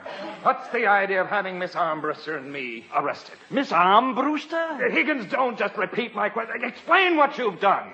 Oh, I'm not sure I can explain it to myself, sir. Well, perhaps this will give you a clue. Yes. The officer here said you had us arrested because we were eloping. Oh, no, sir. That's silly. That's stupid. I called to have Miss Nancy and Master Pudgy arrested. Hey, what for? They were eloping. Nancy, eloping? Married to that halibut? Mr. Roberts, really, sir, we're not positive Miss Nancy did marry Pudgy. Who needs proof? The thought is gruesome enough. Stop pushing. Stop pushing. Get in there. We'll see what the sergeant thinks of your story. Pudgy, delivered into my hands by fate. Mr. Roberts. Oh, no, quick, officer, lock me up, please. Stand back, everybody. All I want to do is place my hands carefully around his throat and squeeze until I'm shaking hands with myself. Up where you are, Mr. Roberts. I see assault and battery in your eyes. You've got astigmatism. That's murder. Oh, not that, sir. Phil, let's go. No, I want to make sure that whatever this eloper has done, that they hang him. Sarge, You want to hear the charge against this boy? I wasn't doing nothing. Shut up and let the officer speak. Yes, sir. He was in a jewelry store with a young woman. He looked at rings, and they both tried one on. Oh, thank heaven. Then she didn't marry him, did she? We never got a chance. Where's Miss Nancy now? Outside. After they tried them on, this guy only had $1.50. So all he had to do was give the rings back. Yes, sir. But this guy here couldn't get his off. My fingers are kind of pudgy. That is the word. And so is your head. Where's Nancy? Nancy! Quiet!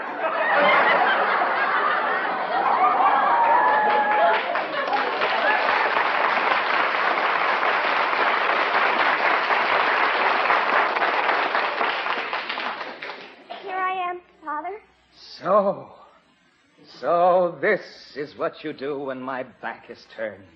Run off to marry a codfish, sir. Codfish? Daddy, please, we didn't get married. Perhaps we should go home, Mr. Roberts. And I've got to go, Phil. I'm sorry about it. Don't anyone get near me. Pudgy, come here. Daddy, don't you touch Pudgy. It wasn't his fault. Can I say something? No. Sorry. Pudgy, don't you ever come near Nancy again. I advise you to leave town. But I'm so young to go out on my own. Daddy, please. Mr. Roberts, please, stop and think a moment, sir. There must be a silver lining to this dilemma. Silver lining? After all, sir, Mrs. Roberts doesn't know a thing about it. I don't care. Yeah. Yes, that's right. All I need is for her to show up, and then... Philip. Oh. Philip. Oh, Philip. Oh, Elizabeth. Oh, Nancy. Oh, Pudgy. Oh, dear. Oh, nuts. Oh, heavens to Betsy.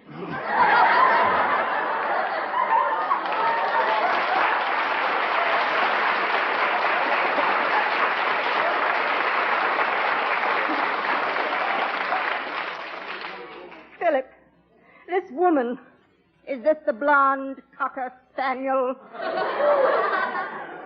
Well. Yes. No. That is...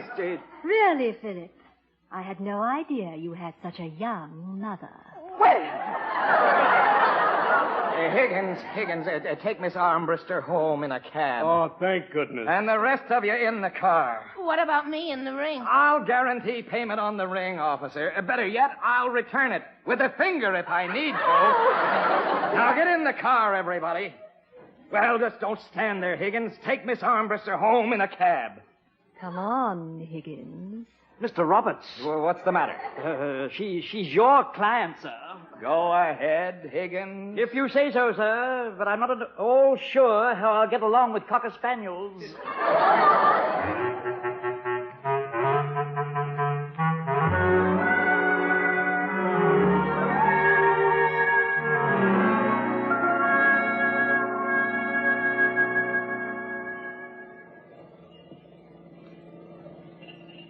Well, Philip, explain, please. Nancy was eloping with Pudgy. Nancy? Eloping with Pudgy? We didn't, though, Mrs. Roberts. Oh, Nancy, how could you? So, you see, Higgins had the car stopped to stop them, and he stopped me. I'm sorry, Mother. I didn't really mean to do it. But Daddy was so mean last night. Me? Mean? Oh, Nancy, you say that after all I've done for you, all the money we spent to send you to school and bring you up right... You leave that poor child alone, Philip. Oh, Nancy. Oh, Mother. You've ruined our whole family. Are you satisfied? Oh, Daddy, don't say that to me. I was saying it to him. Me? What did I do? What about the woman, Philip? The client you said was a man. I never said she was a man, dear. You did. You didn't correct me. Well, you know how you hate to have me correct you. What about the cocker spaniel? Gee whiz, we don't have a cocker spaniel. She's talking to me. When did we get a cocker spaniel? We didn't. Was that blonde hair from a cocker spaniel? Let's get back to Nancy and her elopement. That's the serious thing. No, let Mother change the subject. Yeah, I go along with that. You keep your mouth shut. Don't you dare to talk to me like that. I wasn't talking to you. I was talking to him. His mouth is hanging open again. How could you run off with a woman like that? I think Nancy's swell. Nobody was running off. It was strictly business. Then Pudgy doesn't love me. A married man with 3 children running off with another woman. Pudgy, 3 children? Huh?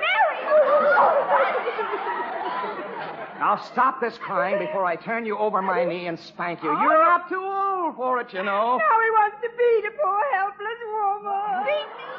Oh, Pudgy, you're a beast. Who said anything about beating anybody? I did, and be quiet or I'll include you. There, you admit you threatened to beat me. I do not. Oh, now you're lying about it. Men, they're all alike. Don't you put me in a class with Pudgy.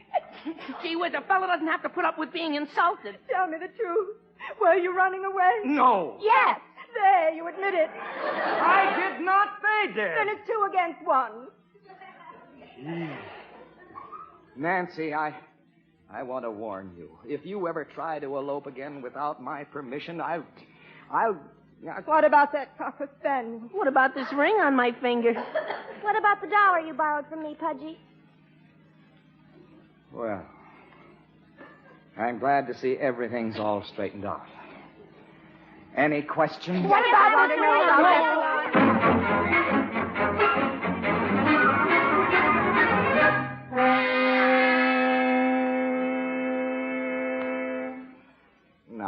Now, Elizabeth, you see how simple the whole thing is, dear.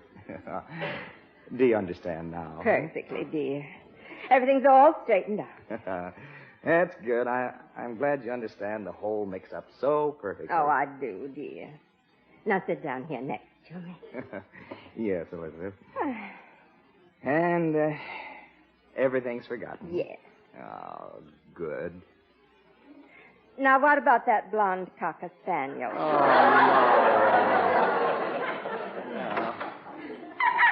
Oh, wait, excuse me, Elizabeth. I'll see who that is. Good evening, sir. Higgins, that dog. Yes, sir. Blonde cocker spaniel with very long, silky hair. But. Cocker spaniel? Yes, madam. Lovely dog. Miss Armbruster gave it to Mr. Roberts, since the animal was so fond of him and jumped all over him at the office yesterday. Oh, then there was a cocker spaniel all the time. Naturally. Isn't that what I said? Oh, Philip, forgive me. Come here. Oh, there. There, Elizabeth. Let's not get all emotional about how sorry we are about what we thought about our husband. All right, dear. Excuse me now. I'll go get dinner ready. Higgins? Sir? Oh, he likes you, sir. Yes. He does. Higgins, where did you get that dog? Oh, it was nothing, sir. Sort of thing butlers do all the time, sir. Where did you get it? You'll get the bill tomorrow, sir, at the office. Higgins, you rascal. But what took you so long getting home? Well, you see, sir, I couldn't get a cab, sir. Higgins, come here. Yes, sir. What's that on your collar? My goodness, you're wounded. Wounded, sir? Higgins, that's lipstick. Yes, sir. And I'm proud to report I got it in the line of duty, sir.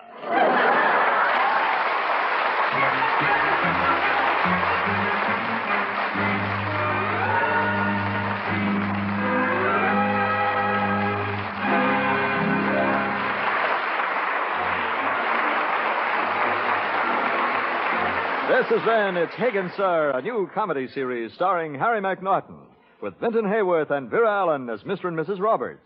It's Higgins, Sir is directed and transcribed by Paul Harrison and written by Paul Harrison and Rick Bullards. This is Lionel Rico speaking.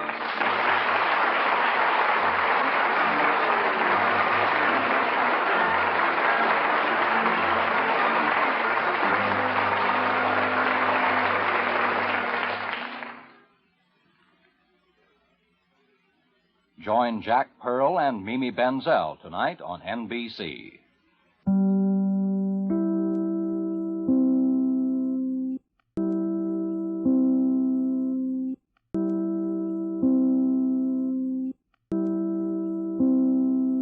By Paul Harrison and starring Harry McNaughton as Higgins.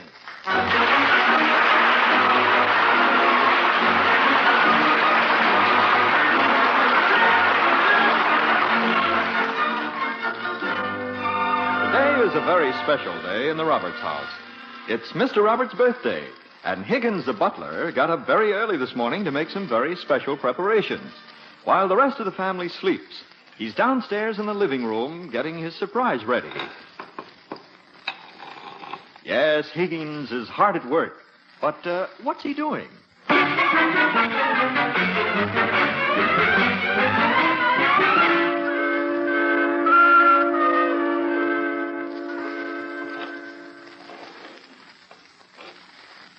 Hear it, Philip?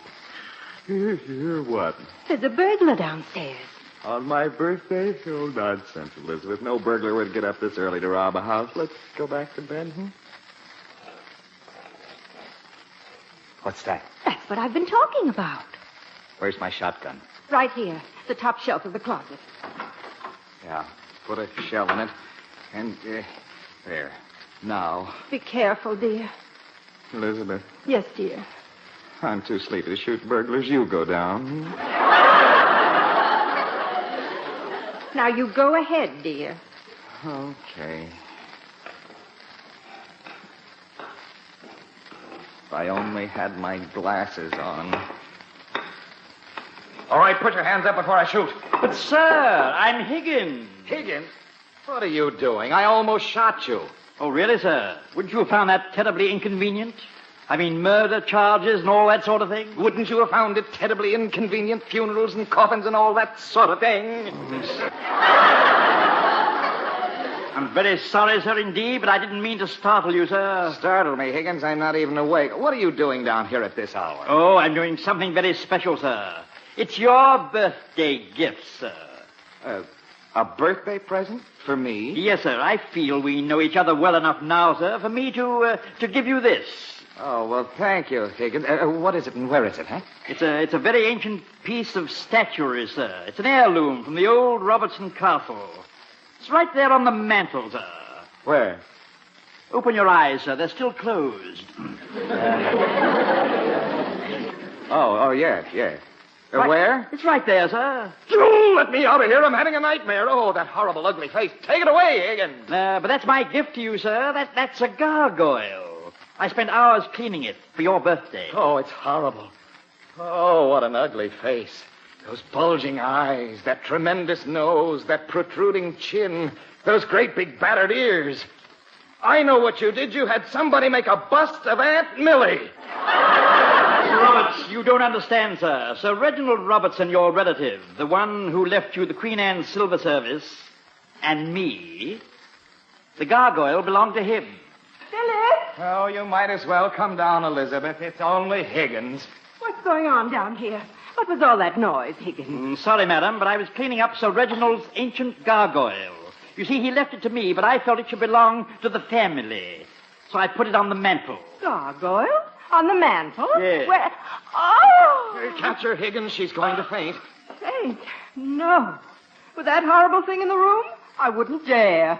It's been over the fireplaces of the Robertson family for over 1,000 years, sir. Well, I give it one more minute here. Now, take it off, Higgins. Hey, what's everybody down so early for this morning? We came down to look at the present Higgins was going to give me. But I did give it to you, sir. No, you didn't. I stopped you just in time. Really? What? Wow, what's that thing? Good morning, everybody. What's on the mantel? Where did you get Frankenstein's head? Frankenstein's head, Pop, what is that thing? That, Miss Debbie, is a gargoyle. A figure carved in stone and made intentionally ugly to frighten away evil spirits. It has always protected the Robertson family from misfortune. You mean it's lucky? A lucky whatchamacallit? And if we keep it there on the mantel, it'll bring us good luck?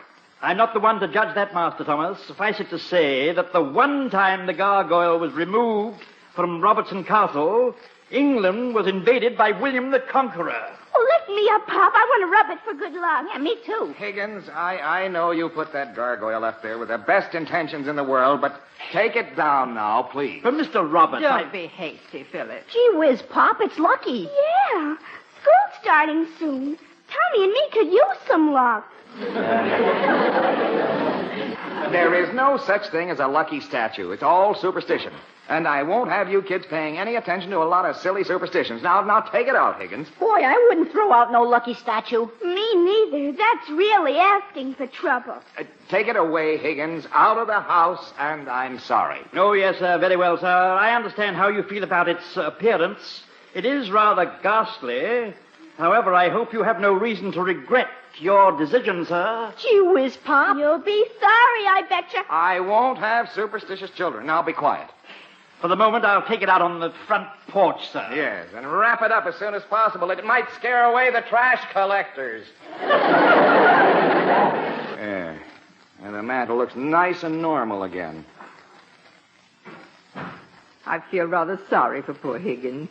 He apparently treasures that gargoyle. Yes, well, I'll make it up to him somehow. Oh, here are my glasses. I must have left them on the mantle last night. Imagine how ugly that gargoyle would have looked with these on. Philip, don't swing your glasses like that. It makes me nervous. Oh, don't be silly, Elizabeth. I've never broken a pair of glasses in my whole life. Careful, Pop. No. Oh, boy, you broke your glasses. That's sure bad luck. Nonsense. I don't really need those glasses. I only wear them because they make a lawyer look more impressive. Now, how about some breakfast? Do the gargoyle. It's walking back. It's not a gargoyle, sir. It's me.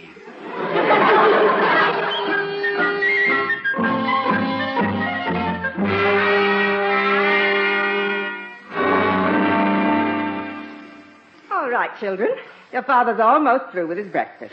You can give him his presents now. My presents? Oh, well, presents for me? Oh, really, children, you shouldn't have done it.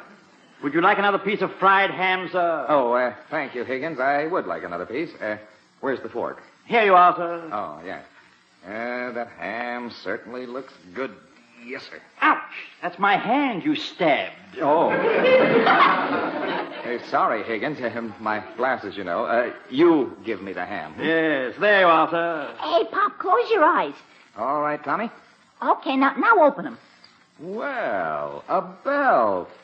Oh, just what I need. I was going to buy a new belt. It's snakeskin. I made it for you myself, Pop. Oh, it's lovely, Tommy, but it looks a little small. Let's leave my waistline out of this, Elizabeth. Well, if it's small, I can stretch it by wetting it, Pop. I made it out of a garter snake. You made a belt out of a garter snake? Weren't there any belt snakes in the vicinity? Now it's my turn. Close your eyes, Pop. They're closed. Now open them. Yikes, what's that? Don't move, anyone. I'll get a hammer and kill it. It's a tie clip I made for you out of a genuine giant black water beetle. Oh, I see. You trained the thing to sit on that clip. It certainly is an unusual tie clip. The beetle is dead, Higgins. I helped Debbie shellac it. I caught it up at Lake Platatuki. I chloroformed it, and Tommy helped me shellac it and glue it on the clip. Chloroform, glued, shellac? Do water beetles enjoy that sort of thing? Thank you very much, Debbie. It's very nice. A lovely water beetle. Higgins, take away the ham. I don't think I'll be doing any more eating. You're gonna look neat, Pop, wearing Tommy's snakeskin belt and my giant black water beetle tie clip. Rather, and I know where you can get a coonskin cap very cheaply. Here's my gift, Phil, and many happy returns of the day. Well, let's see what this is. Oh, boy, it's a wristwatch. Yeah, look at all the hands and stuff. It has everything, dear. It even winds itself, and it's waterproof. Waterproof? You mean you can put it underwater? Oh, Elizabeth, it's swell, really swell. Oh, thank you, dear. Let's see it be waterproof, Pop. Let's see. Oh, now, let's not be carried away. There's no need to test it. Bet it isn't waterproof. Elizabeth, it is, isn't it? Well, of course, dear. It says so right here on the box. I bet it isn't. If it is, Pop, why not try it? Sounds rather fascinating, sir. Oh, well, it is waterproof. Well, then why worry? Here's a glass of water. May I put it in, Pop? May I? Well, I know it's waterproof. I'll do it, Debbie. Okay, here goes. My word, the watch is blowing bubbles. Oh, Philip. Is the guarantee in the box, Elizabeth? It is completely guaranteed, dear. Yes, well, I'd better take it out of the glass. Boy, that watch sure has a big leak in it. I have a feeling this just isn't my day. If you say so, sir. And don't bring up that blasted gargoyle. Good luck and bad luck have nothing to do with gargoyles. Hey, what time does the watch say now? 12 gallons. Oh, Philip, I'm sorry, dear. No, there's nothing really wrong with it, Elizabeth. Just the mainspring overflowing. My word, a huge package. For you, Mr. Roberts. I say, help me carry it in, will you, Master Thomas? Sure, Higgins. Hey, come on, Debbie. We can use you, too. Where shall we put it, Mr. Roberts? Right there in the living room, Higgins. Why, Philip, look at the tag. It's for Mr. Bascom. Oh, I knew it. Oh, leave it to the boss to come through with the big one. Mr. Roberts, get your shotgun, sir. It's an animal, sir. Let me see. Holy mackerel, it's a moose head. Moose head? You mean there's another package with the rest of the moose? Oh, boy. A moose head, a moose head. Our pup's got a moose head. Elizabeth, Mr. Bascom sent us a moose head for my birthday. Isn't that nice? It's a very unusual birthday gift, dear. It shows Mr. Bascom gave it a great deal of thought. Yeah, but look at it. What was he thinking? No, I would be too discouraged, sir. Just put it over the mantel, put a glass in his hand, and he becomes a moose of distinction. Yes. I know. Now take it outside, Higgins. If you say so, sir.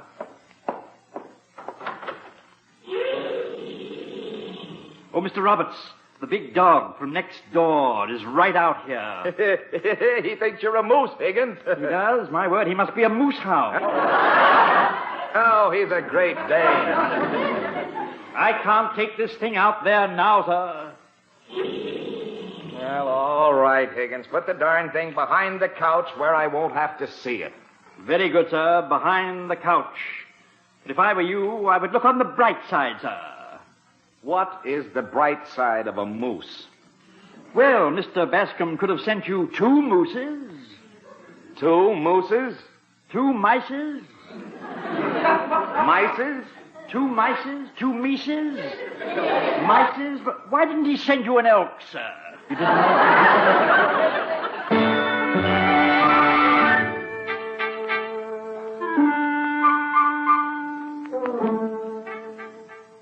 Oh, Higgins, the table looks beautiful with the Queen Anne silver service. Thank you, madam.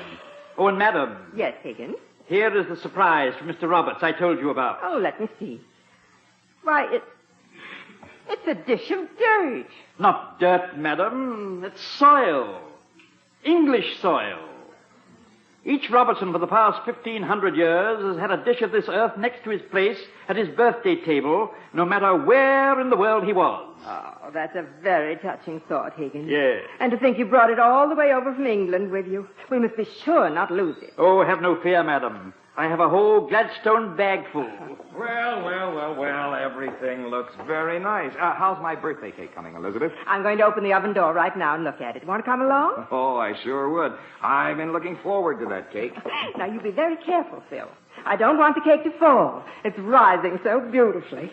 Now, look at the cake quickly, dear. I don't want to leave the oven door open too long. Oh, boy, it looks perfect. I'd better close the oven door fast. Philip, you slammed the door. Wasn't I supposed to?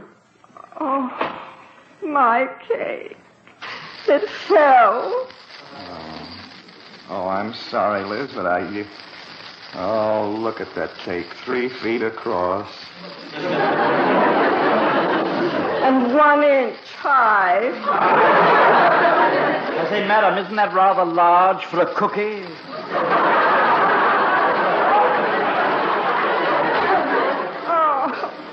Philip, your birthday cake. No, don't worry, sir. Don't worry. I'll make you another cake. Well, I just want to say here, I am not giving up. All this stuff is just coincidence. Say, this belt Tommy gave me is getting tighter. Could it be you're getting larger? Oh, say, what's that on the table next to my plate? Oh, I wish I had my glasses. What is this, some new kind of pudding? Oh, I wouldn't taste that, sir. Why not? One little spoonful won't spoil it. It'll taste like... It's soil, sir. Soil. English soil. Oh, what's a dish full of dirt doing next to my plate? Why, it's a tradition, sir. You mean they eat dirt in England? Oh, no, sir. Your hand on English soil on your birthday. You place your hand there, no matter how far away you are from your homeland. Higgins, this is the United States of America. The traditions of England are interesting to us, but who needs them? Excuse me, sir, the doorbell. Happy birthday! Oh, no, Aunt Millie. Higgins, you certainly have a horrible sense of humor. For one searing, blinding moment, I thought you said Aunt Millie was here. What did you think that noise was, sir? The hook and ladder coming into the house? I'm here! Happy birthday, Philip! Who is that out on the front porch? Aunt Millie. Come here, Philip. I want to give you your birthday kiss. No, Aunt Millie, no. Stop struggling. I only kiss you once a year. Oh, dear, Mr. Roberts. Oh, I say, speak to me. Are you all right? Oh, his ears will ring for about 10 minutes, but he'll be as good as new then. Here, I brought you 5 pounds of steak from the farm, Philip. Cat. Aunt Millie, no. Oh, you never will learn to get your hands up, Phil. Knocked your wind out, huh? Hey, what's that thing over there? Looks like a football. Ho! Boy, I haven't kicked a football since I played halfback at Vassar. Stand back, Higgins. No, madam, no. Oh, my knee went out of joint. Oh, dear, madam, you know what? You kicked the gargoyle. Oh. Higgins, is that thing still out here? Yes, sir, but I wrapped it up so that it wouldn't frighten anyone. Oh, don't stand there, Joe, and help me in. My knee's killing me. Come on, Aunt Millie. Now, Higgins, you get on the other side. My word. I think I have the heavy side. Both sides are heavy, you stuffed shirt. Oh, my knee. Oh, that's my trick knee. It's been acting up for 30 years. Heard it weightlifting in college. Here's the couch. Now lie down carefully, Aunt Millie. Oh, send for my doctor. My knee's killing me. I'll call the doctor right away. Why, Aunt Millie, I didn't even know you were here. She kicked the gargoyle. Oh, Higgins? Did you leave that rock on the front porch deliberately? Madam, that rock, as you call it, is an antique piece of statuary. I left it there, yes. You have a real knack for getting me into trouble. Oh, it's not really a knack, madam. It's merely self-preservation. Well, just wait till I'm on my feet again. Oh, my knee. Last time this happened, the doctor wouldn't let me move for a week. You mean there's a possibility you might be here a week? Did I hear someone say you'd be here a week, Aunt Millie? Well, let the doctor tell you when he comes. Not a word out of you, Higgins. Don't mention what you're thinking. Oh, I won't mention anything, sir. Not when everything in the house is going just the way you want it to go.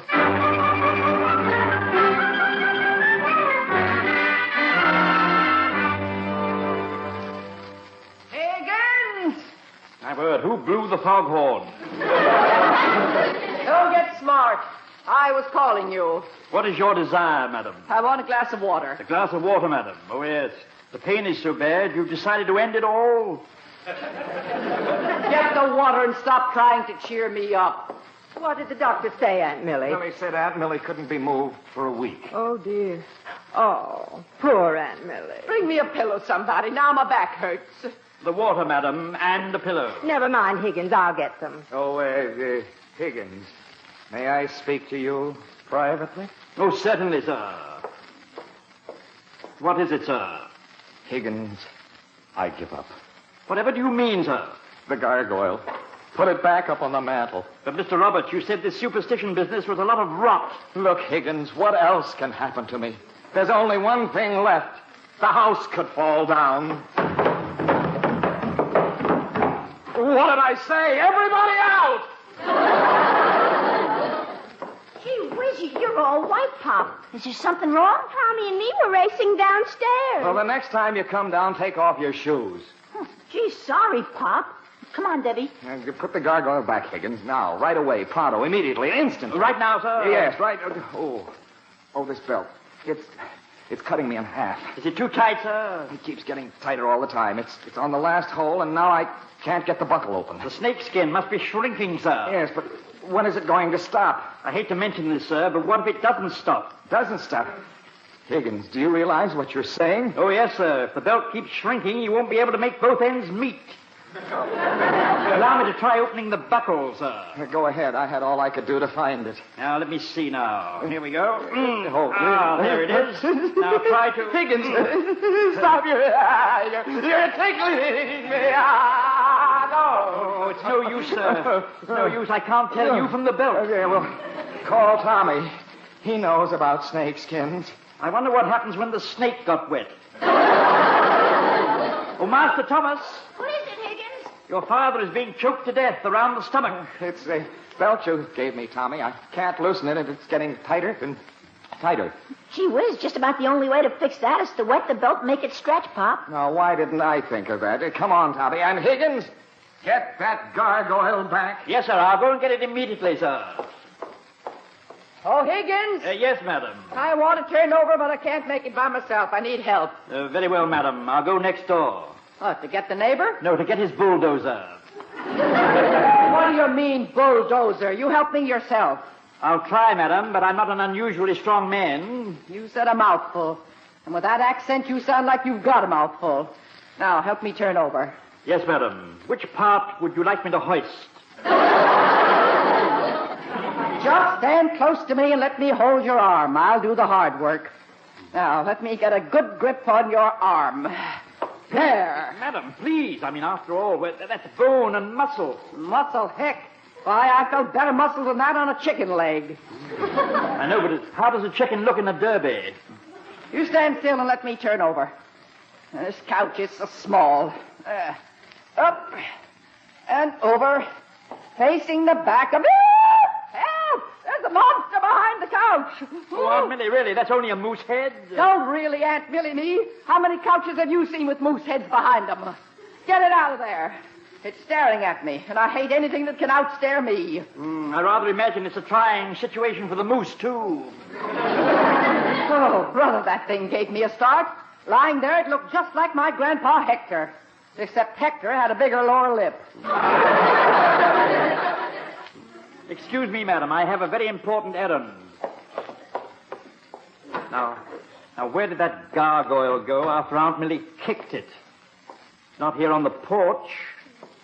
In the bushes, perhaps. No, let me see. Not in the bushes. What you looking for, Higgins? The gargoyle, Miss Debbie. Your father now insists I put it back on the mantel. Oh, boy, I'm glad. We've been a little unlucky today. I wouldn't dwell on that in front of your father, Debbie. There's no storm yet, but his barometer is falling fast. His barometer? Let's find the gargoyle. I had it all wrapped up in brown paper. Higgins! Higgins, the dog! He's got the package. See? Right over there. He's carrying it by the cord. Yes, I see him. My word, he's strong, isn't he? He looks even bigger now. Oh, how are we going to get it away from him? He's real tough. I'll try. Let's see. Here, dog. Here, doggy. Here, dog. Here, dog. So I got an idea, Higgins. Yes? If we give him something to eat, he might drop the package. Oh, there isn't a bit of meat in the house except the steaks Aunt Millie brought. My word, he does want something to eat. Look at him. He looks hungry, and he's looking at me. Get him something to eat, will you? Don't move, Higgins. That's my one hope. Maybe he's a sportsman and won't take his dinner unless it's moving. Higgins, I thought I told you to get that gargoyle, and I find you out here playing with a dog. Playing? Who's playing, sir? That dog is hungry, and he thinks I'm his dinner. Not only that, the package he's carrying is the gargoyle. How did you let him get you in a corner like that? He persuaded me, sir. Here's the only meat in the house. The steak Aunt Millie brought? Oh, Higgins, I don't know. It's been a long time since I had steak. Pop, the dog smells the steak. We'll give it to him, sir. All right. Here you are. I've got the gargoyle, sir. Let's hurry back into the house. Higgins, get that darn thing back on the mantel fast. Aunt Millie's asleep. Nice that way, isn't it, sir? I'll clear some of that stuff off the mantel. There it is, sir. There it is. Back up on the mantel where it belongs. Just as ugly as it was when I woke up. What are you two talking so soft about? Help me. I want to turn over again. Yes, Aunt Millie. Great land of Goshen. What's that thing on the mantel? Aunt Millie, look out. You're falling off the couch. Oh, dear. Oh, I say it'll be quite a lift getting her off the floor, sir. Get your hands off me. I can get up by myself. Aunt Millie, your knee. It's all right. Yes, falling off the couch, did it? Now, what is that consarned ugly thing there on the mantel? Aunt Millie, that's a fine old English antique. Higgins here, in a magnificently generous gesture, gave it to me for my birthday.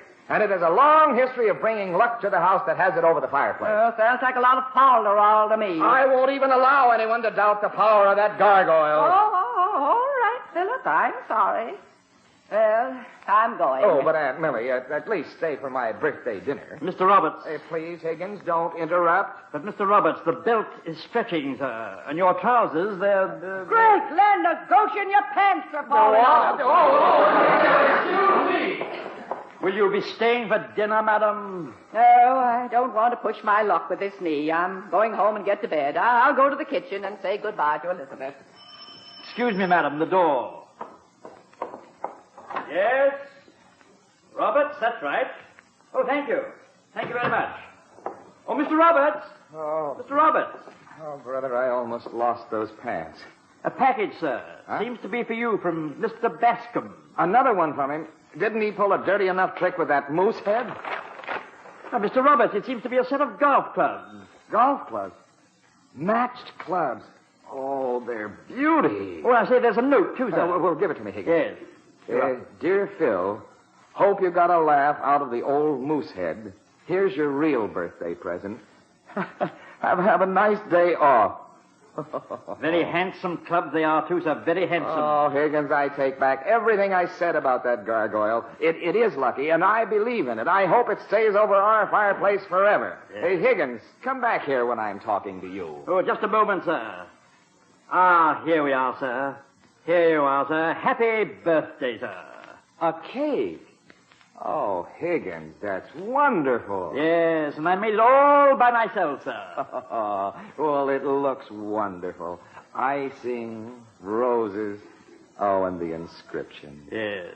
Happy birthday, Mr. Roberts. Oh, I'm rather proud of that, sir. But, Higgins, the cake seems to be all squashed. Oh, yes, sir. You see, I had a terrible time getting the cake into the typewriter.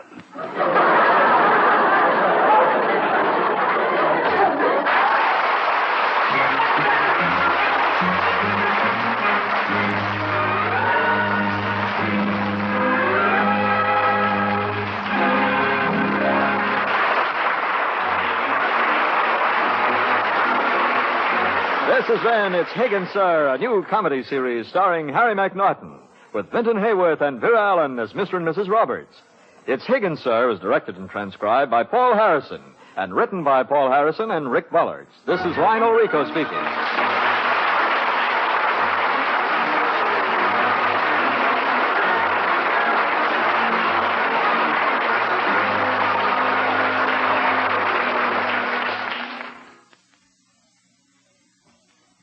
Join Jack Pearl and Mimi Benzel next on NBC.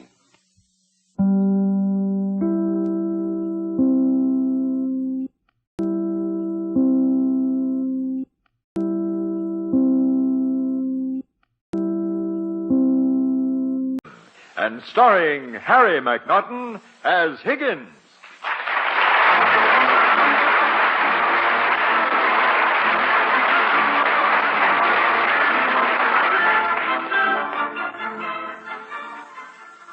Today is Saturday, and Mr. Roberts has a half day off. Mrs. Roberts is preparing a big surprise for him when he comes home. Mrs. Roberts is getting everything ready for that great American institution, the family picnic. And Mr. Roberts, well, he's planning a big surprise for the family, too. Let's join Higgins the butler now as he supervises the packing of the picnic basket.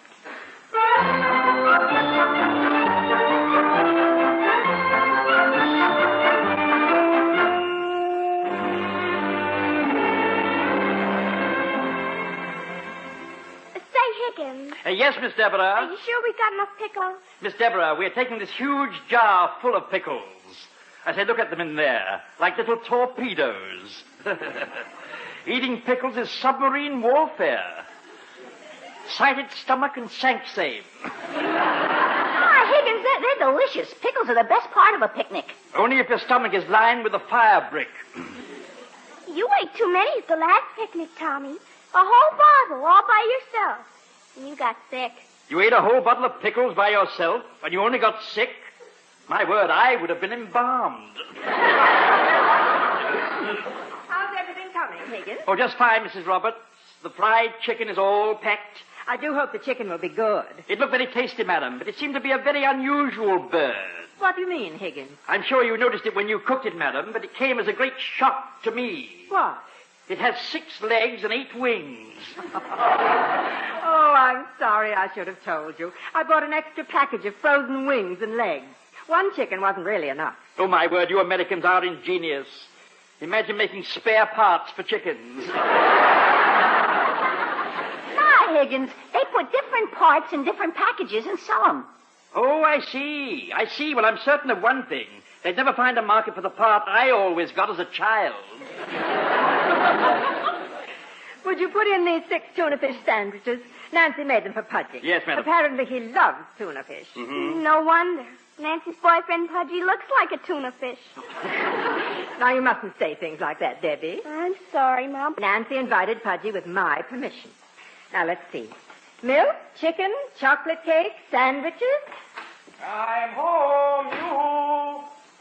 Where is everybody? We're in the kitchen, dear. Oh, well, come on into the living room. We got a surprise for you. And we've got a surprise for you. Oh, yeah, dear? Yeah, really? What is it? You tell your surprise first. Oh, no, you tell yours first. Ours can wait. You tell yours. No, you tell yours. Oh, come on, somebody tell something. Oh, Philip, tell your surprise. You're acting just like a man. And you're acting just like a woman. Mm-mm. This is what I like about Americans. They're so frank about this sort of thing. If you both told your surprise at the same time, would that help? Oh, what a charming idea, Miss Deborah. You're a diplomat. A girl can't be a diplomat. Very well, Master Thomas. Miss Deborah is a diplomatress. Oh, my word. What did I do to the King's English? Well, the idea's all right with me. And with me. I'll count 3. Now, don't prompt me, anyone. 1, 2, 3. We're going to the ball game. What? What'd you say, Pop? I couldn't hear either. Ball game. I caught it this time. We're going to the ball, Nick. I mean, we'll have a pick game. Oh, dear, how confusing. Wait, Pop, you've got tickets to the ball game? For all of us. Oh, my. I got 6 box seats. But we plan to go on a picnic, dear. Yes, sir, we'd all look forward to the picnic. Oh, Higgins, how could you choose between a ball game and a picnic? You don't even know what a ball game is. Oh, but you're wrong, sir. Sir Reginald Robertson explained the American sport of baseball to me. Very simple. I believe, sir, there are 2 teams. That's right. Go on. The 2 teams are made up of 9 players on one side and 3 umpires on the other. Then a tremendous fight starts and goes on for 9 rounds. Sir Reginald must have been talking about the Brooklyn Dodgers. Now, can we have a discussion about going to the ball game? Why don't we take a vote, Pop? That'll make it all fair and democratic. That's a good idea, Tommy. We'll take a vote. I'd like to go on a picnic. I vote for the ball game. Ball game for me. Me too. What about Nancy? She's out in the kitchen. Nancy, which would you prefer? Going to the ball game or the picnic? Picnic! She's invited Pudgy to the picnic. He couldn't go to the ball game with us. How did Pudgy get into this discussion? He's represented here by 6 tuna fish sandwiches in the picnic basket. 6 tuna fish sandwiches? Since when did old Fish Eye turn cannibal? Please, Philip. Well, all right. That's 3 for the ball game and 2 for the picnic. Gee whiz, Pop. You forgot to give Higgins a vote. Yeah, that's democracy. That's the way we do it in America. Okay, we'll do it that way, just the way it's done in this country. Higgins, how are you going to vote? For the picnic, sir. What? That makes the vote a tie, dear. 3-3. Oh, no, it isn't. You wanted this done the democratic way, the way things are done in this country. Precisely, sir. Higgins can't vote. He's an alien.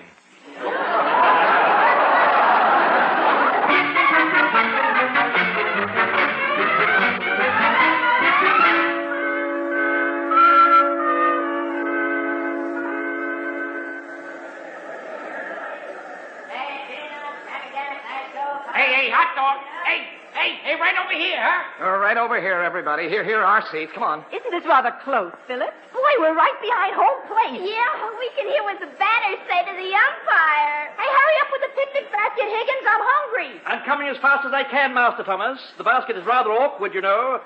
I beg your pardon, sir, passing through. Hey, boy. Hey, let's have some service over here. You. Me, sir? Are you addressing me? Ooh, we get a load of you. Hey, what's with that outfit? The derby, the striped pants? You look real formal. I suppose your dogs will be wearing tails, huh? My dog's wearing tails? What do yours wear back there, mittens? Okay, get off it. All I want from you is a dog. I don't happen to have a dog with me, but I'll be very happy to bark for you. Okay, don't boil over. All I want's a dog. A dog? You want one with blue eyes or brown eyes? Look, I'm an American citizen. Yes? You're running around with a basket selling hot dogs. That's all I want, a hot dog. Well, come on, sell me something. What, are you intolerant or something? Anti-people? This happens, sir, to be food for a picnic I'm carrying. Okay, give something. I'm starving, so it's for a picnic. I'll furnish my own ants. Hey, what's going on here? Hey, you this guy's boss? Yes, I am. Well, I got a complaint. He's tantalizing me. He's got food in that basket. I can smell it. We're not selling this food. It's for my family, and this man is my butler. Yeah, but I... Butler?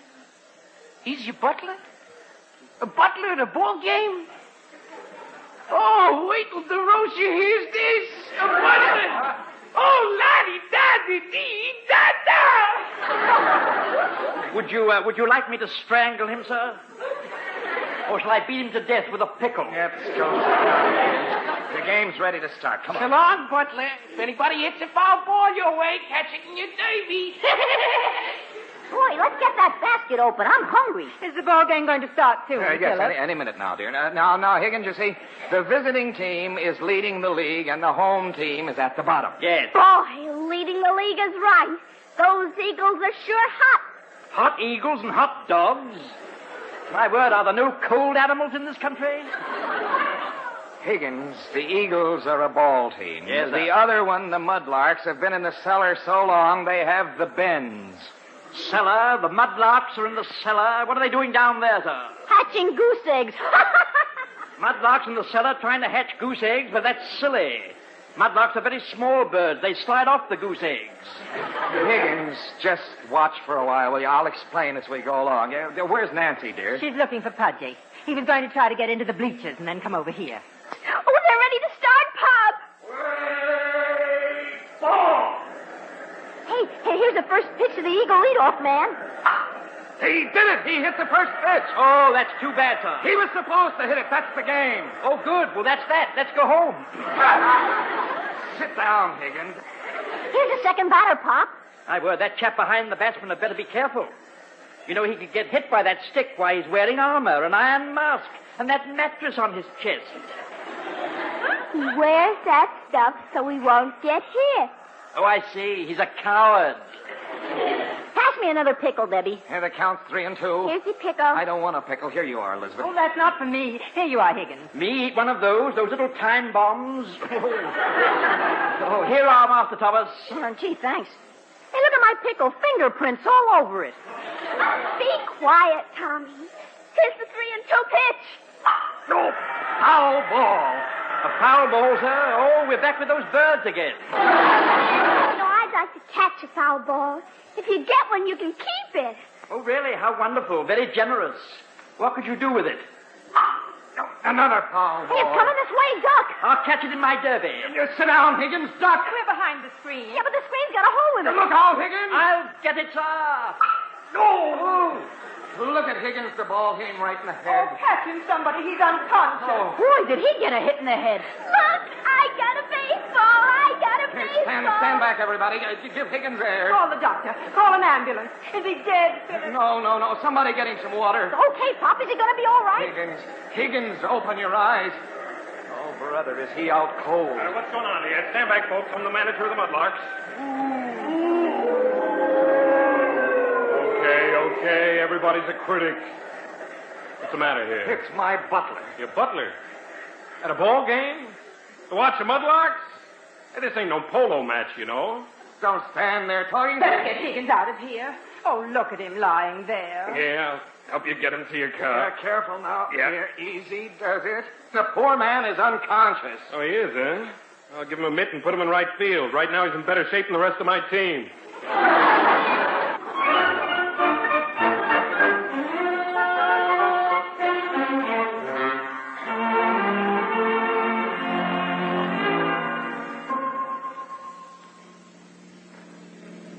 Oh, dear. Higgins looks so pale. Yeah, the way his head comes to a point in front where the ball hit him, he looks like a new Studebaker. This is a swell souvenir baseball. It's got a dent in it. Pass the pickle bottle, Mom. Here you are. Now, don't eat them all. I called our doctor. He's going to meet us at the house. I hope Nancy gets home all right. She'll turn up with Pudgy and we won't be there. Not meeting Pudgy is the one bright spot in the whole afternoon. Mom, look at Higgins.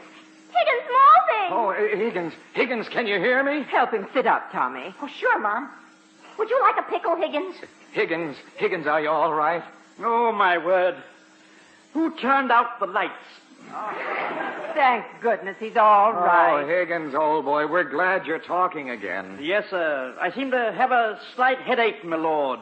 Well, no wonder you got a wallop in the... My lord. What are we riding in, my lord? Whatever happened to our Rolls Royce? Higgins, look at me. But I am looking at you, Sir Reginald. Sir Reginald? Higgins, I'm Mr. Roberts. Philip Roberts. Philip, he doesn't know us. He thinks he's back in England. Cook! Great heavens, what are you doing riding in the car with Sir Reginald? What gall? That's Mrs. Roberts, my wife. Have a pickle, Higgins. Winston, the stable boy. Get out of this vehicle at once. But we're moving, gee whiz. Stable boy? Have a pickle, Higgins. Well, snap my garter, the Princess Hortense.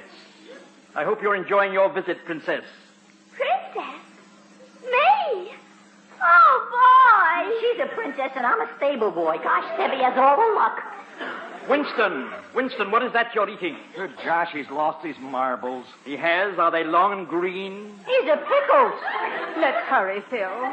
Who's Phil? Don't eat any more pickles, Tommy. You'll get sick. You've had enough out of that bottle, too, Debbie. Put the cap back on. Of course, I didn't know my derby was off. Ah, here it is. I feel naked with it off. My word. It won't go on my head. Fancy that. I'm growing a horn in the middle of my forehead. Sir Reginald, I'm a rhinoceros.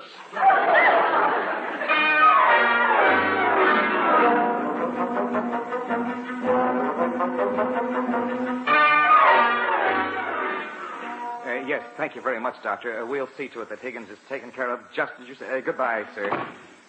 What did the doctor say about Higgins? Oh, he said it was temporary amnesia due to a blow on the head. There's no telling how long the condition will last.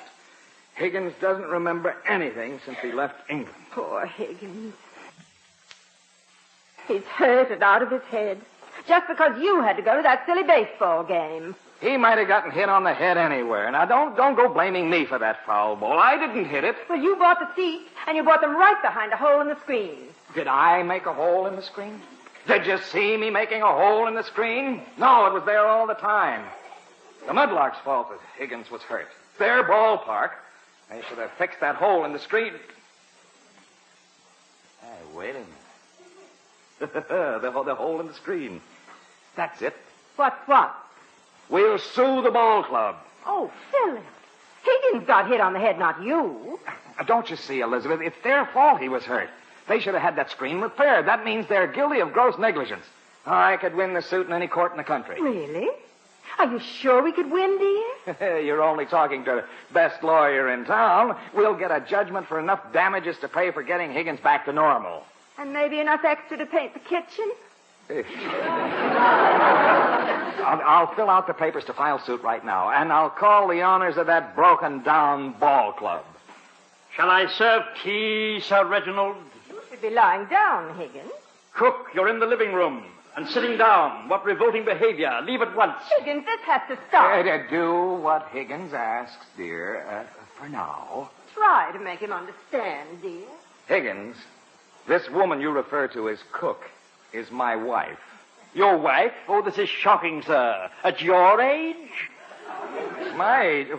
Just what is my age? You were 82 your last birthday, Sir Reginald. 82? I'll answer it, sir. Excuse me. Well, Higgins. Well, from what Elizabeth told me, I expected to find you in bed. Begging your pardon, madam, but I don't think I know you. Me? You don't know me? Oh, brother, you really took a rap on the noggin, didn't you? Whom shall I say is calling? I'm Aunt Millie, and I'm here to take care of you. Hey, Aunt Millie, what are you doing here? Elizabeth and I talked on the phone. She told me what happened to Higgins here, so I came right over to take care of him. Oh, no, Aunt Millie. Really, you shouldn't have come. Why not? I took care of Uncle Quentin for 2 years, and he thought he was the Queen of Sheba. Do you really know this woman, Sir Reginald? Yes, Higgins. She's a relative of mine. A relative, sir? I do hope she's a distant relative. Well, what do you know? That lump didn't help any. Mush mouth is just as bad as ever. Well, come on, Higgins. Let's go up to your room and play patty cake. Madam, I wouldn't take you up to my room if you were the last... Last woman on earth? Woman? Oh, come, Sir Reginald. We can find a more accurate word than that. You're going to go up to your room and lie down if I have to carry you up. Madam, you're very fortunate that I am an Englishman and a gentleman. I'm an Englishman to the core. Yes? Well, get upstairs. From the shape you're in right now, I'd say the core was a little wormy.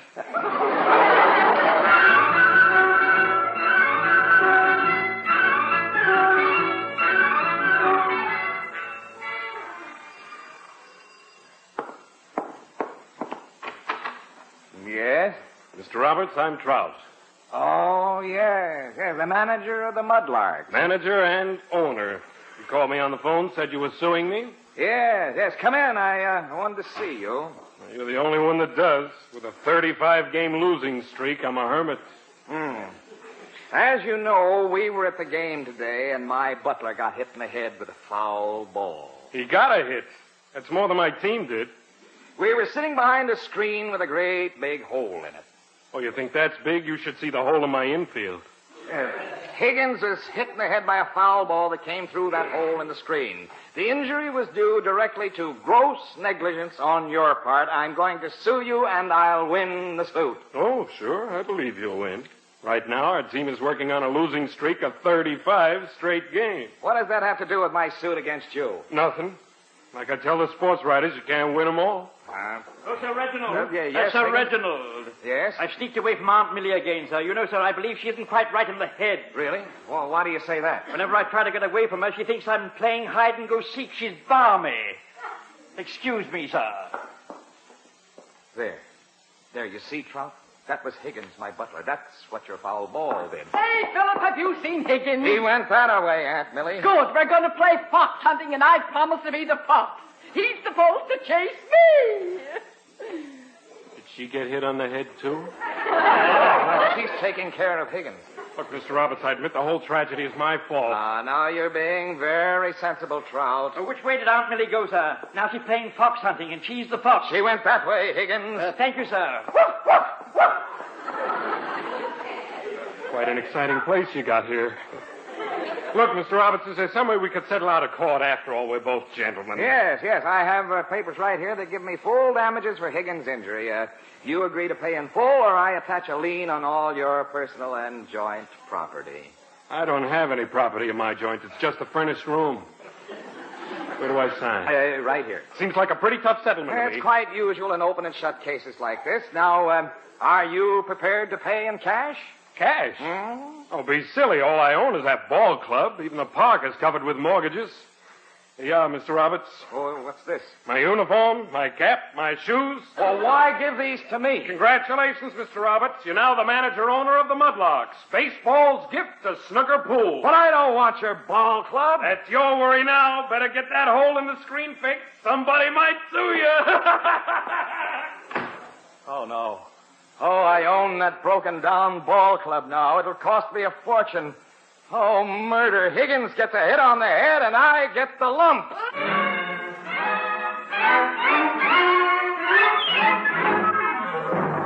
There, Phil. Doesn't that cold, moist cloth make your head feel better? No, my head aches, and nothing can make it feel better. But it isn't Higgins' fault you own that ball club. It was your idea to sue for damages. It was his fault. Ooh. Oh, he could have ducked, couldn't he? And you could have gone on a picnic with us. Stop bringing that up. Oh, dear, Sir Reginald, you're lying down, sir. Anything wrong, sir? Yes, you. When are you going to straighten out? Straighten out, sir? I didn't even know I was tilted. We would like some tea, Higgins. Tea immediately, cook. Hi, Mom. Pop, is Higgins any better? No, he isn't. Gee whiz, Pop. Why don't you do what they do in the movies? What? You know, humor him. Act like you are Sir Reginald. Oh, that's a lot of silly nonsense. Debbie, you've just given me a sensational idea.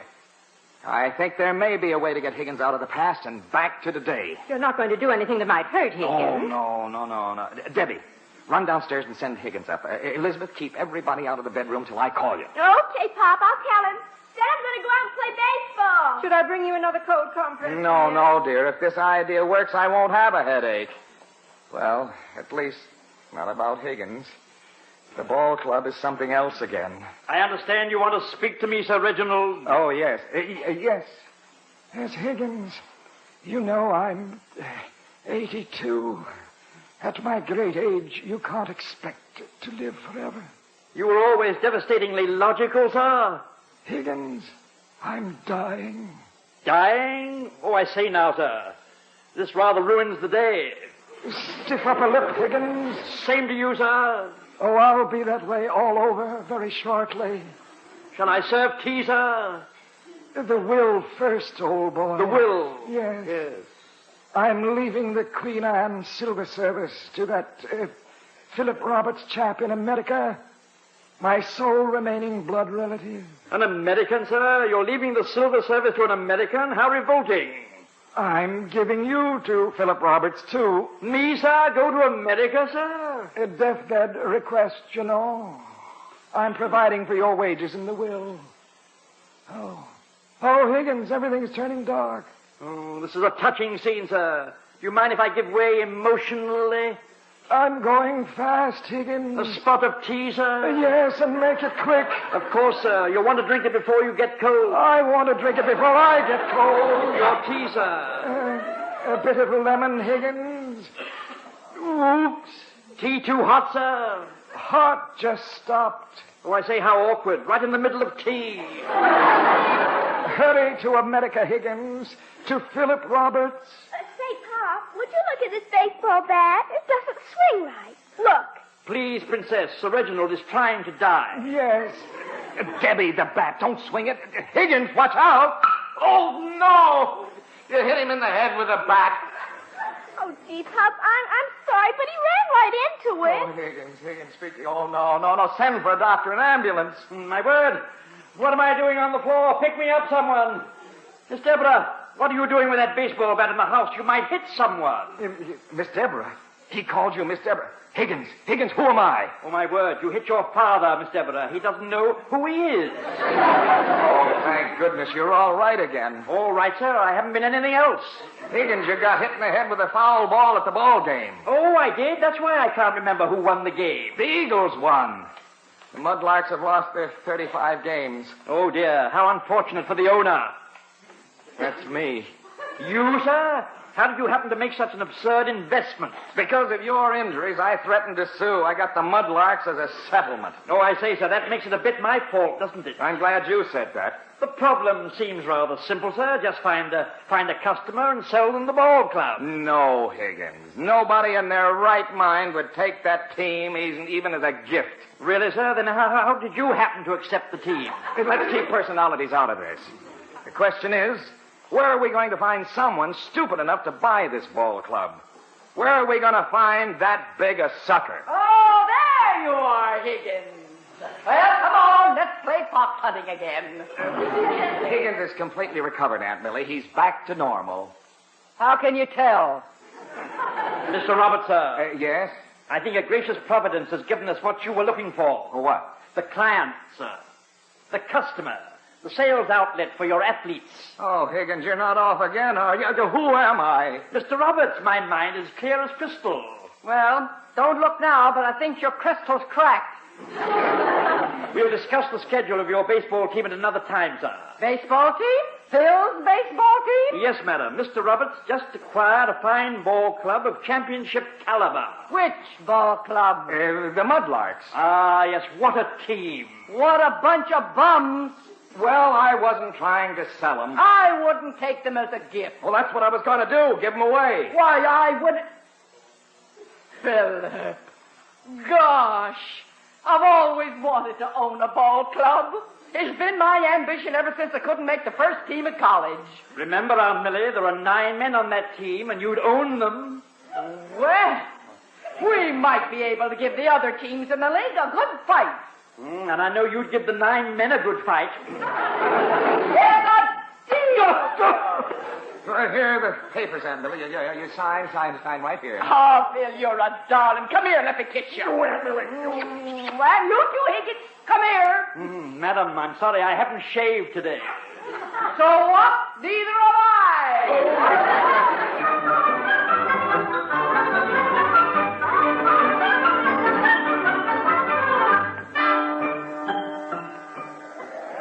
I think this is so exciting. Aunt Millie owning a ball team. Well, gee, Mom, you can't really call the Mudlarks a ball team. The game's ready to start.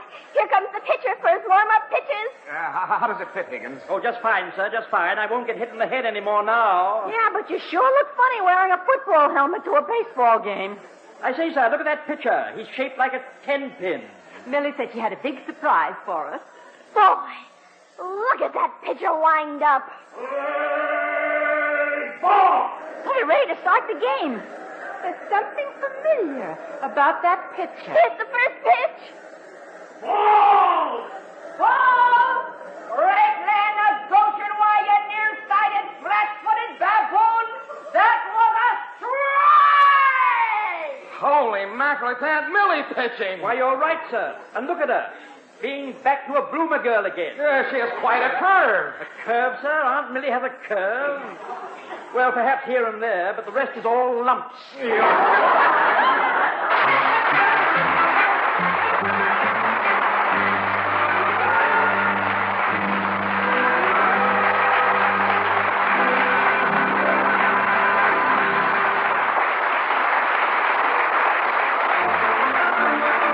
has been It's Higgins, Sir, a new comedy series starring Harry McNaughton, with Vinton Hayworth and Vera Allen as Mr. and Mrs. Roberts. It's Higgins, Sir is directed and transcribed by Paul Harrison and written by Paul Harrison and Rick Bullard. This is Lionel Rico speaking. Join Jack Pearl and Mimi Benzel next on NBC.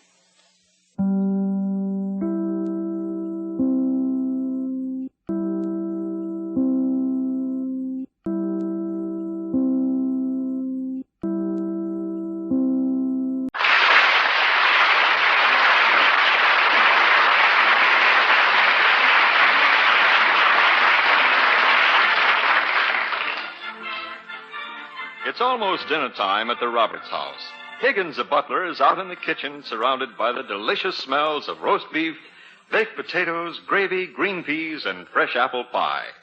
Mrs. Roberts is still at the monthly meeting of the Women's Club. And the rest of the family? Well, let's see what happens as the tantalizing aroma of roast beef permeates the house.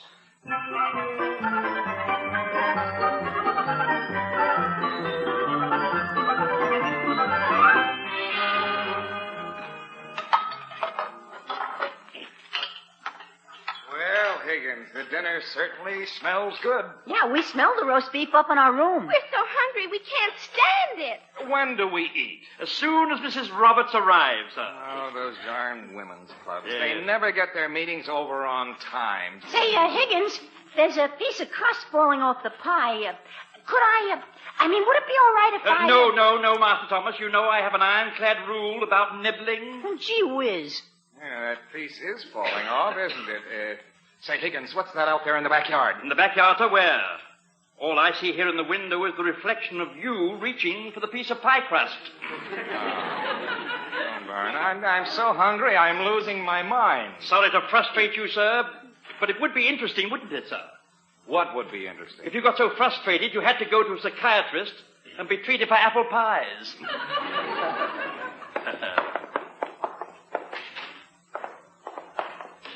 Hello?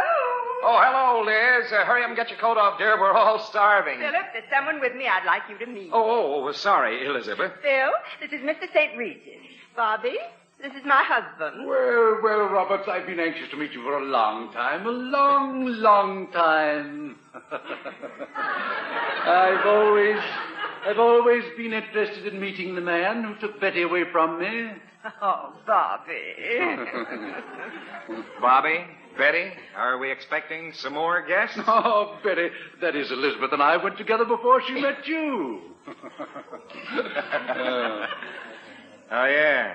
Yes, I see. You and my wife used to go together. You're an old friend. That's right, Roberts, and I've always called her Betty. You know she used to get furious if I tried to call her Liz. She always hated that name. Is that right, dear? Well, you never told me you hated to be called Betty. Elizabeth. Dear. Dinner is served, madam. Oh, Higgins, this is Mr. St. Regis. He's staying for dinner. Yes, madam. Don't forget to set another plate. I'll do it immediately, madam. Where would you like the place set? Next to you? I think between Tommy and Debbie would be nice. Very well, sir. Between Master Thomas and Miss Deborah. It may not be ideal, but it will be exciting. Excuse me. Tommy and Debbie? And you told me about Nancy. Do you mean to say you actually have 3 children, Betty? Mm-hmm. Why, I can't believe it. It just seems impossible. It's been 18 years, Bobby. Nancy's 17. Imagine that, 18 years. Why, it seems only like yesterday. Not when you had 3 children. Gee, Mom, am I ever hungry? Nancy, this is Mr. St. Regis. He's a very old friend of mine.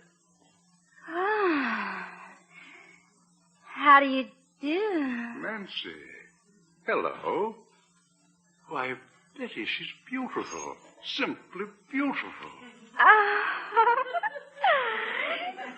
Gosh. Hey, what's the matter with you, Nancy? How come you're standing there with your mouth wide open? Tommy, this is Mr. St. Regis. Oh, company, huh?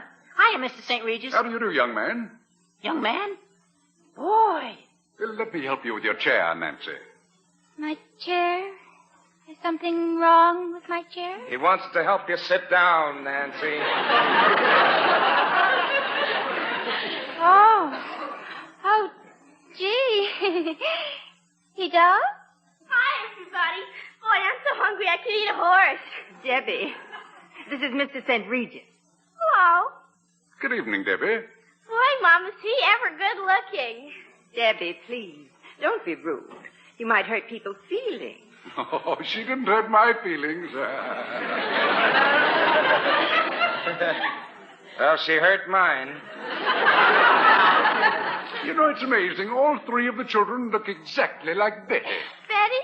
Who's Betty? Children. Now, pay attention to Daddy, please.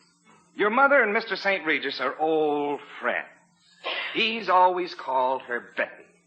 And Mr. St. Regis, what did your nickname used to be? Dimples, by any chance? Oh, I get it. He's an old boyfriend of Mom's. Debbie. Hey, are you ready for me to serve, madam? Please, Higgins. How did the roast beef turn out? Roast beef? You're all eating roast beef? Betty, how shocking. Shocking? You mean Betty or the roast beef? Oh, dear. I forgot about your diet, Bobby. You see, Mr. St. Regis lectures on health food and diet. Well, there's no health food like roast beef. A slice of roast beef, Mr. St. Regis? I never eat meat. Then how do you get it, sir? By injection?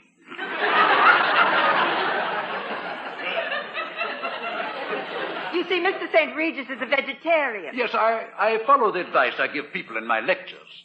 Pass the roast beef. Higgins, do you happen to have any nuts in the kitchen? Nuts, sir? Nuts? Yes, nuts are an excellent food. I eat them instead of meat. No nuts in the house, sir. But we have a squirrel living in a tree in the backyard. I might possibly steal some acorns from him. Well, do you have any kelp? I beg pardon, sir. Did you call for help? No. I said, do you have any kelp? Seaweed, you know. Holy mackerel. Seaweed, sir? Seaweed? No, sir. Oh, seaweed's very good. It has an enormous vitamin content. No seaweed, sir, but perhaps Master Thomas can help you. He mowed the lawn today. No grass. Although there are vegetarians who rate grass very high for vitamins and minerals. Cows recommend it. I know my eating habits may seem strange, but believe me, they work. Higgins, how about yogurt? My what, sir? Oh, yogurt. Yogurt? Oh, of course, the Yankee catcher. Is he a vegetarian? No, Higgins. Yogurt's a fine food made from fermented milk. Pass the roast beef. Fermented milk, sir? Oh, now really, isn't that carrying things a bit too far? I'm sure Mr. St. Regis will do very well with the baked potato and the green peas. Now let's all eat dinner. I'm terribly sorry. I shouldn't have discussed diet. It was rude of me. I'll have some potatoes and peas, please. Pass the roast beef. I've been a vegetarian for many years. I'm in perfect condition, and I feel my diet's completely responsible. And your hair is so wavy and black. Pass the roast beef. Hot gravy, anyone? Actually, Mr. St. Regis hasn't changed a bit since I knew him 18 years ago. He was just as slim then as he is now. My waistline has stayed the same, and my stomach's as hard as a rock. Oh, Mr. St. Regis. Gee whiz, Pop, your stomach is as soft as a pillow. It happens I like soft stomachs. I sleep on my stomach. Why sleep on rocks? Then you aren't worried about your waistline, Roberts?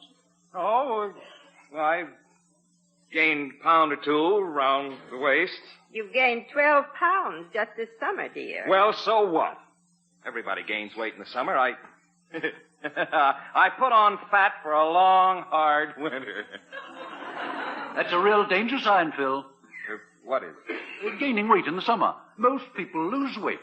I suggest a special diet for you. Yogurt and blackstrap molasses, plenty of raw vegetables, and kelp. Seaweed, in other words. Yogurt, blackstrap molasses, raw vegetables, and seaweed. Yes, and I recommend nuts. You would. Hot gravy, anyone? I don't want to rush you into this, Roberts, but I've seen men like you. They let themselves get out of hand physically, and the first thing you know, they're gone. Gone? Just like that? Excess weight, even a small amount, can be fatal. Oh, I say, how fascinating. If you're a little heavy like Mr. Roberts, you can actually go like that. Higgins, stop snapping your fingers. You had gravy on your hand, you snapped it right in my eye.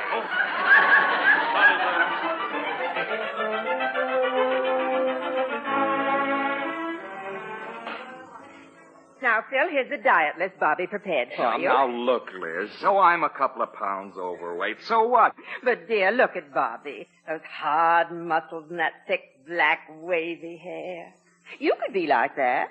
Don't you agree, Higgins? Oh, your logic is devastating, madam. But I'm happy. I have a good appetite. I enjoy my food. I sleep well. Why tamper with nature? Listen to some of these dishes in the diet, Phil. This one, for instance.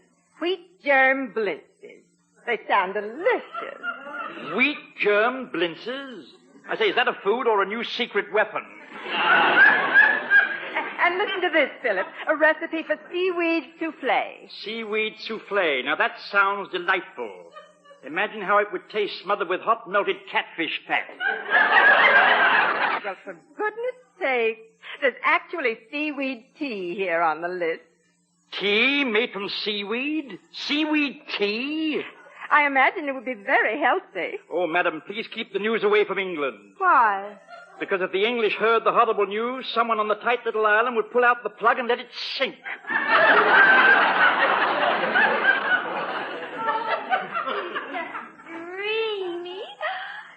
Dreamy. What a physique. How handsome. Oh, and his thick, dark, wavy hair. Gosh, Pop, is Mrs. St. Regis ever strong. Debbie and me were jumping off the table and landing right on his stomach. Yeah. All I did was bounce off. You bounced, Debbie? My word, don't tell me Mr. St. Regis eats rubber plants, too. Boy, Pop, he's really strong. Well, here you all are out in the kitchen. Ah, what a picture this family makes. Lovely, lovely Betty. Beautiful Nancy. Oh, what a perfect figure you have, Nancy. I do? Tommy and Debbie, both strong, pink-cheeked, perfectly healthy. And there you are, Roberts.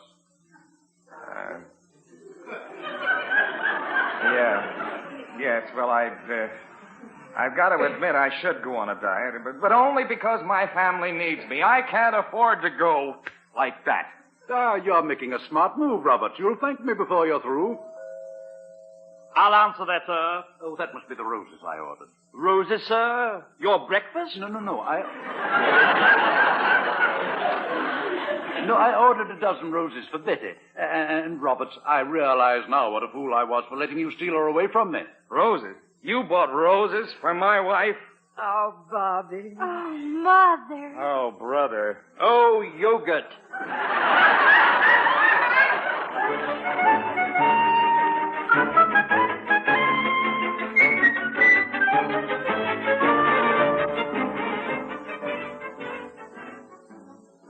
Here's your hat, Mr. Roberts. Thank you, Higgins. Goodbye, dear. And have a good day at the office. Goodbye, Phil. Betty and I are going to have a lot of fun today. We're going to visit all the places where we used to go, before. Before? Yeah, before.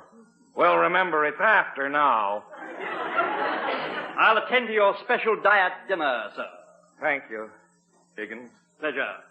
Well, goodbye, everybody.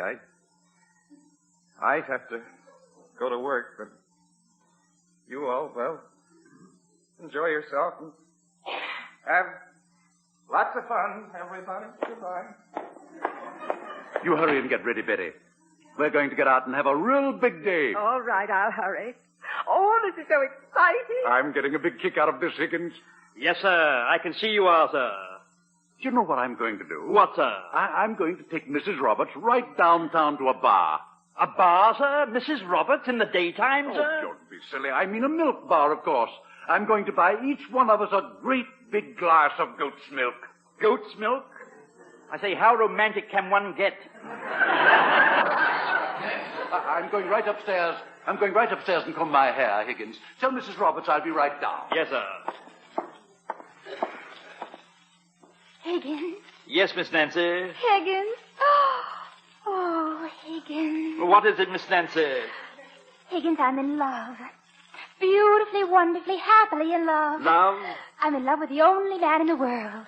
Your boyfriend, Pudgy, the only man in the world? I must say he's the only one I know with porcupine hair, fish eyes, and a mouth that hangs open all the time. Pudgy? Who's Pudgy? Who's Pudgy? Well, if you've forgotten him, I'm willing to forget him, too. Higgins, he has such wonderful, shining, black, wavy hair. Really? Every time I see him, I want to run my hands through his hair and stroke it and pet it. Are you in love with a man or a sheepdog? He's a man with broad shoulders and a slim waist and a flat stomach. I never realized a young woman in love was so anatomical. Higgins, can't you tell? I'm in love with Bobby St. Regis. Mr. St. Regis, you're in love with him? But, Miss Nancy, you can't do that. Why, he's old enough to be your father. And from all I can tell, he almost was your father. You don't think he'll consider me a mere child, do you, Higgins? I'm a woman. Don't you think he'll know I'm a woman, Higgins? Oh, yes, Miss Nancy, yes. I think he's noticed the clues. Do you think Mother is more attractive than I am? What? Besides, she isn't really interested. She's already married and has a husband. That makes it an ideal setup for you children, doesn't it? Well, I don't care what happens. There's a little voice way down deep inside of me that says, Bobby is the man for me. Yeah. I hear that little voice all the time. Little voice deep inside of you. Are you sure, Miss Nancy, it isn't indigestion?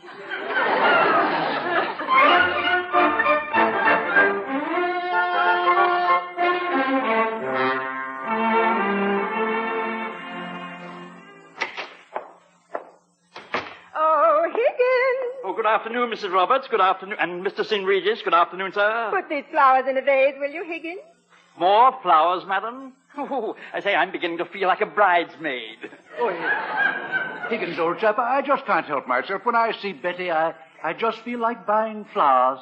Excuse me, I think I'll go upstairs and comb my hair. My word, you do keep that comb hot, sir.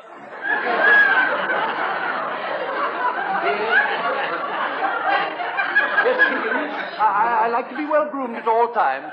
Excuse me, please. Oh, Higgins, what an exciting day this has been for me. Well, I've had a rather interesting day myself, madam. Did Mr. Roberts call? 18 times, madam. 18 times? It's a snap judgment, of course, madam, but I would say he was jealous. Philip, jealous? Oh, Higgins. Madam, there are two things that make a man impossible to live with. One is being jealous, and the other is dieting. And Mr. Roberts is doing both. Well, if Phil is jealous, I'd better do something about Yes. it. Why, the poor dear. The poor dear. I'll take care of it. Don't you worry, Higgins. Don't worry. Mrs. Roberts says not to worry. Ah, the cool, calm dignity of women. I rather imagine that when Noah told his wife it was going to rain for 40 days and 40 nights, she said, "Don't worry, dear, we have an umbrella."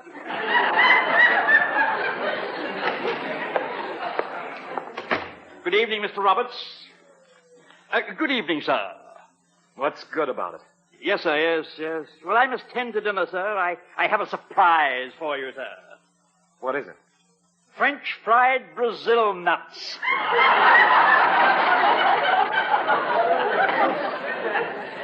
You didn't have to tell me. I just wanted to put an edge on your appetite, sir. Yes, well, my edge just wilted. Higgins. Yes, sir? Do you think Mrs. Roberts is interested in this St. Regis guy? Are you being jealous, sir?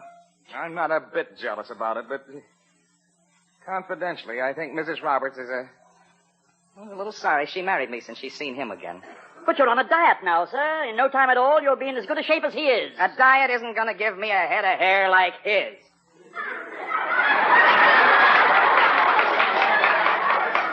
May I suggest, sir, that you talk to Mrs. Roberts? I think this whole idea is in your mind, Higgins, sir. I told you I'm not being jealous. But if I'm right about this, I know what Mrs. Roberts will do next. She'll be extra nice to me to keep me from being suspicious. Yes, well, I'll go and see to the dinner, sir. Hello, dear. Good evening, Elizabeth. Come here, dear. I want to give you a kiss.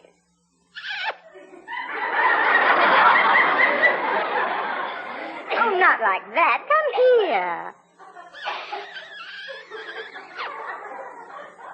Elizabeth. Well, I've been neglecting you, dear, and I'm very sorry. Look, I have your slippers ready and your smoking jacket, and here's your pipe and the evening paper. Hey, Elizabeth. Have you been doing anything you'd like to tell me about? Oh, no, dear. Bobby and I had a nice time at the zoo, that's all. The zoo? Elizabeth, tell me, did he take you to the monkey house? Why, yes, dear, he did. We did go through it. Elizabeth, how could you? That's where we used to go before we were married. You said the monkey house would always be sacred to us. Dinner is served. Well, it's about time. I'm starved. I'm not so sure this dinner will change that, sir. Oh, good evening, Phil. What do we got for dinner, Higgins? Hey, what's that stuff? It looks like a plate full of old rubber bands. That's spinach spaghetti, Tommy. Boy, somebody sure hates kids. Oh, you'll love it, kids, believe me. And here's the meatloaf. Meatloaf, yes. Here you are, Mr. Roberts. Oh, boy, meatloaf. I'm starving. Seaweed meatloaf?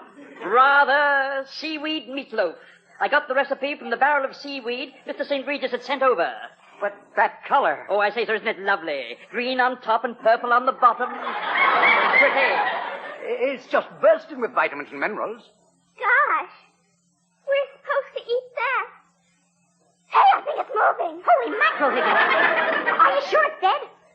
Children, please, I'm sure it's delicious. Now pass your plate, Phil. No, thanks. I'm not hungry. But just a minute ago, you said you were starving. Anybody can make a mistake. I think I understand how this diet of health food makes you lose weight. Yes, but who can eat it?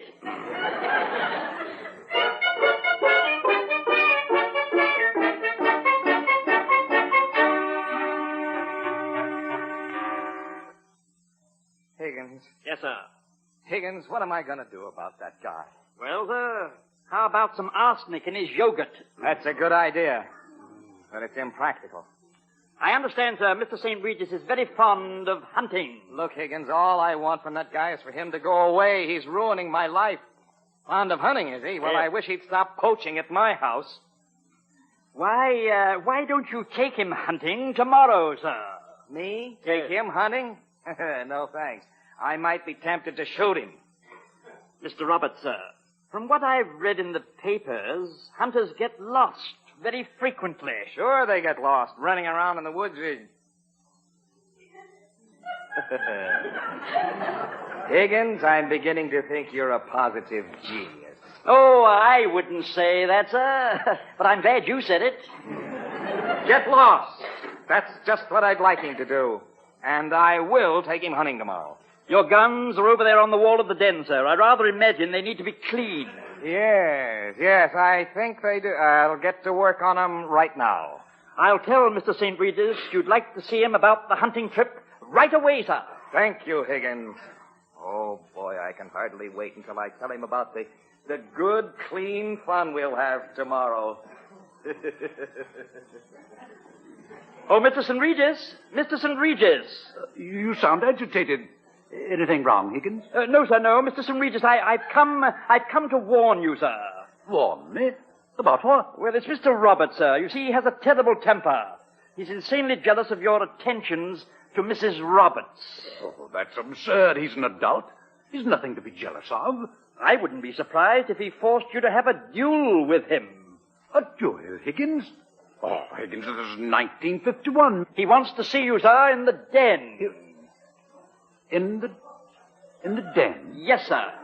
Right over there, sir. That way. That you, St. Regis? Yes, Higgins said you wanted to see me. Yes, come on in. Did he tell you what I had in mind for us in the morning? Yes, he did. I'm cleaning the guns now. So I see. You're really serious about this, aren't you? Certainly. Why shouldn't I be serious about it? I like it. I do it 3 or 4 times a year.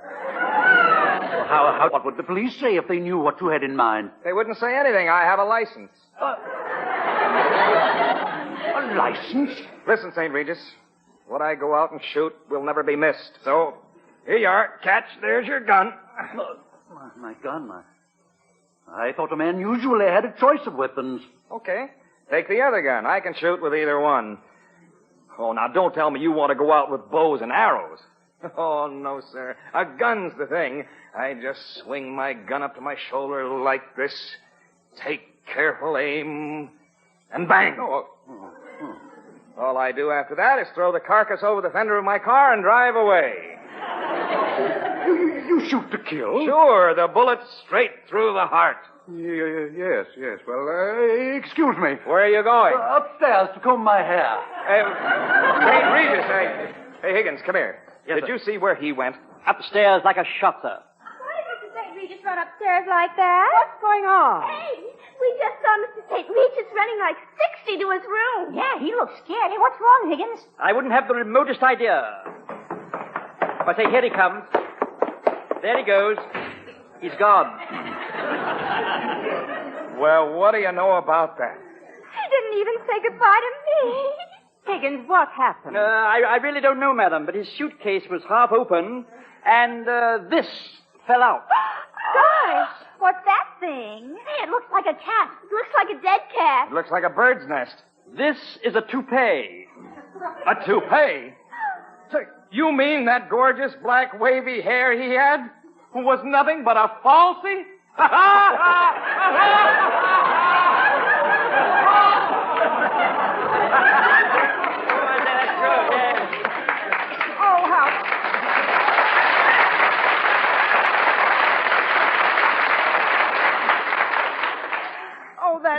terrible.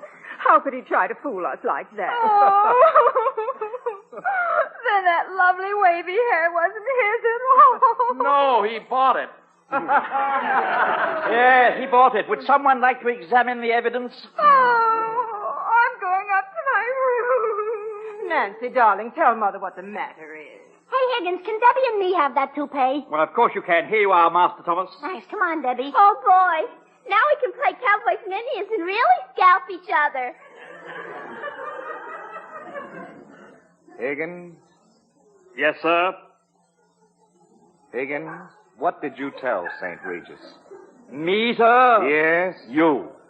Well, sir, first I told him what a terrible temper you have.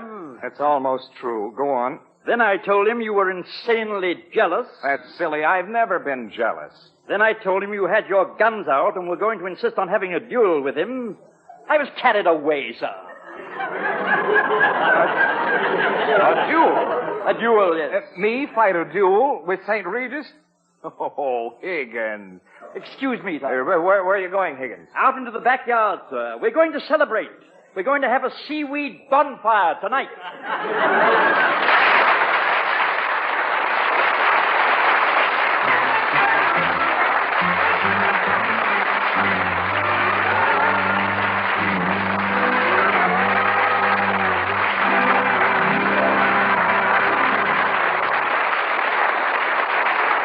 This has been It's Higgins, Sir, a new comedy series starring Harry McNaughton, with Vinton Hayworth and Vera Allen as Mr. and Mrs. Roberts. It's Higgins, Sir was directed and transcribed by Paul Harrison and written by Paul Harrison and Rick Bullard. Join Jack Pearl and Mimi Benzel next and then.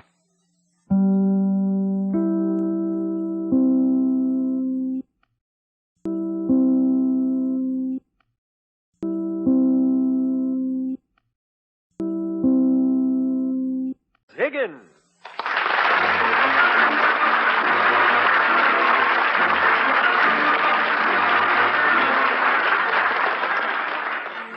A man's home is his castle, and in the sacred precincts of his home, he is the master, monarch of all he surveys.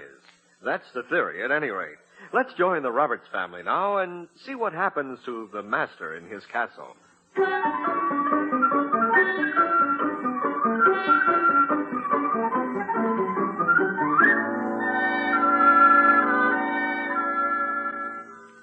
Oh, Higgins? Yes, Mrs. Roberts. Higgins, has the evening paper come yet? Yes, madam, it's right there, next to Mr. Roberts' easy chair. He likes to find it there when he comes home. I want to cut out today's recipe. Before Mr. Roberts reads the paper, madam? He doesn't read the woman's page.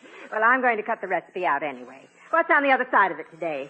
On one side, madam, Miss Jane Russell. On the other, shish kebabs. Well, he can see Jane Russell anytime. Yes. But a good recipe for shish kebabs is hard to find. Really? Hey, Mom, is it okay if I borrow this tie of Pop's for tonight? I don't have one to go with my new blue serge suit. Oh, I don't know, dear. That's his nice new blue tie. Well, if you'll take extra good care of it, I don't think Daddy will mind. Remember the tie you wore to the party 2 weeks ago, Master Thomas? I didn't hurt Pop's tie that time. I know, but the next time Mr. Roberts picked it up, he didn't know whether to wear it or eat it. Oh, I'm sure that won't happen again. You go ahead and wear it, Tommy. Okay, Mom. Say, Mother, did you ask Daddy about the car when he called this afternoon? Pudgy and I have a date. Oh, dear, no. I forgot to speak to him about it. But, Mother, my date tonight. Oh, I'm sure Daddy won't mind if you drive very carefully. Miss Nancy, may I remind you that Mr. Roberts said he wanted to give you a driving lesson before you used the car again? Oh, gosh, I passed the state driving test 6 months ago. I've been driving for 15 years, and Daddy still closes his eyes every time I turn a corner. I think you have that wrong, madam. I believe Mr. Roberts says you close your eyes. Yes. Well, anyway, Mother gave me a lesson yesterday. She helped me with my parking. Parking, oh yes, that has improved. You saw me park last night? Certainly, you parked and then you turned out the lights. Oh, yes, indeed, you parked very well. Apparently, Master Pudgy thought so, too. It was so sweet the way he congratulated you. Yes. Boy, I wish I'd been awake. With a flashlight. I'm going upstairs and dress. And I'll get even with you, Tommy. That wasn't nice, Tommy. Well, my white shirt needs a button sewed on it. Can you do it now? Of course, dear. Where is it? It's upstairs. Come on, I'll show you. All right. Oh, dear. I do hope Mr. Roberts comes home in a jovial mood. Things aren't exactly going his way today. Good evening, Mr. Roberts. Where is everybody? Upstairs, sir. And Miss Deborah is spending the night with a friend, I believe, Miss Lucille. Higgins, you're looking at a very lucky man. Are you referring to your luck at the office, sir? Or your luck, such as it is, here at home? At the office. I almost got hooked into going on a business trip with Mr. Bascom. Mr. Bascom, your employer, sir. Mm-hmm. Yeah, the old fuddy-duddy's going on a trip to Dewey Falls, and he wanted me to go along. You didn't want to go, sir? Higgins going on a trip with Mr. Bascom is about as exciting as helping a fat lady over a barbed wire fence. Fat lady over a barbed wire fence? Odd sort of hobby? I was only using that as a figure of speech. Yes, sir, figure of speech. Yes, fat lady. You prefer that type of figure, sir? Bascom is horrible on a business trip, Higgins. For one thing, he's on a diet. Nothing but cottage cheese, crackers, and milk. My gracious, what a dull diet. All white. How does he get color into his meals? Oh, once in a while, when he wants to go on a tear, he dips his crackers in ketchup. No. Some traveling companion. He doesn't drink, he doesn't smoke, and he goes to bed every night at 9:30. My word, sir, what does he do for excitement? Oh, of course, yes, he helps fat ladies over barbed wire fences. Yes, I remember. No, Higgins, Mr. Bascom doesn't do that.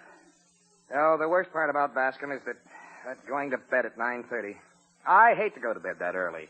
But can't you get a room of your own, sir, in the hotel, sir? Rent 2 rooms? Yes. On the expense account? Mm-hmm. Oh, not old thrifty Bascom.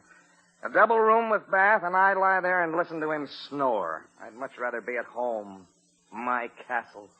Where I'm the lord and master. Well, where's my paper, Higgins? Here you are, sir. You know, I think I'll take Mrs. Roberts to a movie tonight. Isn't that rather a long walk, sir? Walk? Yes. Who said I was going to walk? We'll just jump in the car after dinner. Jump in the car, sir? You may have quite a long jump, sir. Here we are. Here's the movie page. I wouldn't go to a movie, sir. Why not? Haven't you heard, sir? Radio is better than ever. Yes. Well, Higgins. Yes, sir. There's a hole in my paper. A hole, sir? Hole. May I suggest termites? You may, but I won't believe it.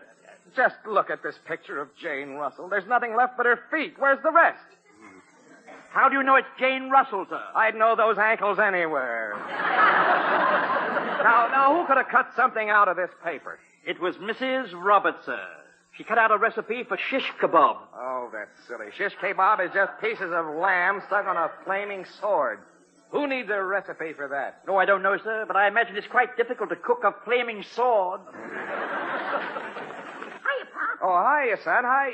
Are you wearing my brand new blue tie? Yeah. Looks good on me. Just put it on. Take it off. Oh, Pop, Mom said I could wear it. I'm going to a party tonight. Take it off. I don't enjoy wearing what you eat. But Mom said I really did say he could wear it, dear. I don't think there's anything wrong in his wearing it. No, you wouldn't think so. It's not your tie. Do I tell Nancy she can wear your clothes? Do I invite her to wear your whatchamacallit? Why, Philip, I haven't worn those in years. Well, all right. Do you mind if I leave, sir? I feel a blush coming on. Oh, good evening, Daddy. Oh, good evening, Nancy. Could I have the keys, Daddy? Keys? What keys? For the car. Gee, didn't Mother tell you? No, dear, I just this minute came downstairs. I'm planning on using the car this evening, Nancy. I want to go to a movie tonight. Oh, but Daddy, all the kids are going with me. I've already called and told them I had the car. Well, you'll just have to call your friends and tell them you don't have the car. Now, Philip, we don't need to go to a movie tonight. We have other plans for this evening. And besides, Nancy isn't to blame. I told her she could have the car. Well, I certainly get consulted about things around here. Tommy takes my ties, Nancy takes my car. People cut big holes in my evening paper. Now, will someone be good enough to tell me one single advantage I have in being the so-called head of the family?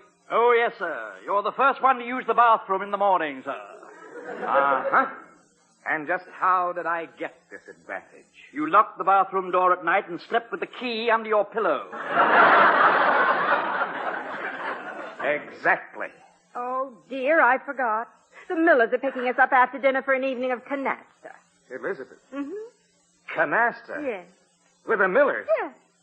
Oh, I'm going to shoot myself.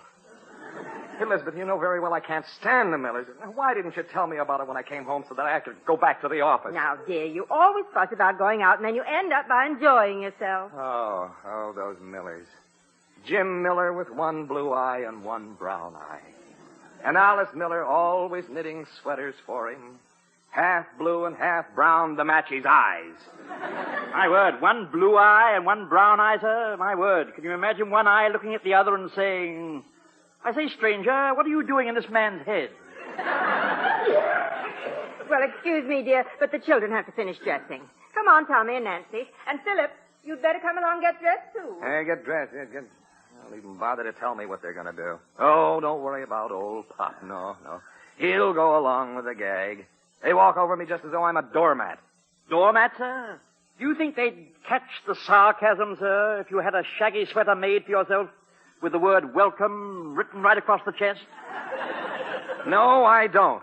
And I won't lie down in front of the door to make my point either. But I will do something to teach Mrs. Roberts a lesson. You will, sir? Yes, sir. Something to make her realize she can't go ahead and make social engagements for me without asking. Yes, sir. These Miller people sound even duller than Mr. Bascom. Yeah, Mr. Bascom. That's it. Bascom. Bascom? Yeah, that's the solution, Higgins. Oh, Higgins, your brain is as sharp as a tack. Sharp as a tack, sir? Sharp as a tack. I must warn my barber. He might stab himself. Yes, I'll show Mrs. Roberts I run my own affairs. I'll tell her.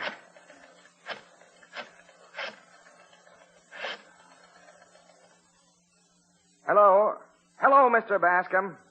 yes, this is Phil, huh? Say, I've been thinking it over, and, I've decided to go to Dewey Falls with you. Oh, yes, sir, the good of the business comes first. Yeah. Well, thank you, Mr. Bascom. Yes. Yeah. All right. Yes, sir, the usual double room. Yes, sir, I'll pick up a pint of cottage cheese. Yes, sir, I'll meet you at 11:30 at the station. Goodbye. I say, aren't you clever, sir? That will show Mrs. Roberts that you're the master of your own fate. Yes, sir. Yes. Now let's see her drag me off to the Millers. I'll show them who's the head of this house. Phil, dinner will be ready in a moment. Oh, Elizabeth, I have something I want to tell you. I forgot to tell you. Well, you know how that is, dear. Oh. Hello? Oh, hello, Alice. It's the Millers, dear. Oh. What? Jim doesn't want to play canasta tonight. Oh, I see. He'd rather go to the movies? Which picture? Jane Russell's new one. They want to go see her new picture? Yes, I think Phil will love it. Oh. All right. Pick us up about 8:30. Yes. Goodbye. They don't want to play cards? They want to go to the movies, huh? Yes. Now, aren't you sorry you got so excited about going out tonight? And about the car? They're picking us up and driving us to the theater. Well, sir, which is it to be? Jane Russell or cottage cheese? Higgins, stop it. What was it you wanted to tell me, dear? You said it was something you forgot. Oh, yes. Elizabeth, I should have told you sooner, but I'm leaving tonight on a business trip with Mr. Bascom. Another business trip? Oh, Phil. Well, you see... You're always running off on a business trip. Well, you see... Now, how long have you known about this? Well, I did tell... Why didn't you tell me when you came home? Well, dear, The idea of letting me make plans and then spoiling them with a business Well, trip. dear, Well, why don't you answer me? Yes. Well, it's my job, dear. After all, which is more important in a case like this, my job or your social engagements? Well, I'm sorry, dear. I suppose you're right. Oh, this is so embarrassing. Yes. Well, I hope this is a lesson to you, Elizabeth. Well, it certainly is. Well, I'll call the children to dinner. I'd better help her, sir. You and your ideas. My ideas? Yes. So the trip with Mr. Bascom wasn't as dull as spending an evening with the Millers, huh? That's what you said. Yes, sir. And you said my brain was as sharp as a tack, sir. I was mistaken. I meant the size of the head of a tack. Oh. Now I'll miss seeing that Jane Russell movie, and I'll have to take that dull trip. Well, sir, you did teach Mrs. Roberts that lesson, sir. And remember, you can't have your cake and eat it too, sir. Not even cheesecake.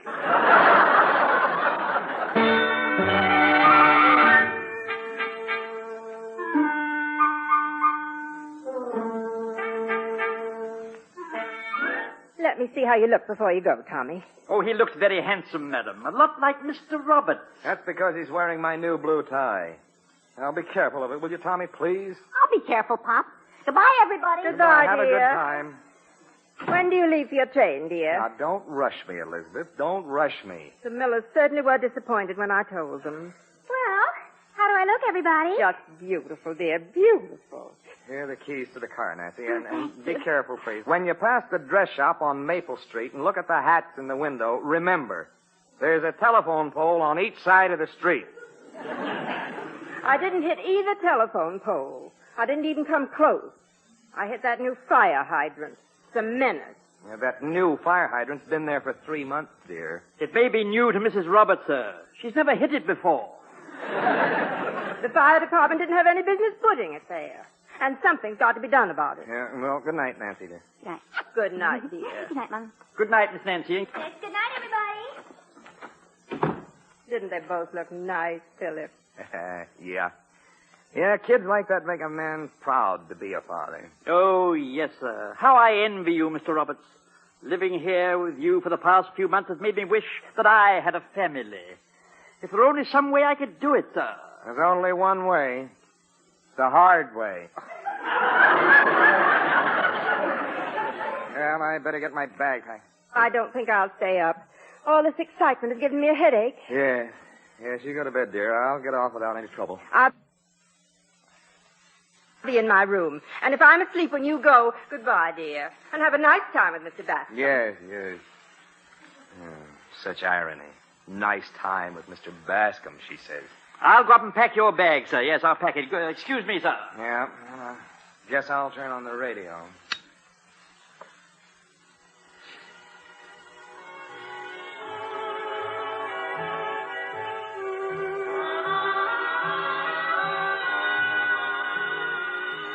That concludes our program of dance music from Meadowside. Here now is the latest news. Mayor Blanspan announced late tonight that the new fire hydrant on Maple Street would be removed in response to complaints from the Women's Club chairman, Mrs. Philip Roberts. A check with the police department this evening reveals that a prowler was arrested at Main and Whistle Boulevard, trying to break and enter a drugstore. He told the police he was a Giant fan and was trying to find an aspirin. The police gave him an aspirin. Prowler. A prowler. Oh, what an idea. Now, if there was a prowler outside the house, and Liz knew about it, she wouldn't let me go off on the train with Bascom tonight. Bascom would understand, and Liz would be so scared she'd insist I stayed home. Now, let's see. My hat, brimmed down and pulled over my face. Now, there's this old top coat. My galoshes. Can't tell footprints with these on. Yeah, and now this screwdriver. I'll pry out a couple of windows and really make this look good.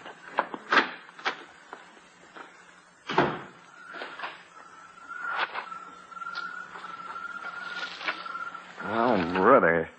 Is the ground wet here on the flower beds?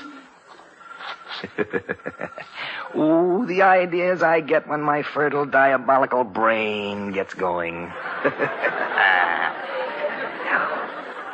There. Now to pry around this window a bit. Have to make this look realistic. Is that you, Higgins? Yes, madam. Are you going to your room now? Yes, madam. I packed Mr. Roberts' bag. You know, Higgins, when Mr. Roberts went on business trips, I used to be afraid. But I'm not anymore. It's really a pleasure to have you here. I feel so safe. I'm so glad, madam. What was that? Do woodpeckers peck at night, madam? That's someone outside. Higgins. Yes, madam. I'm scared. But you said you felt so safe with me around. What if that's a prowler?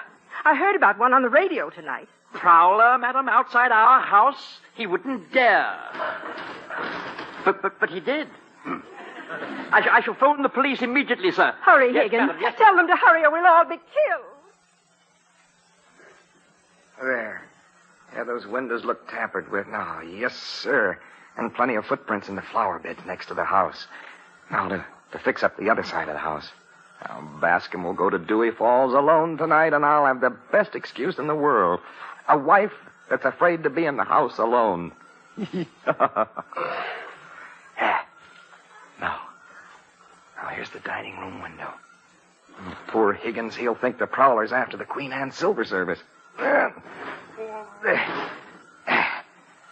fixes that window. Now, into the back door. Oh, that darn car. Shining that spotlight over here. Spotlight? Holy mackerel, it's the police, and they're after me! No! Oh, no. Get the hat and coat off, quick. The galoshes and lie down, quick.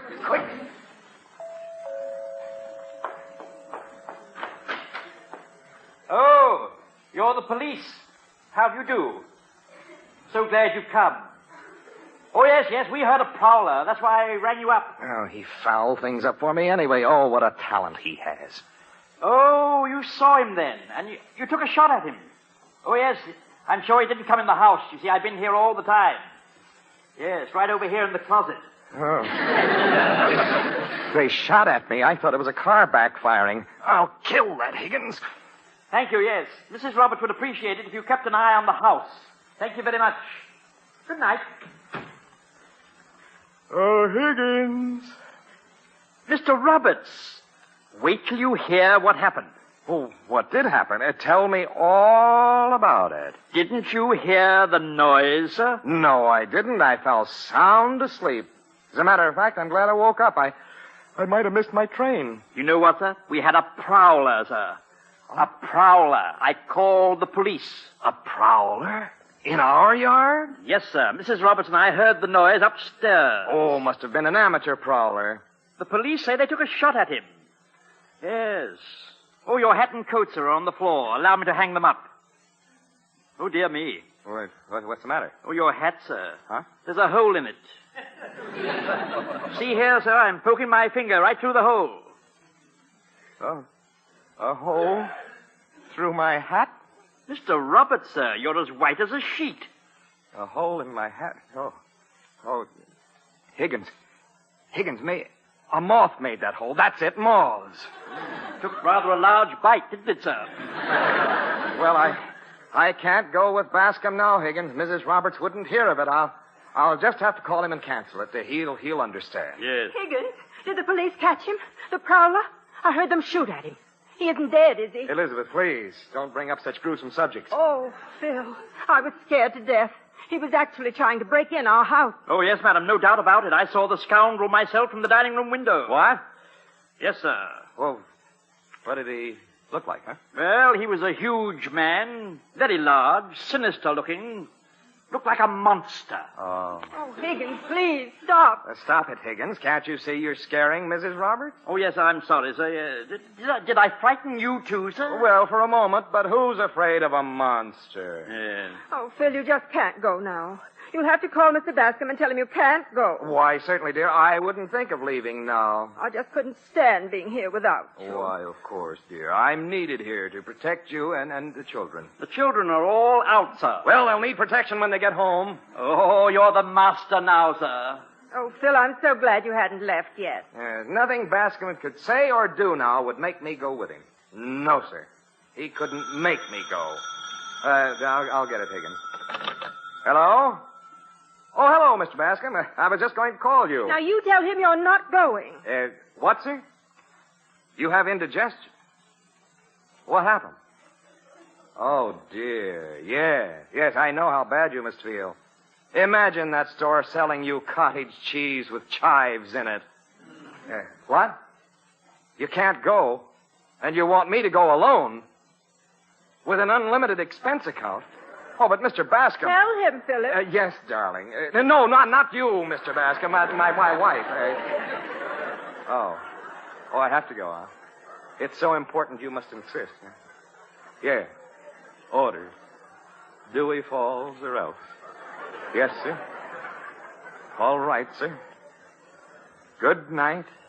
And remember, Mr. Bascom, don't take too much bicarbonate.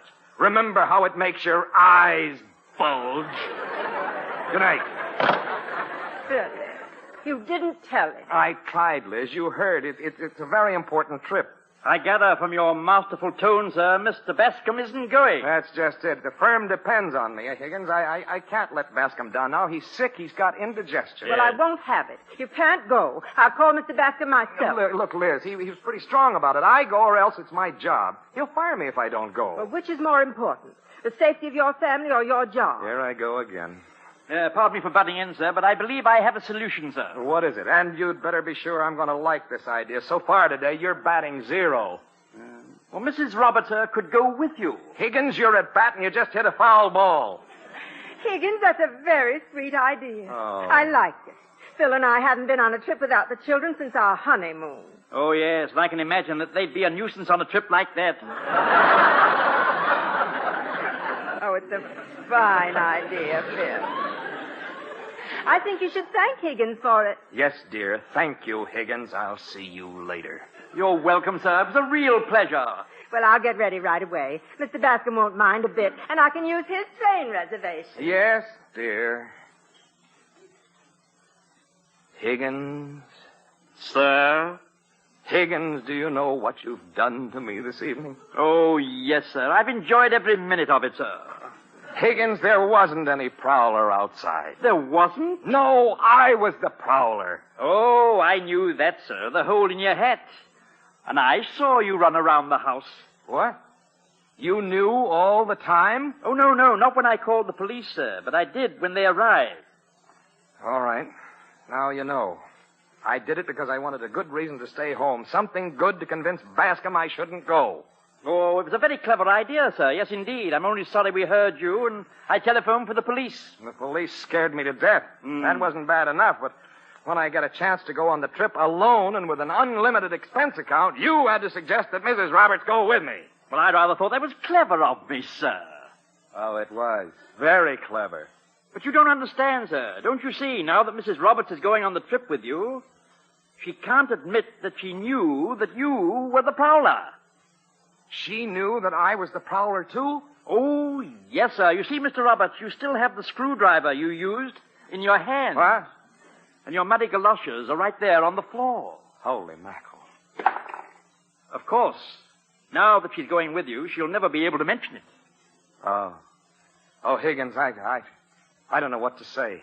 Oh, let's see, sir. You might repeat that remark you made about the tack. All right, I will. Higgins, your brain is as sharp as a tack. Yeah, that's the one, sir. Yes. Hiya, Pop. Hi, Higgins. Boy, what a party. I'm so full of ice cream, I jingle like a good humor truck when I walk. The tie looks in perfect shape, Master Thomas. Yup.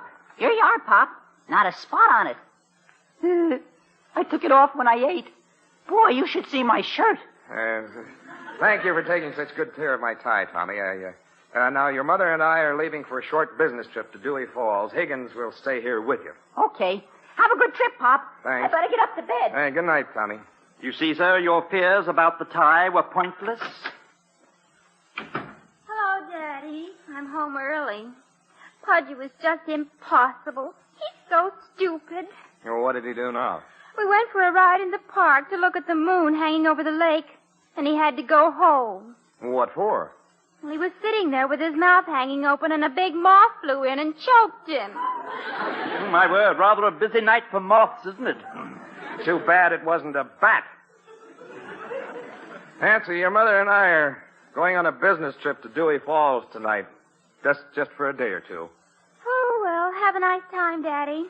Oh, the car's in the garage and in perfect condition. Oh. Good night. Thank you. Good night, dear, and thank you for the car. Well, Mr. Roberts, sir, there's your other worry all straightened out. And you'll have a lovely trip with Mrs. Roberts to look forward to, sir. Yes. What a romantic idea indeed. Huh? A second honeymoon. Just the two of you together, sir. Oh, do make it a lovely trip, sir. Your cozy hotel suite. Soft lights, low music, dinner for two. Doesn't it sound lovely? Oh, yes, Higgins. Yes, it does. No man was ever henpecked under those circumstances, sir.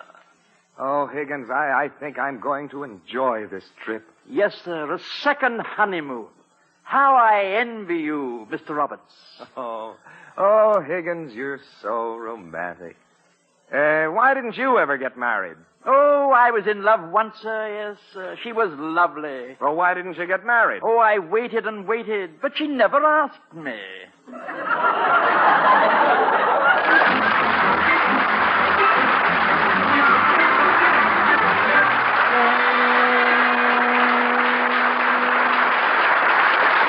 This has been It's Higgins, Sir, a new comedy series starring Harry McNaughton, with Vinton Hayworth and Vera Allen as Mr. and Mrs. Roberts. It's Higgins, Sir was directed and transcribed by Paul Harrison and written by Rick Bullard. This is Lionel Rico speaking. Join Jack Pearl and Mimi Benzel next on NBC.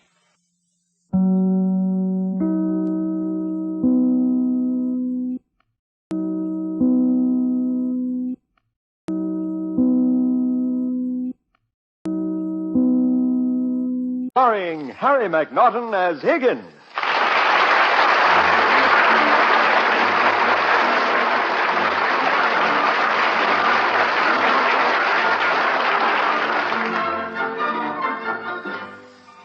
A butler in the home of an average American family is unusual, to say the least. But when the butler is left to the family in a will, along with a Queen Anne silver service worth at least $10,000, that's news.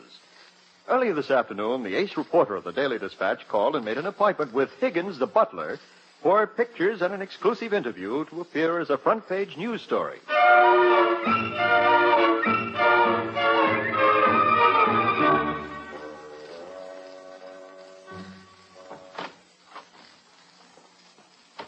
Good afternoon, Mr. Roberts. You're home early, sir. Oh, good afternoon, Higgins. Is he here yet? Who, sir? The reporter. Is he here yet? No, sir, not yet. How did you know he was coming, sir? Mrs. Roberts called me. Yes. I don't understand why he couldn't interview me at the office. Oh, I think I can explain that, sir. You can? Yes, sir. You see, he's coming to interview me. He didn't ask to interview me at all? No, sir. Probably a cub reporter on his first assignment. And that Daily Dispatch. The only thing it's good for is to wrap up fish. Fish? Yeah. Oh, yes, Mr. Roberts. When you open your paper tomorrow morning and lift up a flounder, you'll find me underneath. Oh, hello, Philip. My, I'm glad you got here before the reporter did. Elizabeth, the Daily Dispatch didn't want anything from me at all. Oh, you're so wrong, sir. They do want something from you. They do? What? The newsboy mentioned it yesterday morning. They'd like you to pay your bills, sir. Well, I think I'll cancel my subscription. What are you talking about, Philip? Why don't you go up and put on your dark blue flannel suit, dear? You look lovely in it. Elizabeth, stop saying I look lovely in that suit. Men don't want to look lovely. Why? Hey, they want to look strong and virile and handsome. Do I say so? That's putting quite a strain on the suit, isn't it, sir? I should have stayed lovely. Say, Elizabeth, where did you get that dress? This dress? Hmm? Well, dear, that is...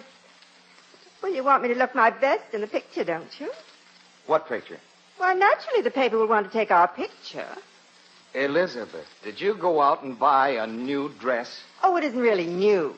This style has been out for at least a month. So on the chance that this reporter might want a picture of you, you went out and bought a new dress.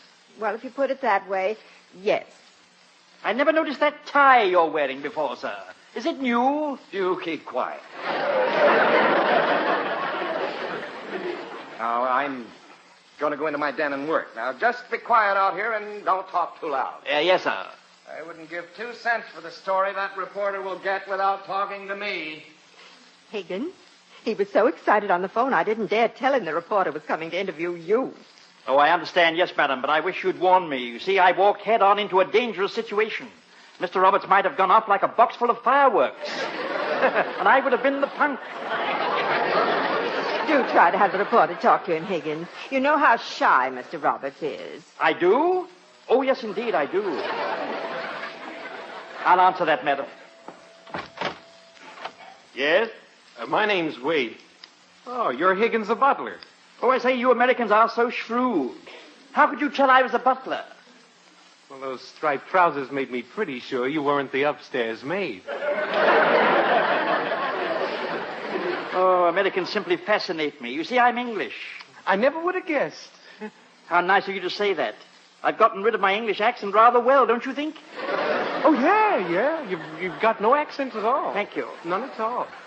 You could be from Brooklyn. What a lovely compliment, sir.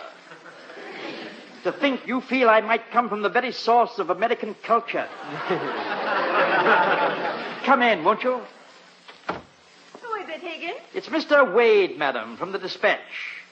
Mr. Wade, Mrs. Roberts. How do you do, Mr. Wade? Do come into the living room and sit down. Well, thank you, Mrs. Roberts. Perhaps you'd like some refreshment. Something to drink? Oh, yes, thank you. That might save my day. Good.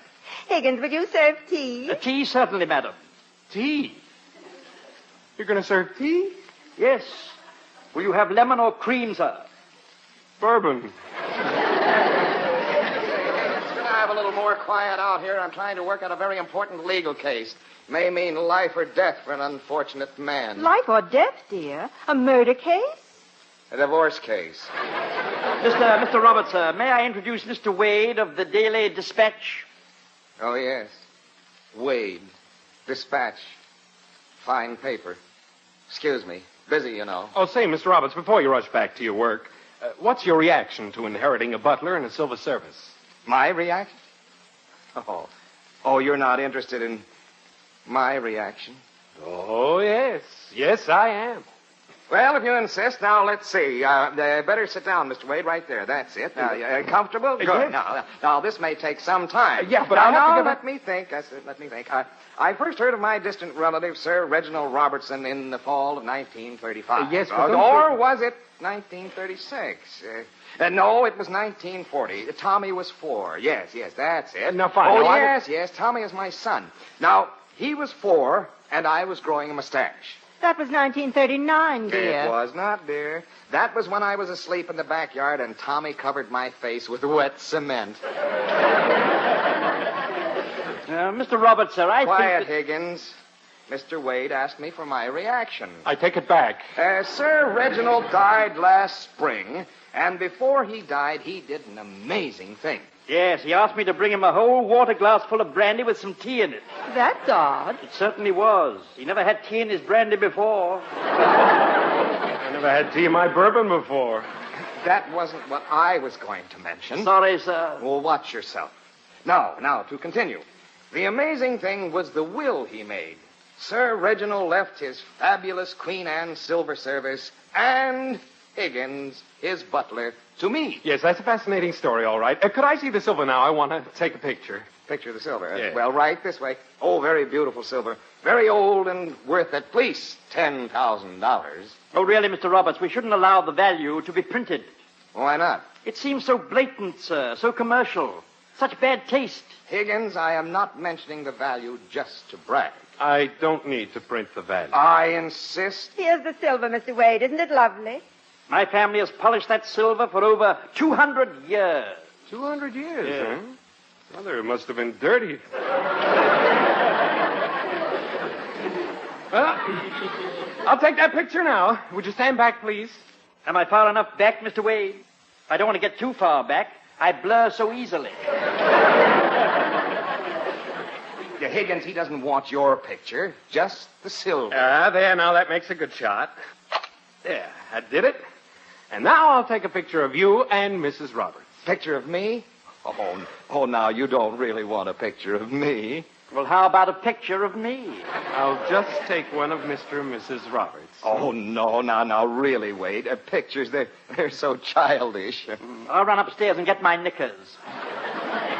I had no idea you felt that way. But why should my feelings toward pictures disappoint you? Come on, Elizabeth. Why don't you and Mrs. Roberts just sit right there on the couch? Huh? All right, come on, dear. Now, just sit here next to me. Oh, all right. If Mr. Wade wants my picture, too. Oh, this is the most modest family. Now, hold that pose. How does the profile look, Higgins? I tried the other profile, sir. This is the lumpy one. How do I look, Higgins? Very beautiful, madam. I am an attorney, you know, Mr. Wade. I would say, sir, you were a very prominent attorney, Mr. Roberts. Please, Higgins. However true that is, we must be modest. I'll make a note of it. Now, steady. There. That should be a good picture. You might mention I'm a member of the firm of Bascom, Feinfeather, Blanspan, Whirly, Pinza, and Roberts. Prominent attorney is shorter. Well, I think that just about does it. Beg pardon, sir, but I believe you've forgotten something. Well, no, I've got everything. Pad, pencil, camera, flash bulbs, everything. Check again, sir. Higgins, the man's busy. He has other things to do. I give up. What did I forget?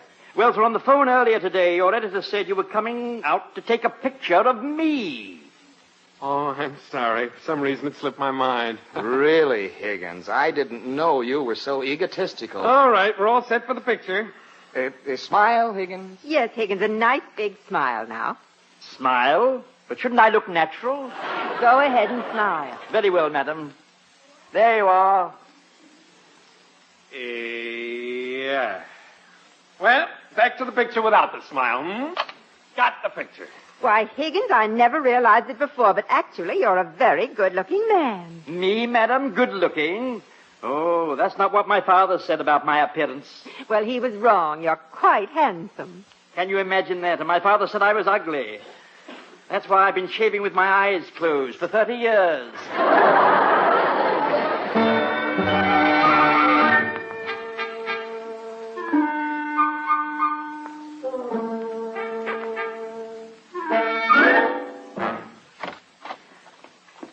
Oh, for goodness sake. There it is, right on the front page. Oh, my. Wait till Philip sees himself. Breakfast is served, madam. What is that, dear? The morning paper? Oh, the morning paper? Oh, I'm so excited. Wait until you see the front page. Oh, really, Liz? It can wait till after breakfast. Well, don't you want to see it, Higgins? Oh, no, madam. No, I'm perfectly willing to wait and read it at the normal time. Just throw the paper on the couch in the living room, dear, and come on in. My, doesn't the coffee smell good? Well, if you two are going to be so casual about it. But the story's right there on the front page with lovely pictures. Pictures? I have it, Higgins. Thank you. Yes, but you elbowed me, sir. Hey, they did turn out good. Look at that. Doesn't your profile look nice? I guess you're right, Liz. And look, my double chin doesn't show. Is my picture in there, sir? Oh, excellent photographs of both of us. And you look just beautiful, dear. Is my picture in there, sir?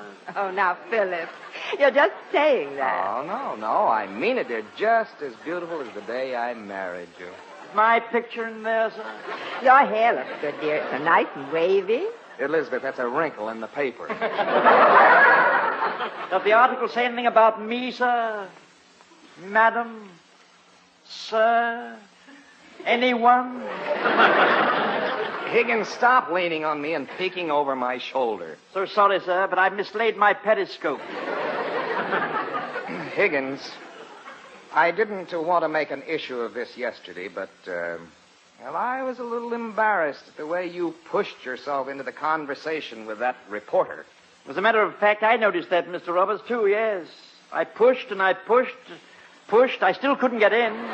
Well, listen to this article. The collection of Queen Anne silver was breathtaking in its beauty. Its value of $10,000 placed on it by Mr. Roberts seemed modest, much too low for artwork of such excellent craftsmanship. Is my picture in there, sir? Here's the part about you, Higgins. The silver was brought to America by Sir Reginald's personal representative, a Mr. Miggins. Mr. Miggins? He put a Mr. in front of your name and misspelled it. Philip, you're not being very nice. Miggins? Whoever heard of such an absurd name? I'm terribly sorry, Higgins. Oh, that's all right, madam. I don't mind. Not really. Higgins, I owe you a lot for making that front page article possible. And I owe it all to you. Miggins. Asinine, that's what it is. Where are you going, Higgins? To cancel my order for 30 copies of the morning paper I was going to send back to England. I turned out to be nothing but a misprint.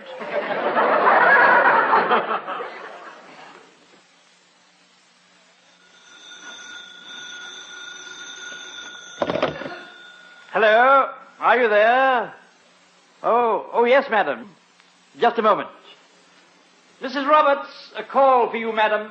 Oh, thank you, Higgins. I'm leaving for Mr. Roberts' office now, madam. If you'll excuse me. He asked me to bring down his briefcase. All right, Higgins. Hello? Oh, yes, Myra. The Silver Service.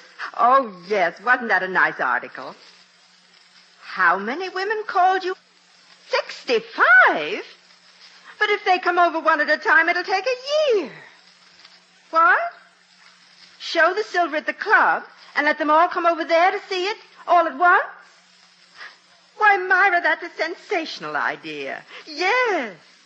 I'll come over with it right away and invite everybody. I'll leave as soon as Tommy comes home from school. He can help me carry it to the car. Goodbye, Myra, and thanks.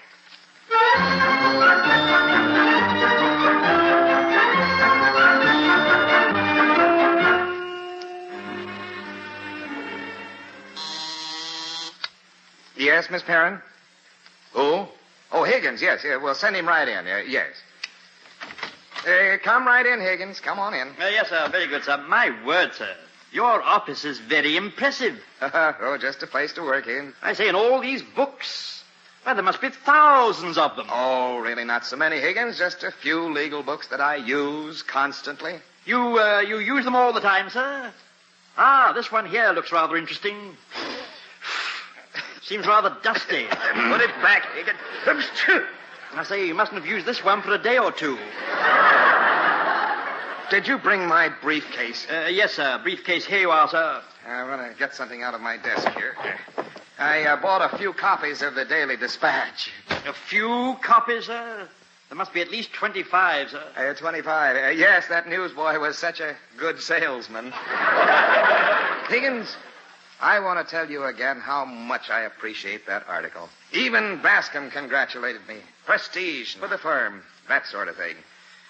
Naturally, I wouldn't have thought of that angle. I'm positive that never occurred to you, sir. Yes, Miss Perrin? Who? Mr. Lang. Never heard of him. Tell him I'm busy. Yeah. Tell him I'm... Where did you say he was from? The Department of Internal Revenue Income Tax Division? Yes. Send him in. Now, why would an income tax man want to see me? I made up my return correctly. Well, practically correctly. I didn't make any mistakes. I got it. Oh, he's here to make a refund. I thought I'd paid too much. Yes, that's what it is.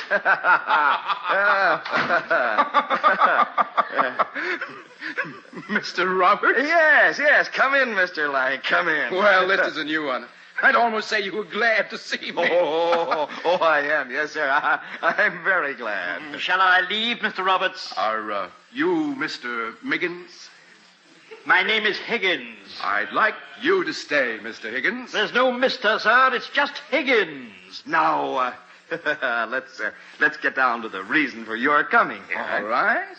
It's a matter of money, Roberts. Tax money. Oh, I figured that's what it was. How much is it? In round figures. Round, square, triangular. Who cares as long as it's money? Well, I'd say it was about $2,000. $2,000?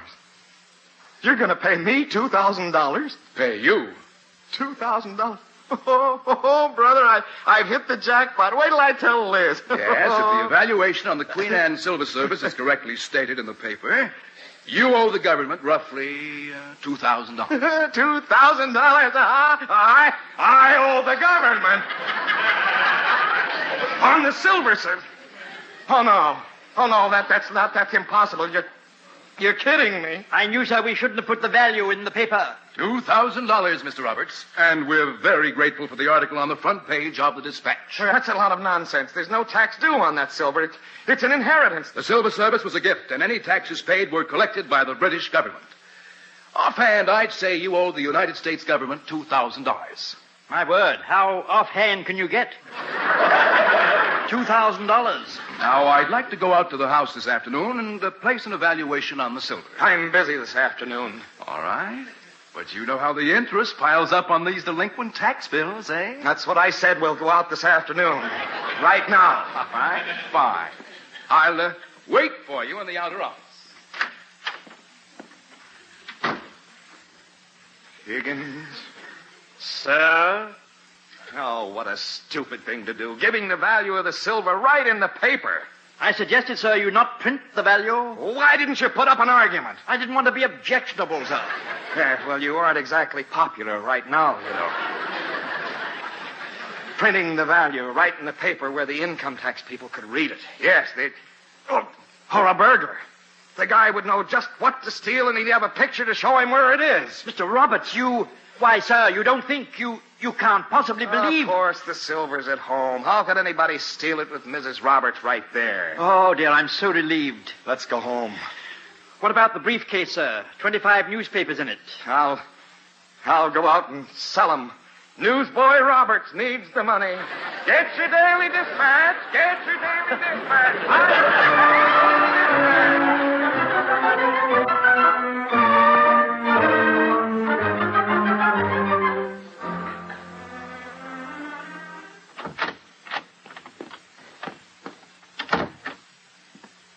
Come on in, Mr. Lang. Higgins, make some coffee, will you? I've got an awful headache. Headache, sir? What on earth from? Straining your eyes? Yes, counting $2,000 I haven't got. Which way is the silver, Roberts? Right this way. We keep it in the dining room. Stuff's over 200 years old. Worn. How much could it be worth? Is it in this buffet right here? Yes, in the sideboard. Just open the cabinet there. In here, you said? Sure, right in there. It's right. Holy mackerel. Higgins, come out here. Yes, sir. What is it, Mr. Roberts? What is it, sir? The silver. The silver is gone. Gone? Why, that's absurd, sir. We've been robbed. The burglar you were talking about. You say Mr. Roberts mentioned a burglar, Higgins? Yes, sir. Mr. Roberts said that the story about the silver might tempt a burglar to rob the house. And he did. Our beautiful silver. Stolen. Gone. Mr. Roberts, control yourself. Don't carry on, sir. Gone. All gone. Gone. Yeah. It just isn't here anymore, is it, Mr. Lang? I'm sorry, Roberts. That's a big loss. It's a terrible loss. Now I won't be able to pay the tax on it, will I, Mr. Lang? Well, I can't very well tax you for something you don't have. Exactly. It's nice to have met you, Mr. Lang. Now, would you like to leave me alone with my sorrow? All right, Roberts. All right. No tax. That is, if it was stolen. Look around. Look around. You don't think I made it disappear, do you? Oh, Mr. Roberts, you didn't do a thing like that, sir, did you? You keep quiet. You caused enough trouble for one day. I hope it was stolen, Roberts. If you got rid of it to avoid payment of tax, that's a deliberate attempt to defraud the government and punishable by a jail sentence. Jail? Jail? Mr. Roberts, you look simply hideous in stripes. Sorry about the whole thing, Roberts. The government could have used the money. Higgins? Yes, sir. Oh, Higgins, we're in trouble. Trouble? Yes. If it was stolen, we've lost that beautiful, valuable silver, and if it wasn't stolen... You go to jail. Oh, we're in trouble. Yeah. We, sir? Yeah. If anything else happens to me because of that fool article you gave that reporter, I'll make you sit on top of the kitchen stove and I'll turn the pilot light up high. Yoo-hoo! Anybody at home? Anybody here? We're in the dining room. Well, bring it in, Tommy, and we'll put it away. I had Tommy help me. The silver is just too heavy for me to carry all by myself. The silver? Well, what are you both standing there looking so foolish for? You didn't think a burglar had stolen the silver, did you? Yes. Oh, how childish. Put it right on the sideboard, Tommy. Boy, this stuff is heavy.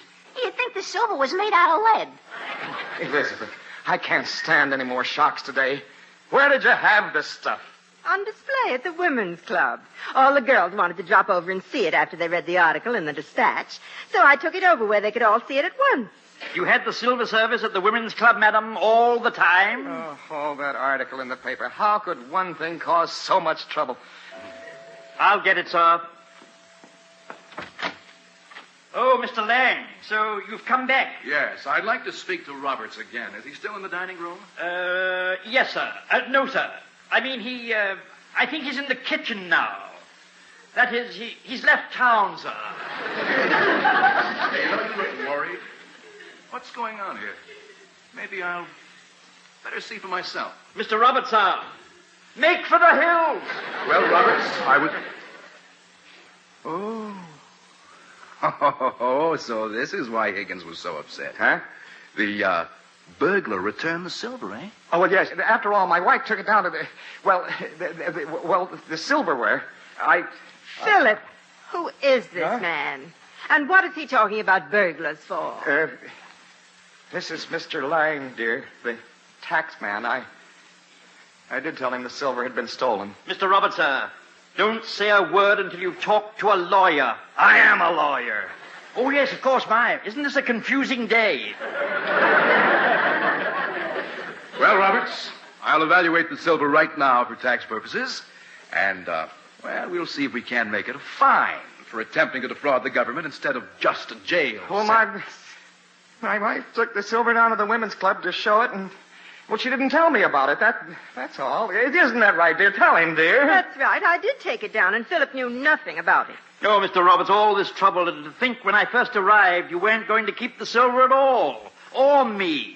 Yes, and I've had the feeling ever since that I made the wrong move. Yes. If you had sent me away, I would have taken the silver with me. Yes. What a happy thought. Higgins. What's wrong now, sir? Oh, you've done it. You've shown me the way out again. I have, sir? Yes. No, this has a touch of genius about it. Really? Oh, Mr. Lang. Yes? There's a question or two I'd like to ask you. Fire away. Oh, I'll fire, never fear. Isn't the legal description of a gift that which is given to be owned and used by the recipient freely and without condition, that it is owned, can be abused, destroyed, or sold without recourse? That is right. Good. Then this silver is not taxable. According to the specific conditions of the will, it says that the silver is mine to use only if I also give employment to Higgins, and only as long as he is in my service. Is that right, Higgins? Completely, sir. There's a copy of the will right here in the desk. There you are, Mr. Lang. Not only that, but Higgins' salary is paid by the will conditions. Correct again, sir. Well, maybe you're right, Roberts. The will proves it. I can't collect tax under those circumstances. Sorry I caused you so much trouble. Oh, that's all right, Lang. I hate to see the Income Tax Division lose any money. Why, that's a very unusual attitude, Roberts. Thanks. Well, goodbye. See you again sometime. Higgins? Yes, sir. Come here. Yes, sir. Oh, Higgins, you've done it again. You gave me an idea that saved me $2,000. Well, is everything all over now? Yes, dear. Everything's all over, thank heaven. All right. Now it's going to be nice and quiet around here. I'd like someone to explain what happened. Explain what happened? Well, now, let's see. You really want to know, Elizabeth? No. I probably wouldn't understand. Good. And I think the details are a little hazy anyway. You know, I'm so fond of Americans, you know. They're a lot like the British. They stick to a clear-cut, simple situation with bulldog determination until they've got the whole thing all muddled up. Mr. Roberts, life with you, sir, for the past 3 months has been exciting, amusing, satisfying, and wonderful. Oh, thank you, Higgins. There's only one thing that amazes me, sir. How did I live through it?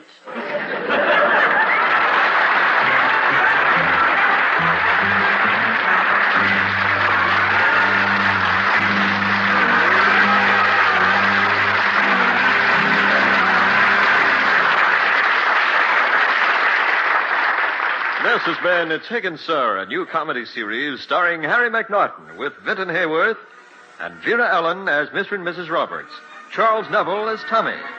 It's Higgins, Sir is directed and transcribed by Paul Harrison and written by Brick Bullard. Thank you very much, ladies and gentlemen. This has been our last show. We've enjoyed the past 3 months with you and hope to return to the air soon. If you've enjoyed our show, why not write us and let us know, care of NBC, New York City. This is Harry McNaughton saying good night and God bless you.